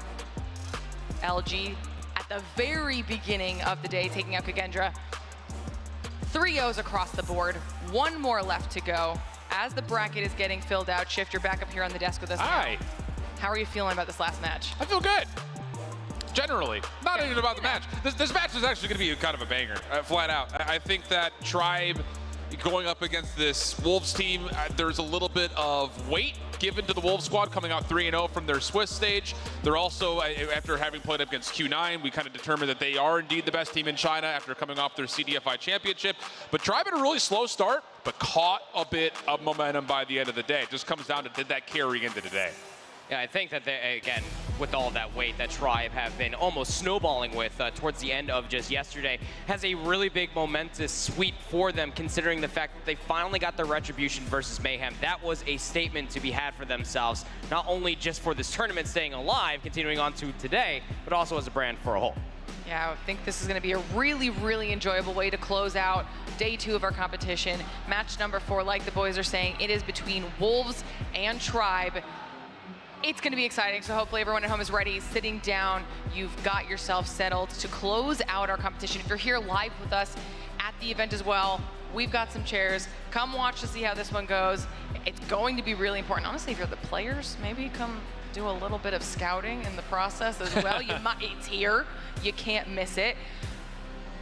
I don't think it's going to be the 3-0. I was telling you in the green room, and I was telling Proper, I was telling you it was going to be another 3-0 for this one. I think this is the one we avoid the 3-0. There's a lot of frame up we could put into this. So I'm just going to tease you and say, if it were to be a 3-0, let me put it this way, actually. Do I tease it too soon? If Tribe want to win this match, it has to be a 3-0. That's all I'm going to say. And we'll talk more about it when the maps come out. I've got a little insider info. But I will say that this is going to be a really tall ask, I think, based on what Wolves showed us yesterday versus what Tribe showed us yesterday, let alone how coming into this event, their map pools generally would play up against one another. There had to be a lot of finesse in the veto process for Tribe to have edge in this particular series based on what we've seen so far. It's really all I'm going to tease. But that given, like I told you towards the end, if it's going to be a 3-0, it's going to be a very close and competitive 3-0. Should it go a further distance and there's going to be 2 Search and Destroys being played, you have to favor that Wolves team. Their Search and Destroy is gross. Do you also have insider info? I have a lot of information. Where is he getting his insider info? I want insider info. It's not up my sleeve. I'm going to have to figure out where that source is. And I will figure out where that source is. Don't happen. Our players are getting themselves ready here for match number 4 before we can get them introed and hyped up. But of course, this entire event would not be possible. So we need to give a huge thank you to our presenting partner, Samsung, for providing devices with top-tier performance, crystal clear displays, and lightning-fast response times. The Samsung Galaxy S23 series has the absolute best-in-class devices for mobile gaming with exceptional battery life and incredible power. These devices are raising the bar for mobile gaming with unmatched speed from the newest, fastest Snapdragon platform ever, available only on Samsung Galaxy. With epic power comes epic gaming. Level up your game with the Galaxy S23 series to play just like the pros you see here today. Just had to take a moment to thank our presenting partner because this event is just so cool. You did a great job being the hand model. And you got the whole background set up with the logo and everything? I was made for this. Wow. You think I wore the vest to cast? No. This makes a lot more sense now. Makes me a better hand model wearing a vest. I'm really proud of you. Thank you. All right, now that we got through that, we can get back to getting ready for match number 4. I think we're just waiting on our players here, so let's start talking about it. Wolves versus Tribe. What can we expect out of this matchup? I mean, realistically, when you're looking at these 2 names, as far as brands are concerned, your immediate consideration goes back to Raleigh last year. This was a grudge match going back and forth between the 2. All of that said, I think this is going to be a very fun one, specifically for Tribe, considering the entire roster changes they were able to have for themselves. Yeah. It's a completely different look than what Wolves are probably intending. And I'm glad that you brought that up, because I was about to say that Tribe's identity from stage 4 has completely shifted. Yes. You know, they were a great hardpoint team, surprisingly so, when we were in Poland and were watching them play throughout the entirety of their group stage, and that even echoed a little bit in towards Seattle. They obviously did not have the showing they would have liked, but I think that Estug and Rehan being added to this roster have definitely elevated them, and may have just taken a little bit for all the kinks to get worked out yesterday before they really started to vibe. Because I will say, between Estug, Rehan, and Rabalo, those three played lights out yesterday.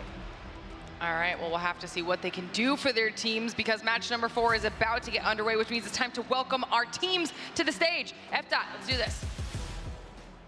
And for our final quarterfinal, one of the toughest competitors here, the number 2 team coming all the way from China, they're here to cement and start a legacy. Dressed in the black and yellow and baring their teeth, it's Wolves!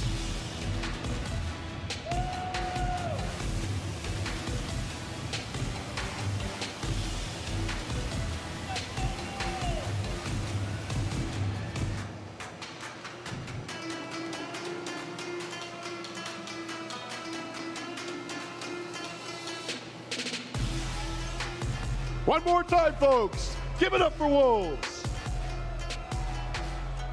Take your seats. And their opponents. With a new look for this year, this team had big shoes to fill. But these boots was made for walking, and they ran through day number 1. One of the fan favorites and one of the biggest names in mobile. Say hello to Tribe Gaming!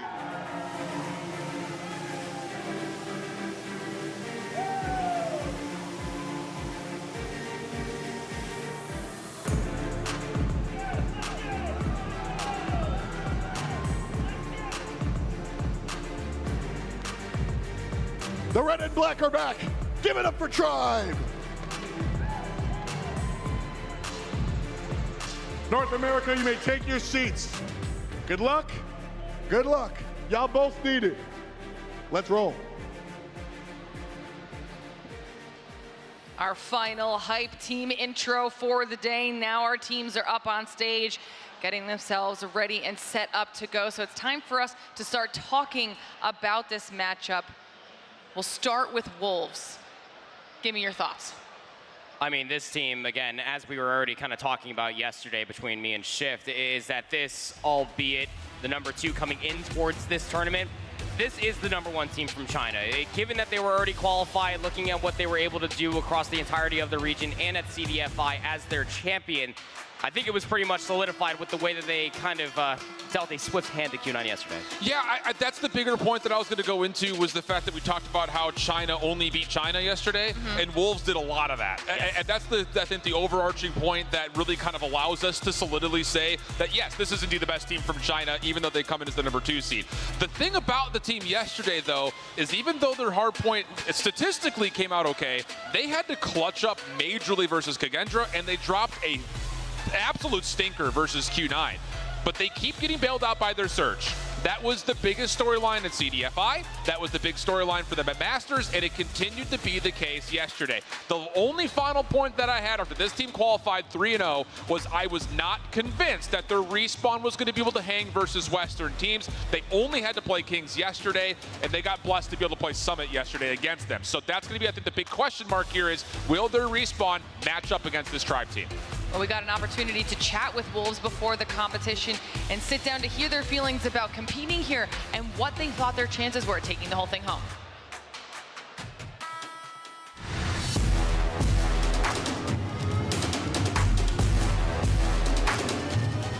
这一次西方队伍惧怕东方队伍的原因，是因为在去年的比赛当中，我们就是战胜了不败神话的 Trap 战队吧。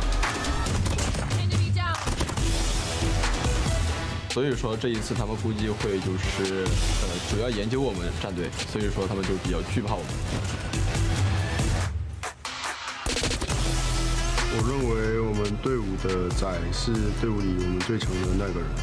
因为我们很多的战术打法其实都是因为他的枪法都是特别硬的，然后就去特别定制的，所以我认为在综合实力上面仔是比较强的。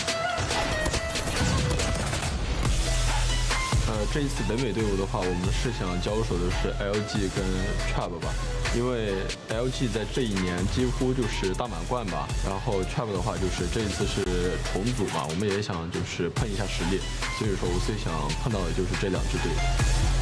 我觉得我最想跟 LG 交手吧，因为去年毕竟也输过他们嘛，我觉得今年我们一定能打回来。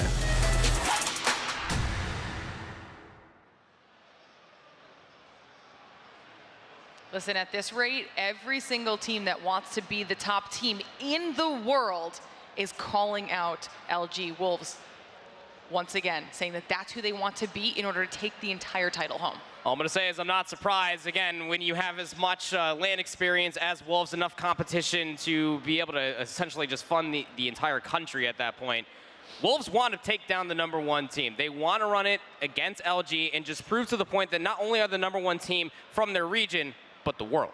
On the flip side of that, they have to go up against the juggernauts in Tribe. Shift, let's talk about them. Yeah, we already kind of flirted with the idea of it. This is a rebuilt Tribe team, and it's actually really interesting that this is the matchup we get for a single elimination bracket, because a lot of stress is going to be thrown to S-Thug and Rehan, considering how good Sai looked, especially after that little interview, kind of hearing that he's going to be the star. Those two need to step up in a major way. And again, looking at how they played through yesterday, there were a lot of major concerns in the road for Tribe. Coming out and not necessarily looking as convincing versus Powerhouse. They played a tight series versus Luminosity, but fell short. And then the loss to TLE was where I was really like, bro, what is going on with this Tribe team? They should have no issue with it. They were eventually able to go and kind of team kill Mayhem, and they had to survive versus Volt in what was a very emotional game for that Japanese squad. So I don't necessarily look at this matchup and say the Tribe is favored. I think a lot of people who watched from the last couple of days would probably agree with that, but they are cooking with some heat after the finish yesterday, and that has to be there, like we said earlier. It almost starts to feel that Tribe, the more that they play together with this new composition of their roster, the better that they truly become. Is that actually going to be the case? Because this is truly going to be their biggest test, minus facing Team Mayhem yesterday. And we've talked about, or at least we mentioned it at the very beginning of the show, if Tribe is able to make their way through, then there is a possibility where we see NA face off against each other. I think that it's a very realistic case. I mean, should Tribe somehow come out on top of this series, I think that you realistically have them making their way all the way to face Luminosity in the finals. It would almost be poetic to a certain extent, but again, there's so many different question marks. There's so many different anomalies that could end up playing into an effect with a lot of different circumstances. It always just comes down to the maps. That's really bold to say, because not only is this Wolves team looking really solid through and through every single mode, but Q9 just beat the brakes off Powerhouse. I think that to figure that we're going to get an LG and Tribe rematch at this point, based on how the teams have looked, would be egregious to say right now without seeing how this match goes first. Twice that It's a big if, brother. If they 3-0 Wolves, again, there's a lot of ifs, there's a lot of question marks. That's why I don't do predictions. There's always a lot of ifs, don't worry about it. Okay. But we did get a chance to catch up with Tribe before this weekend to see how they felt about keeping the trend going and the wins under that Tribe banner.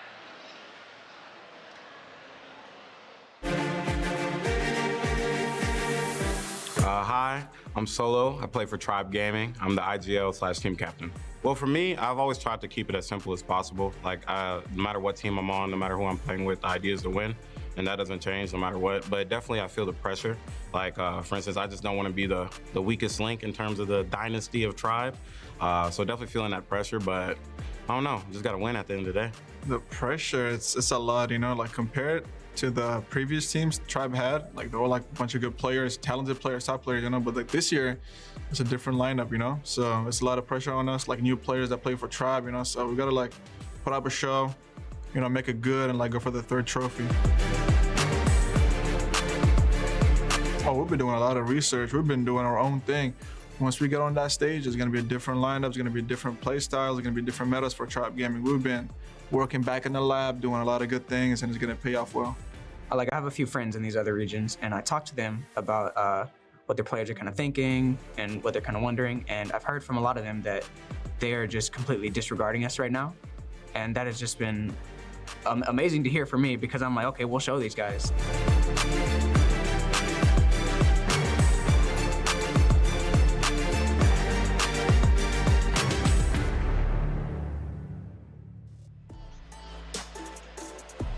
heard them mention it. There is a little bit of added pressure knowing that they might be a different roster, but there is a dynasty associated with Tribe, and they want to keep it within that home base. Yeah, I was talking to Dot backstage when I was taking my little bit of a break listening to Gil and Alan Cass, and that's where the entire phrase, they have big shoes to fill. Yeah. These boots need to be made for walking. Yeah, very much so the case. And I think the thing about it is there's not really a guaranteed pathway in this particular matchup based on how they face head-to-head.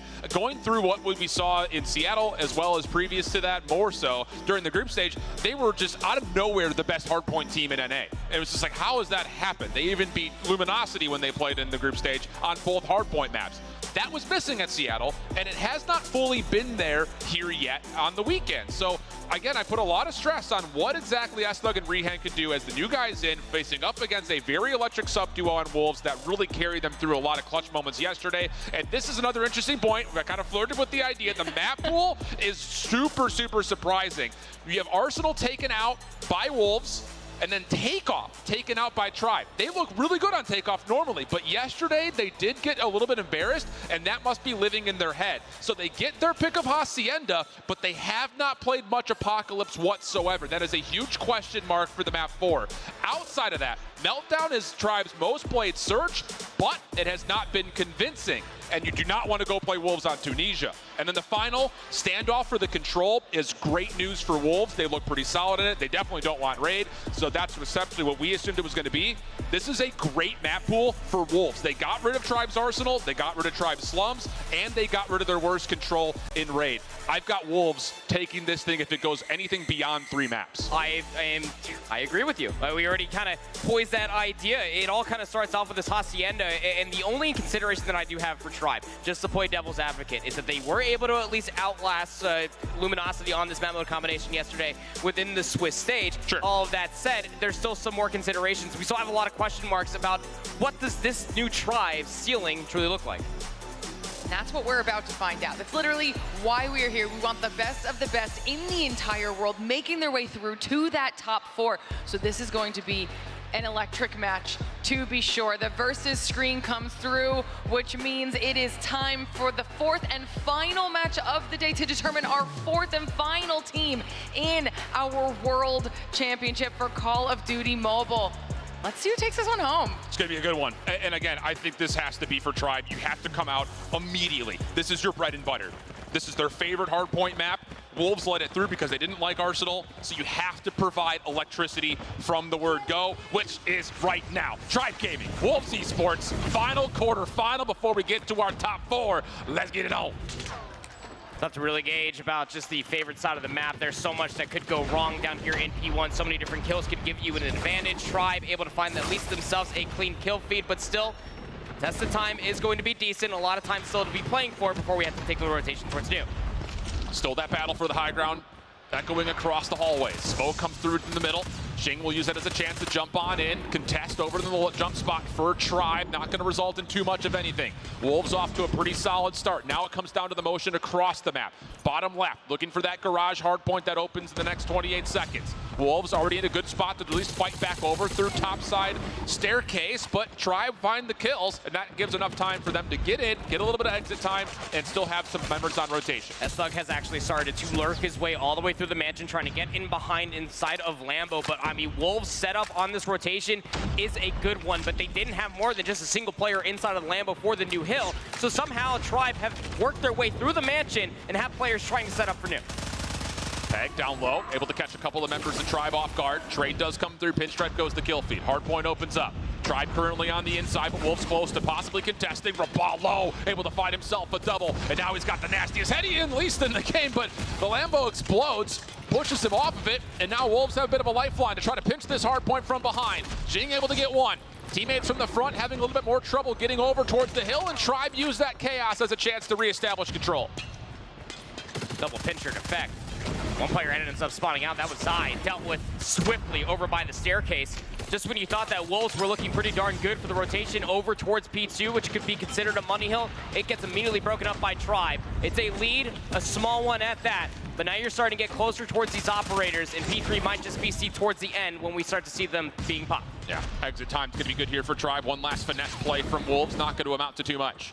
But the exit kills over the middle of the map do look good for the team in blue. Only player to get through will be S-Thug. Good start for him, like we mentioned. He needs to have a good one. He's on 9 kills and already has the ability to pop his operator if he needs to on rotation here. And S-Thug top office says business hours are closed. And now the Sparrow being earned, not going to be pulled here as he gets surprised by Wolves' proximal spawn. They get into fences first. S-Thug has been that player now going over towards P2 as well as P3. Is always trying to be the tip of the spear for Tribe, or the tip of the axe as it may end up being, to try to get themselves the rotation over towards Snoop. But there's a lot of focus across this north lane for Wolves. Yeah, Tribe able to shut down the Claw, though. That leads to an opportunity to neutralize the hard point. Space trying to find some work in areas to get this Purifier going. Just trying to see if he can freeze some toes. There we go. Finds Peg just over the top of the brick wall. Not going to find Neon at range, though. War Machine also being assisted. And a trade between the Gravity Vortex gun. 50-50 goes the hard point. Rion with the Annihilator. Looking to get this thing to sing a song. But Peg shuts him down, and back and forth we go. Game of tug of war. Just a small difference between the two. But the Purifier will at least gain a little bit of extra space as we will finish off this last couple of seconds favoring Wolves. Yep, sure will. That's going to keep this game just about even before we rotate all the way down over by the water side once again for the final hill in the rotation. And once you know it, again, it's player number 4 putting himself down there. It's S-Thug, but immediately snuffed out. Trying to get players through the rotation, just sprinting through the middle of the map. Wolves trying to get themselves their numbers so that way they can win the rotation. Looking pretty good for it. Peg was in a little bit of trouble, though, so Tribe not going to be in the hard point first, but do have the opportunity to get themselves set up. No operators being popped as of yet. Here's the X Factor. Sai in the corner. Only able to take down one. Tribe also shutting down the Sparrow. A couple of clean kills come through, and it's Rapallo again. How big has he been for this team? He's on 18 kills. Solo says, sounds like a good time to pop the equalizer, and only gets one of the 2 in front of him. Wolves now immediately trying to get themselves back in. Peg, Zai working together, and they will be enough, because why not? Have been all weekend long and continue to be the case as Zai goes into another kill. So very tight, 15 seconds. Honestly, you can fight over it because it'll give you immediate top halls control, which could set yourself up for P1. These close P2 spawns coming through from Tribe to try to get at least the last few seconds over inside of P4 might just be the end-all, be-all of the first set, and it will be the case. 87-80 will be the score going in towards the second set, and Wolves are absolutely slaying the hell out. 17 kills for Zai, got 16 for Jing, 14 for Peg. Your usual suspects just showing up here for Wolves. S-Thug trying to catch timing over towards Spiral Staircase, only catches one. Space following up, though, does control the high ground for Tribe. So very quickly, they find themselves on towards Fountain. Peg trying to be a bit of a nuisance, but taken away very quickly. 90 plays 86. Tribe looking to take their lead for the first time in a while now, but still in their way. Wolves keeping things mixy. And these SMGs for Wolves just don't seem to die. They get a kill, pop over, find themselves a little bit of safety, and that safe haven provides an opportunity for more. And with that, Wolves still want a chance here to keep this thing pretty much 50-50 all the way through Fountain. You look at it, the least of all the kills. Rapallo was up to 24. Hunter Killer Drone will be invested, has the operator should he want to use it. Claw now invested here for Zai up towards the top side of the staircase. These are massive kills on the rotation over towards New. 10 seconds is all that remains over by P1. Just a 7-point disadvantage that Tribe find themselves on. But still, it's the kills that are found at the utmost right times, like Zai's 3-piece there. That should help out the rotation over towards New. Plus the left-right combo makes this rotation for Tribe extra laborious. Now around the back, Hunter Killer Drone trying to sniff out the spawns. Rapallo, War Machine out, gets shut down by the Pred Missile, also called in. Tribe still spawn in, but they do lose a pretty key operator. Sparrow used to try to break. War Machine there to answer. Trades go back and forth between the two. Now it's on to the last 2 members of Tribe, trying to break this thing from the back, and that will work out. Good kills again from the SMG line. Wolves quick to try to find a way to rebuttal to this, and the Purifier will be spent, but Peg only getting one will not be enough to swing the color of the hard point. Still, the battle rages on. Smoke making things a bit disastrous as Space brings the Purifier in, looking for someone to spray down, and finally Tribe will establish control. The Wolves were still spawning close there. Both teams were, in fact. So if you are Tribe, specifically Space, you felt that you needed to invest that Purifier just to be able to swing the back 20 seconds. It's a big one to have for yourself, but you still have close spawns coming through from Wolves. 10 seconds left here on P2, and the rotation also needs to be required. Wolves have the easier opportunity. Tribe investing their last bit of numbers to try to get in towards this old hill to be able to get themselves this 10-point lead, but it's looking like Wolves are going to have the setup once again here at 3. But no operators to help this setup. On the other side, Tribe have already popped the equalizer, trying to use this as a way to break. Rihan also at the ready in case he wants to pop his op to try to get this thing into the favor of Tribe more convincingly. Backside fence being cleared out. Solo just spamming everything down, looking left, right, up, down, inside, out. Able to find at least 2 kills, but The trade does come out. Wolves from the front have to try to find a way to break this. Rehan trying to keep them at bay with the Annihilator. Slid on, but doesn't matter. Rehan hits the first. Now a chance to either establish control or take this into the spawn of Wolves, which has been flipped over to the backside at fences, but it looks like for Wolves, they're going to be late on this break attempt, and Tribe are going to be getting a lot of the time because of it. And keep in mind, this is supposed to be a recontest of all things for Wolves. They were here first, but the operators that were being invested for Tribe is going to be the spearhead, the catalyst, if you will, for the majority of time here at P3. 15 seconds left, and Wolves might just send a couple more members just to try to battle for the last 10 seconds, getting inside the hard point, which is perfectly fine. Now it's Tribe with a 30-point lead, and they have players rotating over towards New. War Machine at the ready. Rabalo's got streaks also building. 34 kills for Rabalo. 31, pardon me, for S-Thug. Two key players really having it their way right now. Zai up top. Found himself a Grodd. He's going to use this to lock down rotation.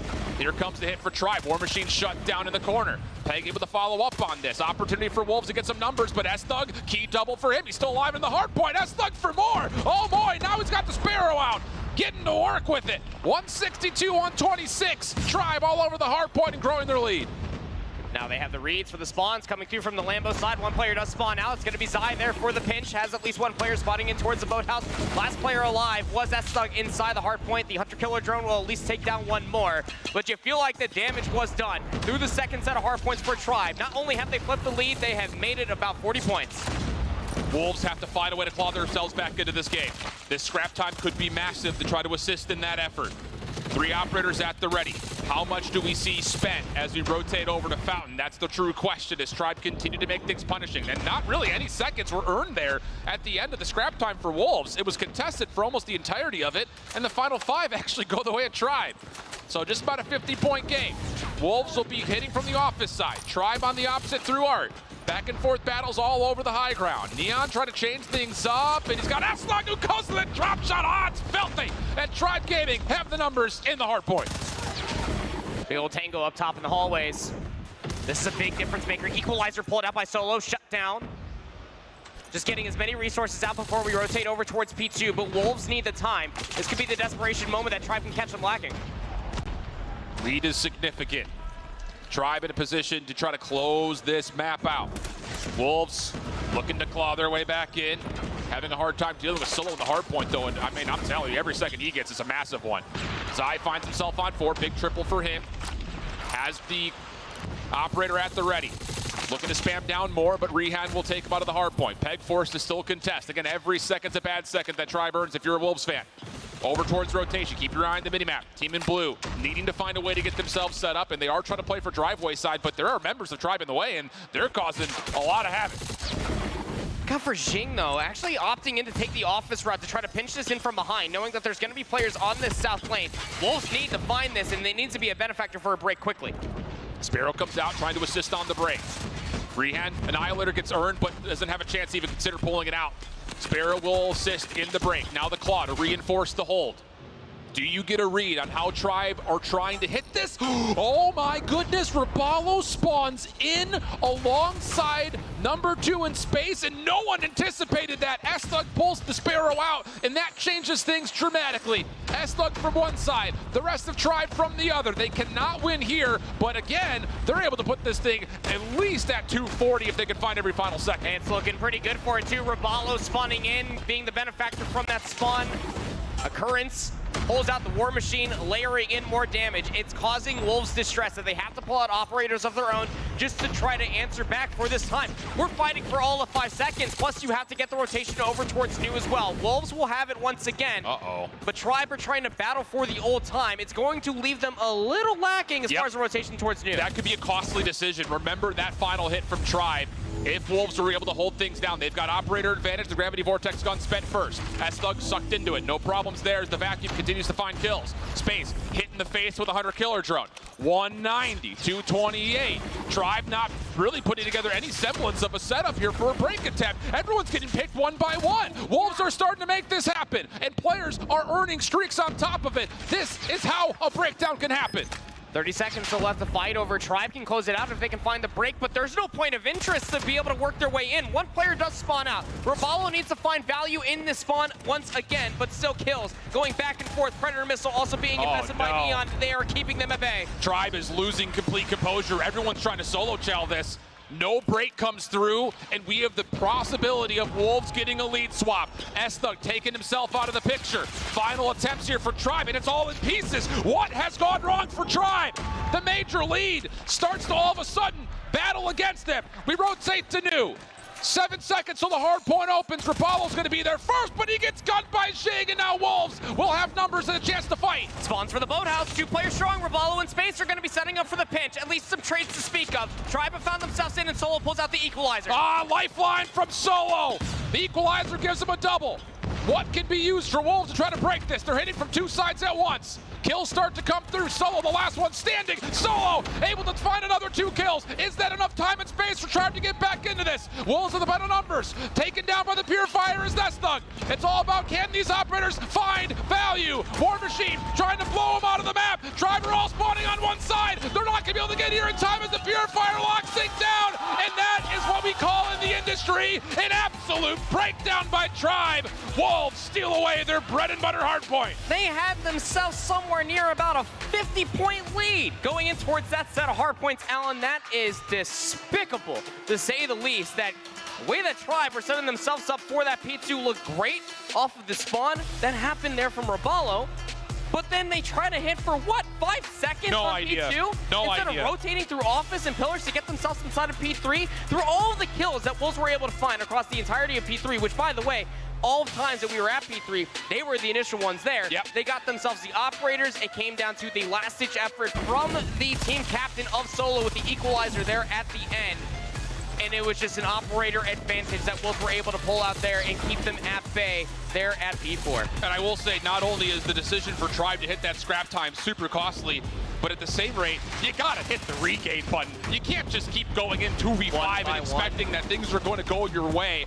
And then I think the final thing, and maybe the more impressive part, we weren't really sure what Wolves are going to be able to give to us in the hard point. We knew that they're going to be a great search and destroy team, but their ability to manipulate spawns here, perfect. I mean, they're anchoring the left side of the map. They know for a fact that Tribe have to be hitting them from both sides, and then at that point, the operators of a War Machine and a Purifier aren't going to get beat. And Q9, I'm sure, just got injected with a huge life force, stealing that map away from Tribe. You can see the breath of fresh air, just immediately leaning back in the chair, just getting the job done there at the end. 50 kills for S-Thug for the L was the tip of the spear more often than not for these rotations, but just simply was not enough for the combined 104 kills between Jing and Zai. Typically, it's both Peg and Zai that are the ones that are popping off in the hard point, but why not, Jing? Have yourself a game, young man. Also had about 1:40 of OBJ time. Everybody sharing the legwork, like you said there from Wolves, man. That was probably the best in probably most composed hardpoint we have ever seen them play. Absolutely the case. And that's just massive for the series, swinging even more favorably towards Wolves. Yes. I mean, again, it is a bit bizarre. Like, to get talking through the hardpoint vetoes, Tribe had to make a decision. Do we take out Takeoff or do we take out Summit? Those were the 2 maps that Wolves really ran through China on. So you had to pick your poison. And somehow Summit still doesn't get picked. So it is a bit bizarre, and it kind of feels like, I think, when Tribe are looking at the map set saying, we kind of got away with one here. All we got to do is win our opening hardpoint, and we've got extra lifelines built into the series.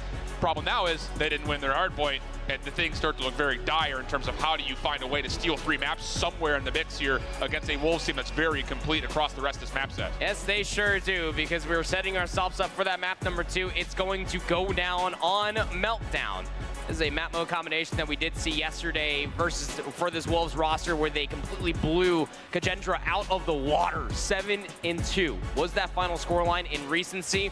Not to mention, I mean, let's just call it buck here. It is S&D. This is Wolves' wheelhouse. Yeah, absolutely the case. And that was the one thing we for sure knew coming into all this, was that the Chinese teams were going to be a major threat in search and destroy. They value it a lot higher just in their format and play style than what we see out west normally. And then that said, you know, there's a mixed bag of results here for Tribe. I'm just kind of going through the canals of my brain here, like thinking back to Tribe in particular on this map, and it's either hot or cold. And it's not just by instance of them playing it. Sometimes they have a super hot first half and a super cold second half. So It's not a convincing map for Tribe in any form.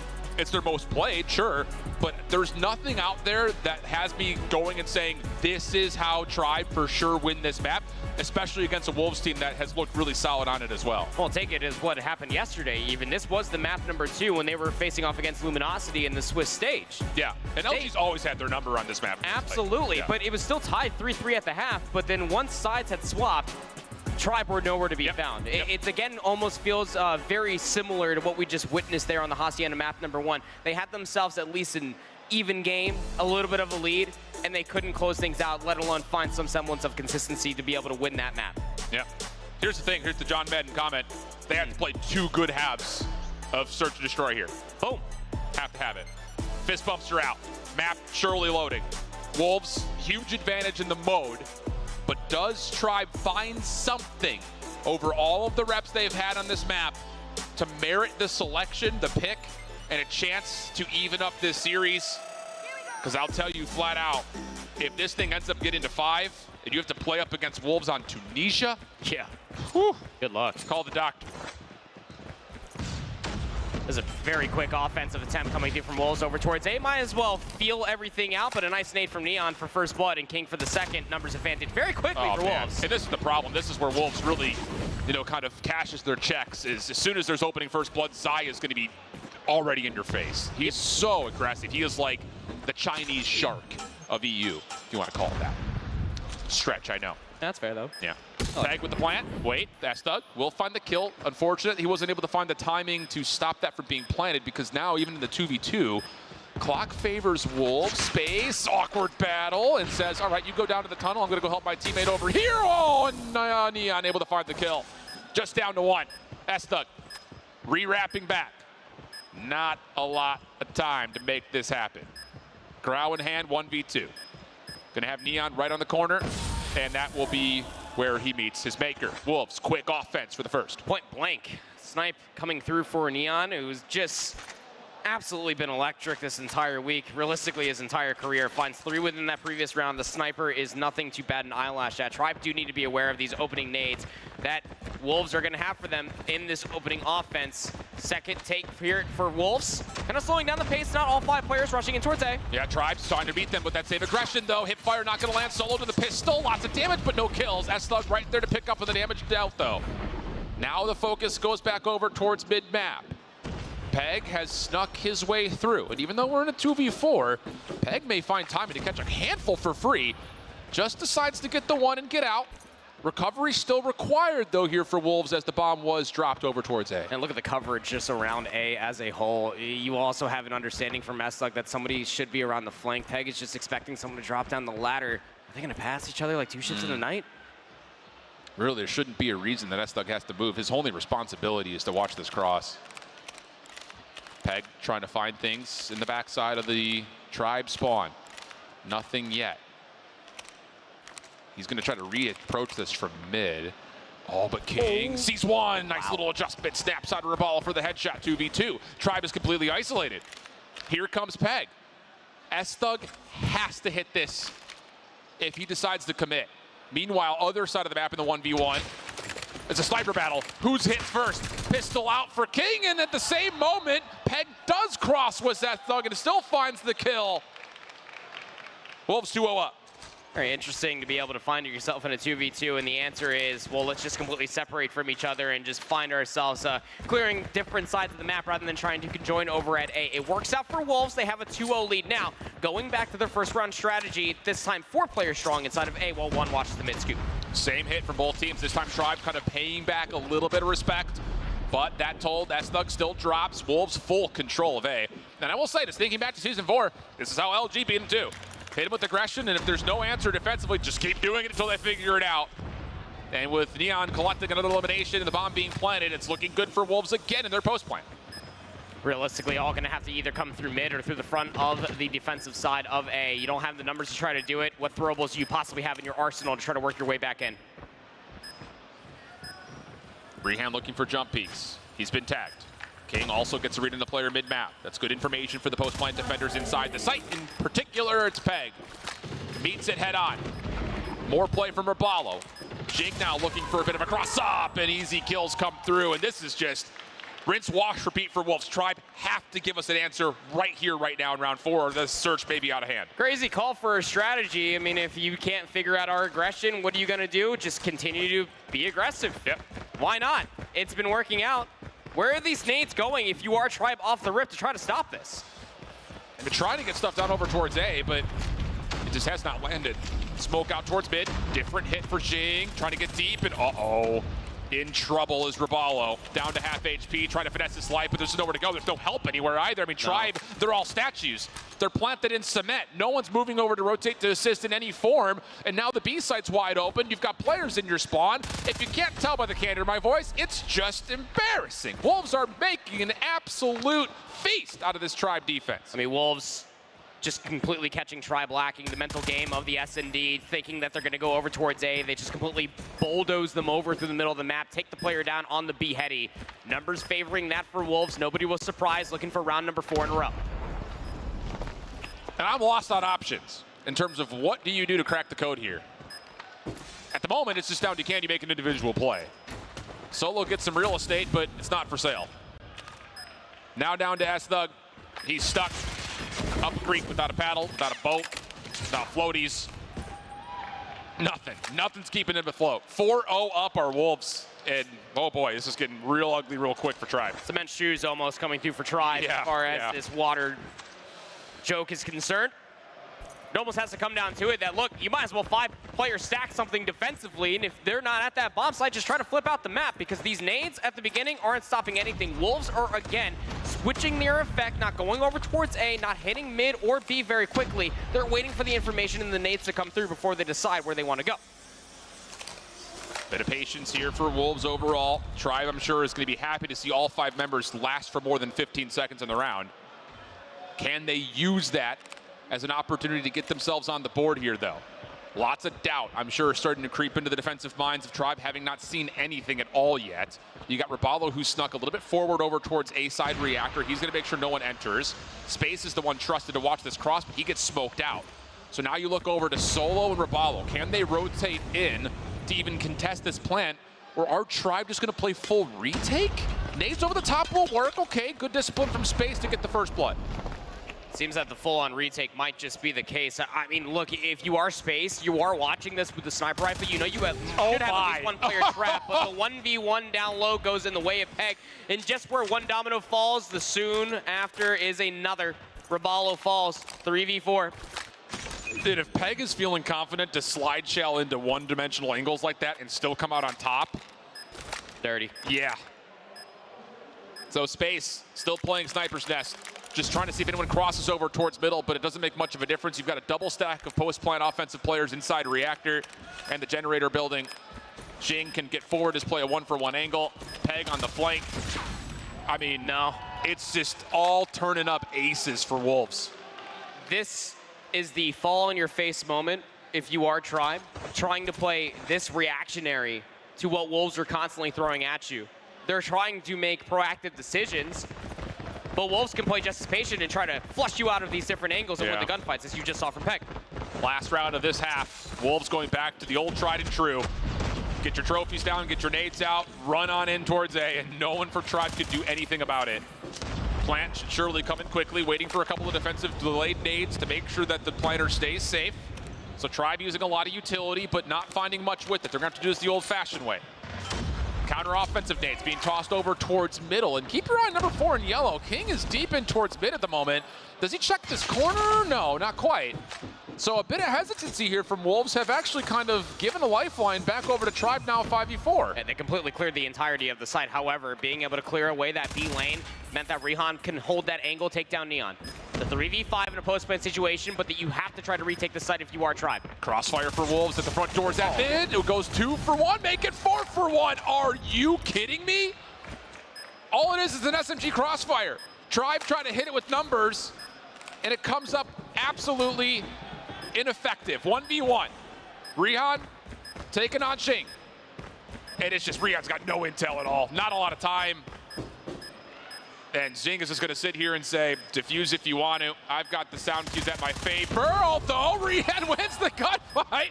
That's the round that Tribe take? Okay. That round shouldn't even been in a 1v1 in the first place. Even in a post-plant situation, you had a 2-player advantage. It's 5v3. And your decision was to one-dimensionally work your way through a narrow choke point into an SMG crossfire. Yeah. Sure, why not? At least you got yourself on the board. Still trailing by 4. Sides will swap. Now it's Tribe's turn for an offense, quickly rushing towards B. And I will say, just to kind of breed a little bit of confidence for the NA side of things in this conversation, we've said that Tribe sometimes plays one half of the map terribly, the other half great. Oh, good point. Not looking good here, though. Okay.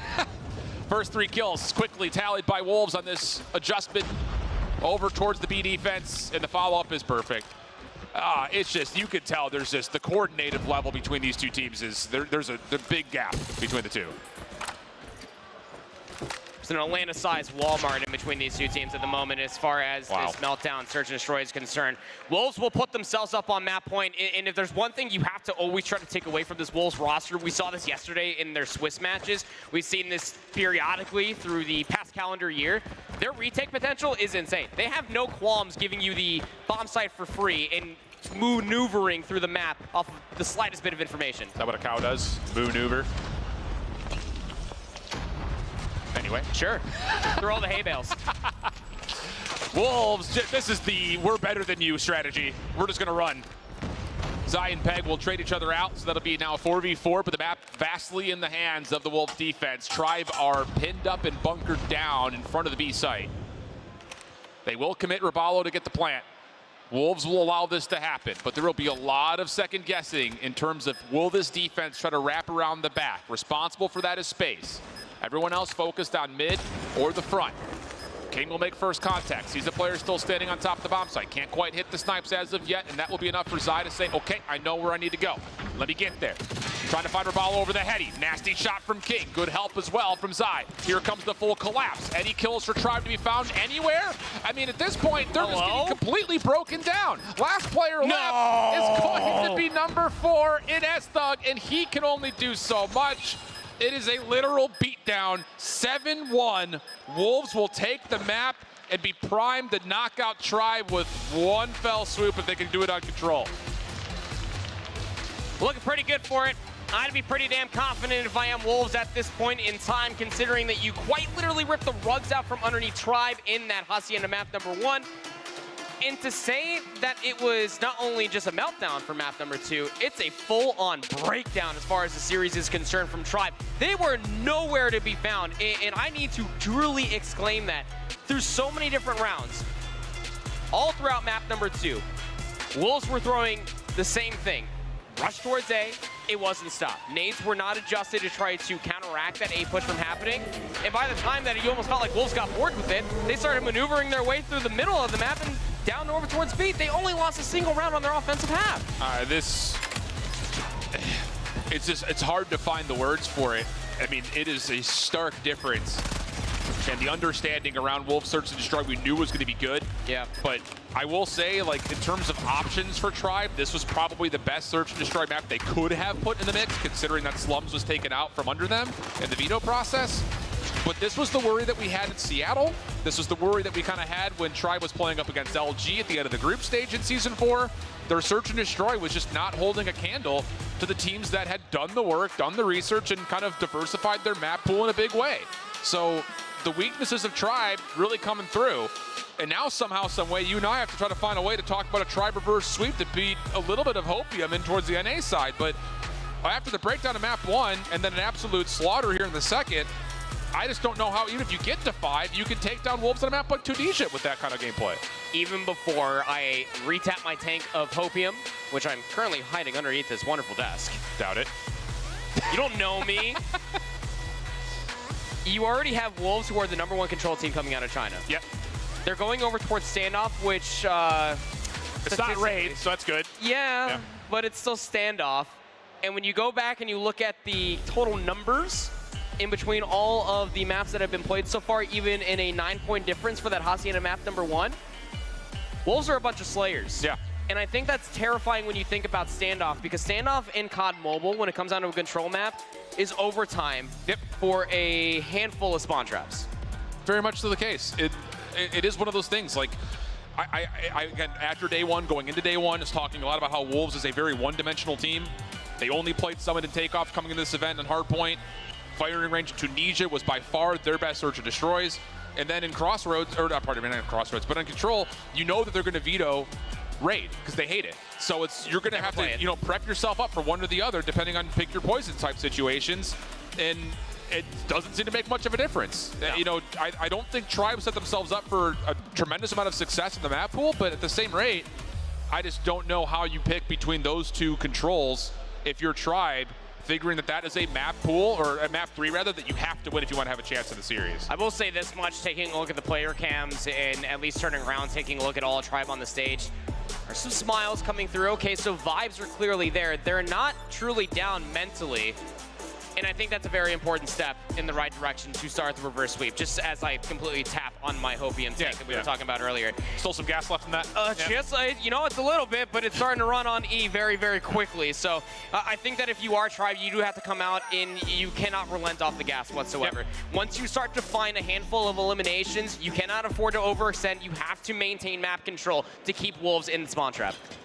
Just for reference sake, Tribe are in combination of Season 4 3-0 on this map mode combo, but 2 of their wins were versus Dice and Devious in the group stage. The other was a 3-0 versus Mayhem yesterday. So that's where we have to try to find some confidence here from Tribe, and it doesn't start well.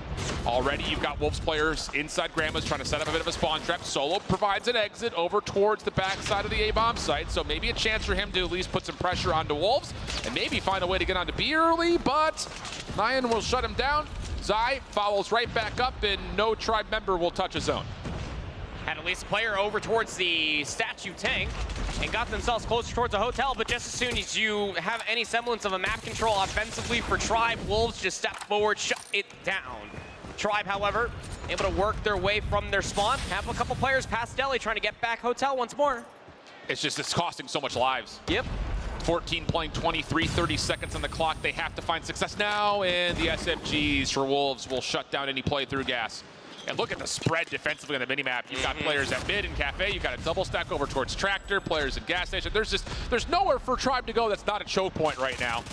And you can see exactly what happens when you try to, be the Persians in the Battle of Thermopylae reference that I was about to pull for the Battle of 300.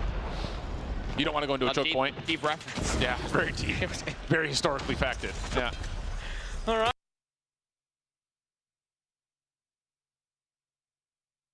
And again, just maneuvering their way through all these different choke points, it realistically just feels like a total blender, doesn't it? The way that Wolves have just set themselves up continuously, able to at least get past the tractor over towards the B zone, but at what cost? You got the first segment, all of that for a drop of blood, 1v14 winnable?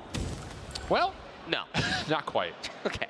And that's about as convincing as you'd expect. And here's the thing about it when it comes down to standoff. You start off on defense, you're going to build yourself a huge advantage in the operator costs if you do rounds like that. Yeah. If you're on your next offense, which Peg's already earned his. You would imagine with his 10 kills that Neon's not too far behind, and then Zai would be right after that. So you've got a lot of opportunity here if you're Wolves to get early operator usage, a chance to have an advantage over one of the two zones. And Tribe have just completely neglected the right side of the map here defensively. They're so focused on the A break-off that now Wolves have not one, not two, but 3 members deep over towards B. The only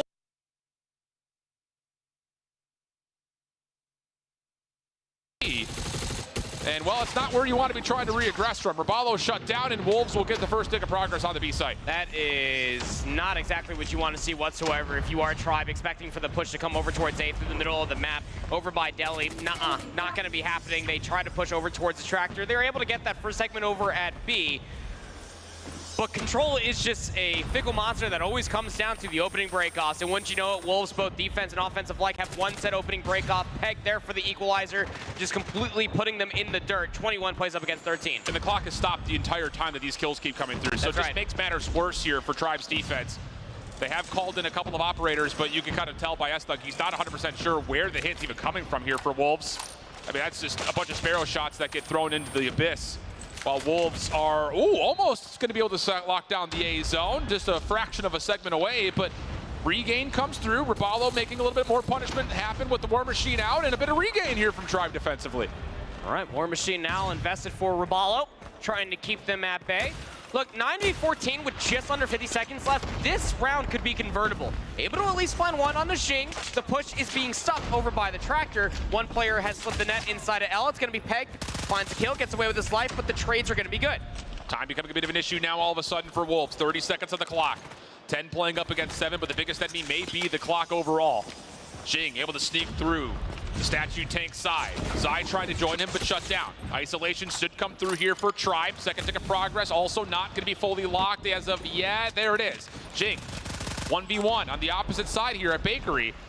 And it looks like Tribe are not fully committed to fully clearing him out. If you give Wolves an extra 60 seconds here, that may be all they need to just play this as a TDM, and the Purifier gets shut down in the same breath. 3v2 situation. Minute 27 on the clock with that capture at B. Shut down on Rabalo, who tried to find the exit of Xing. Now down to 1. It's all on to Rehan. Slow start, just 4 kills. But can he be a hero and try to keep Tribe in the game? Third tick of progress being worked on, and he gets red.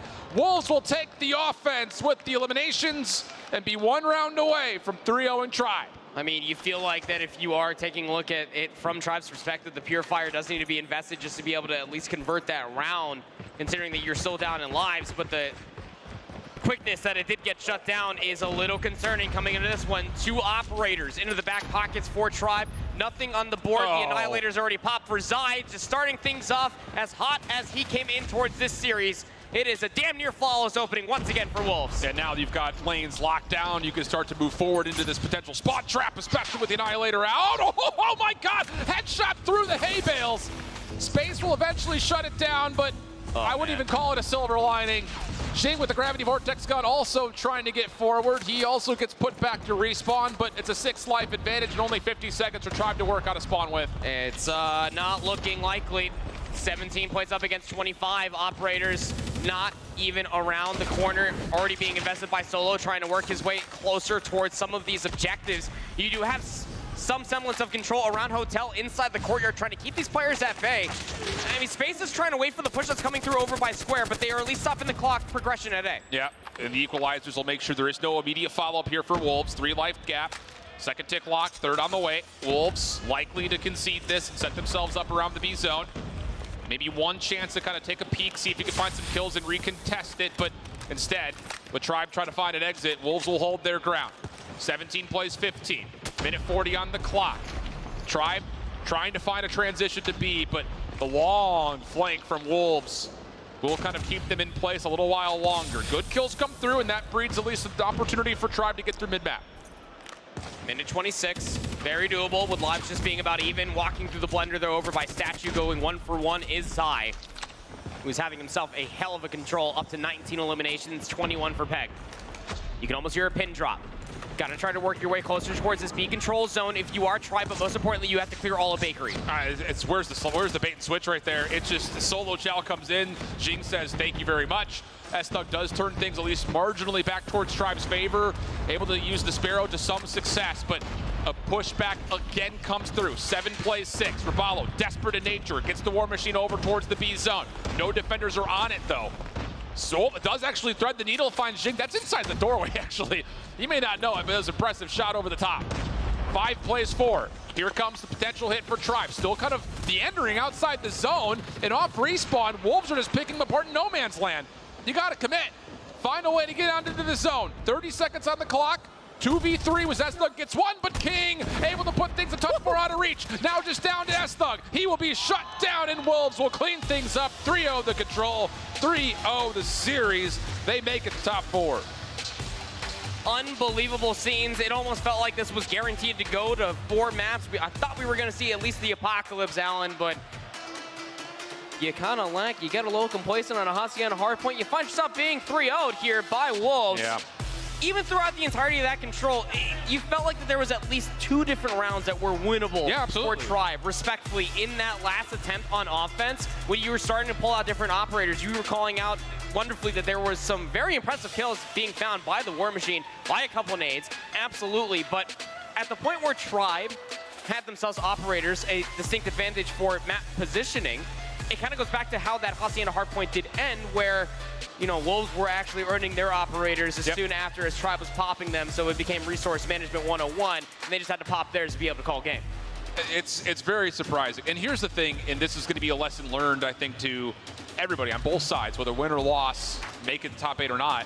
When you deal with a single elimination bracket, you better come prepared. Yeah. Flat out. There's just no other way about it. You don't have that extra lifeline to try to finesse the map pool No after room you for kind error. of see what you're doing versus what your opponents are doing. You have to do the homework. And I don't know about the calls overall in this map pool. Not that I think it would have made much of a difference if there was a pretty clear gap between these two squads, but it just felt like Wolves were ready to go, prepared. I think they probably anticipated a lot of this map set.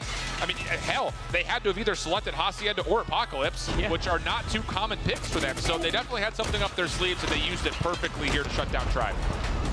Looking at these replays here from that map number 3, it felt like it was inevitable looking at the standoff, but again, that is just the discrepancy that you have when you're taking a look at the abundance of map sets that Wolf have at their disposal comparatively to Tribe, who still have a lot of question marks ever since the change that they had from Seattle.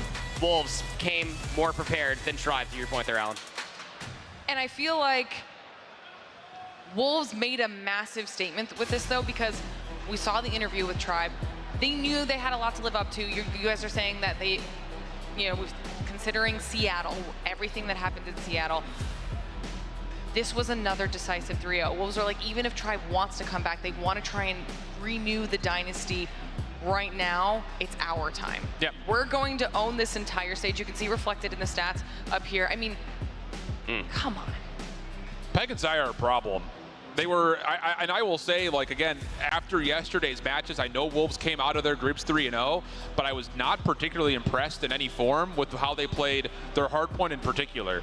Like, they had their map selection versus Kings able to play Summit, and they still had to put together some heroics to beat them there. They had to pull off a 250-249 comeback against Kendra, who flat out threw the game.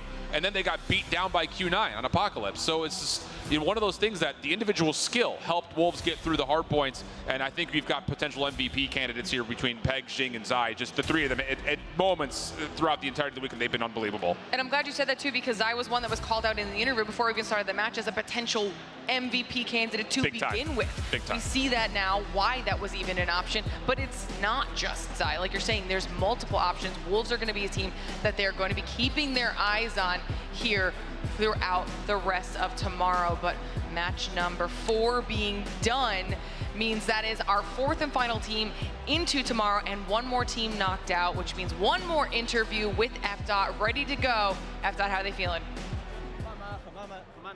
All right, fantastic stuff so far. And the end to our second day, the first day of the big bracket. F-Dot here on the floor in front of the bomb wall. We've got our friend over here, King from Wolves, and our buddy Zion, who's been doing a lot of work here with our international squads from the East. So, King, North America might be a little surprised to see their Tribe Gaming 3-0'd. You guys were dominant. Are you, or do you think your fans surprised?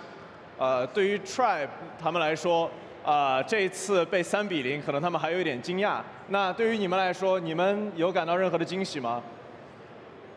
因为其实这次的3-0在我们的意料之内嘛，因为毕竟我们去年成绩就是4强，我们今年回来打这个世锦赛就是剑指冠军的。We actually saw this coming. We are super confident because we have been working super hard for the whole year, and this time coming back around, we are going to win the championship. I mean, it certainly looks like it. The play has paid off. Is there something specific about their game that has made them so dominant? 完全看得出来你们的努力现在我们都有目共睹。你们的战术上面有什么样特别的方案让你们如此的强大吗？我们并没有什么特别的战术，就是我们全部选手加上教练，我们心一齐就能打败任何队伍。We don't actually have any special strategies or game. We are just playing all together, all our players and our coaches. And when we're all together, we're powerful, we're unstoppable. And King, one last question. If, or rather when you win, what will be the most meaningful part of that win? 最后一个问题，当你赢了一切的时候，对于你来说，意义最重的地方是在于什么呢？我认为赢下这场比赛没有什么特别的意义嘛，因为这都是在我们的意料之内。There is nothing that is super meaningful to us because this was all expected. You gotta love it. Cool, calm, and collected. Well, as we've done, you knocked him out there, knock him out here.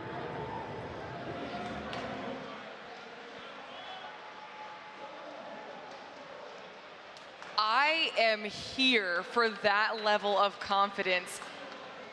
That was just, I mean, Diamonds under pressure? Like, dang. It's probably a good thing that Dot was holding the mic. Otherwise, I felt like that King was probably going to drop it on the floor.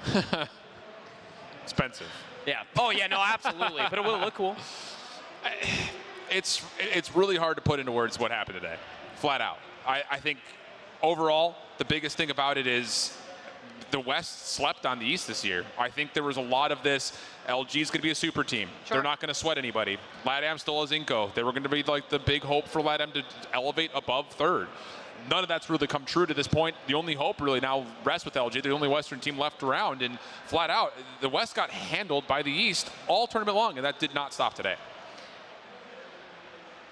3-0s. All day. All day. That's how dominant the top four were. We'll take a look back at the brackets. You can visually see what happened if you're just joining us, at least see those results for how today went. It doesn't tell the full story, but your top four heading into tomorrow are Luminosity Gaming, Godlike, Q9, and Wolves Esports. Is this the top four you foresaw? Nobody had this. No. No one had this. And if you did, honestly, at me on Twitter and show me the date that you created that file, because there is just simply no way that you even had Godlike, let alone inside your top 8, making it out of Swiss, let alone for Q9 versus Wolves, that we're going to have that not once but twice on the entire weekend.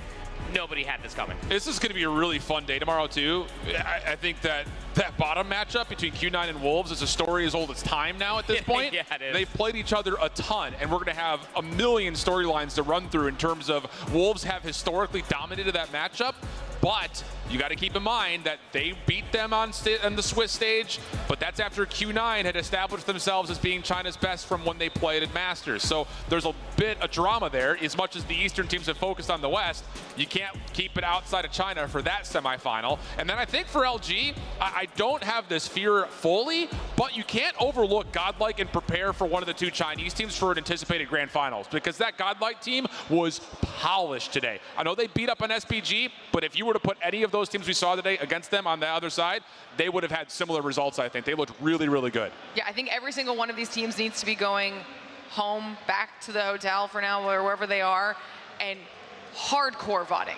They need to know every single in and out of the teams they're going up against, have every little bit of information they could use to their advantage, because if they don't, we saw how the smallest things, whether it is your map picks and bans, not taking a team seriously enough, how quickly that can lead to your downfall. Look, there was a small asterisk yesterday while you were playing through Swiss. You never really knew who your next opponent was going to be, that you could maybe have a small glimpse of not being prepared. Sure. That was thrown out the window coming into towards today. You knew who your opponent was going to be. You only had one series to prep for. There was no excuses. It gets furthermore less excusable that if you show up tomorrow in top 4 for a $1 million prize pool at COD Mobile World Champs 2023, and you are not prepared, what are you doing here?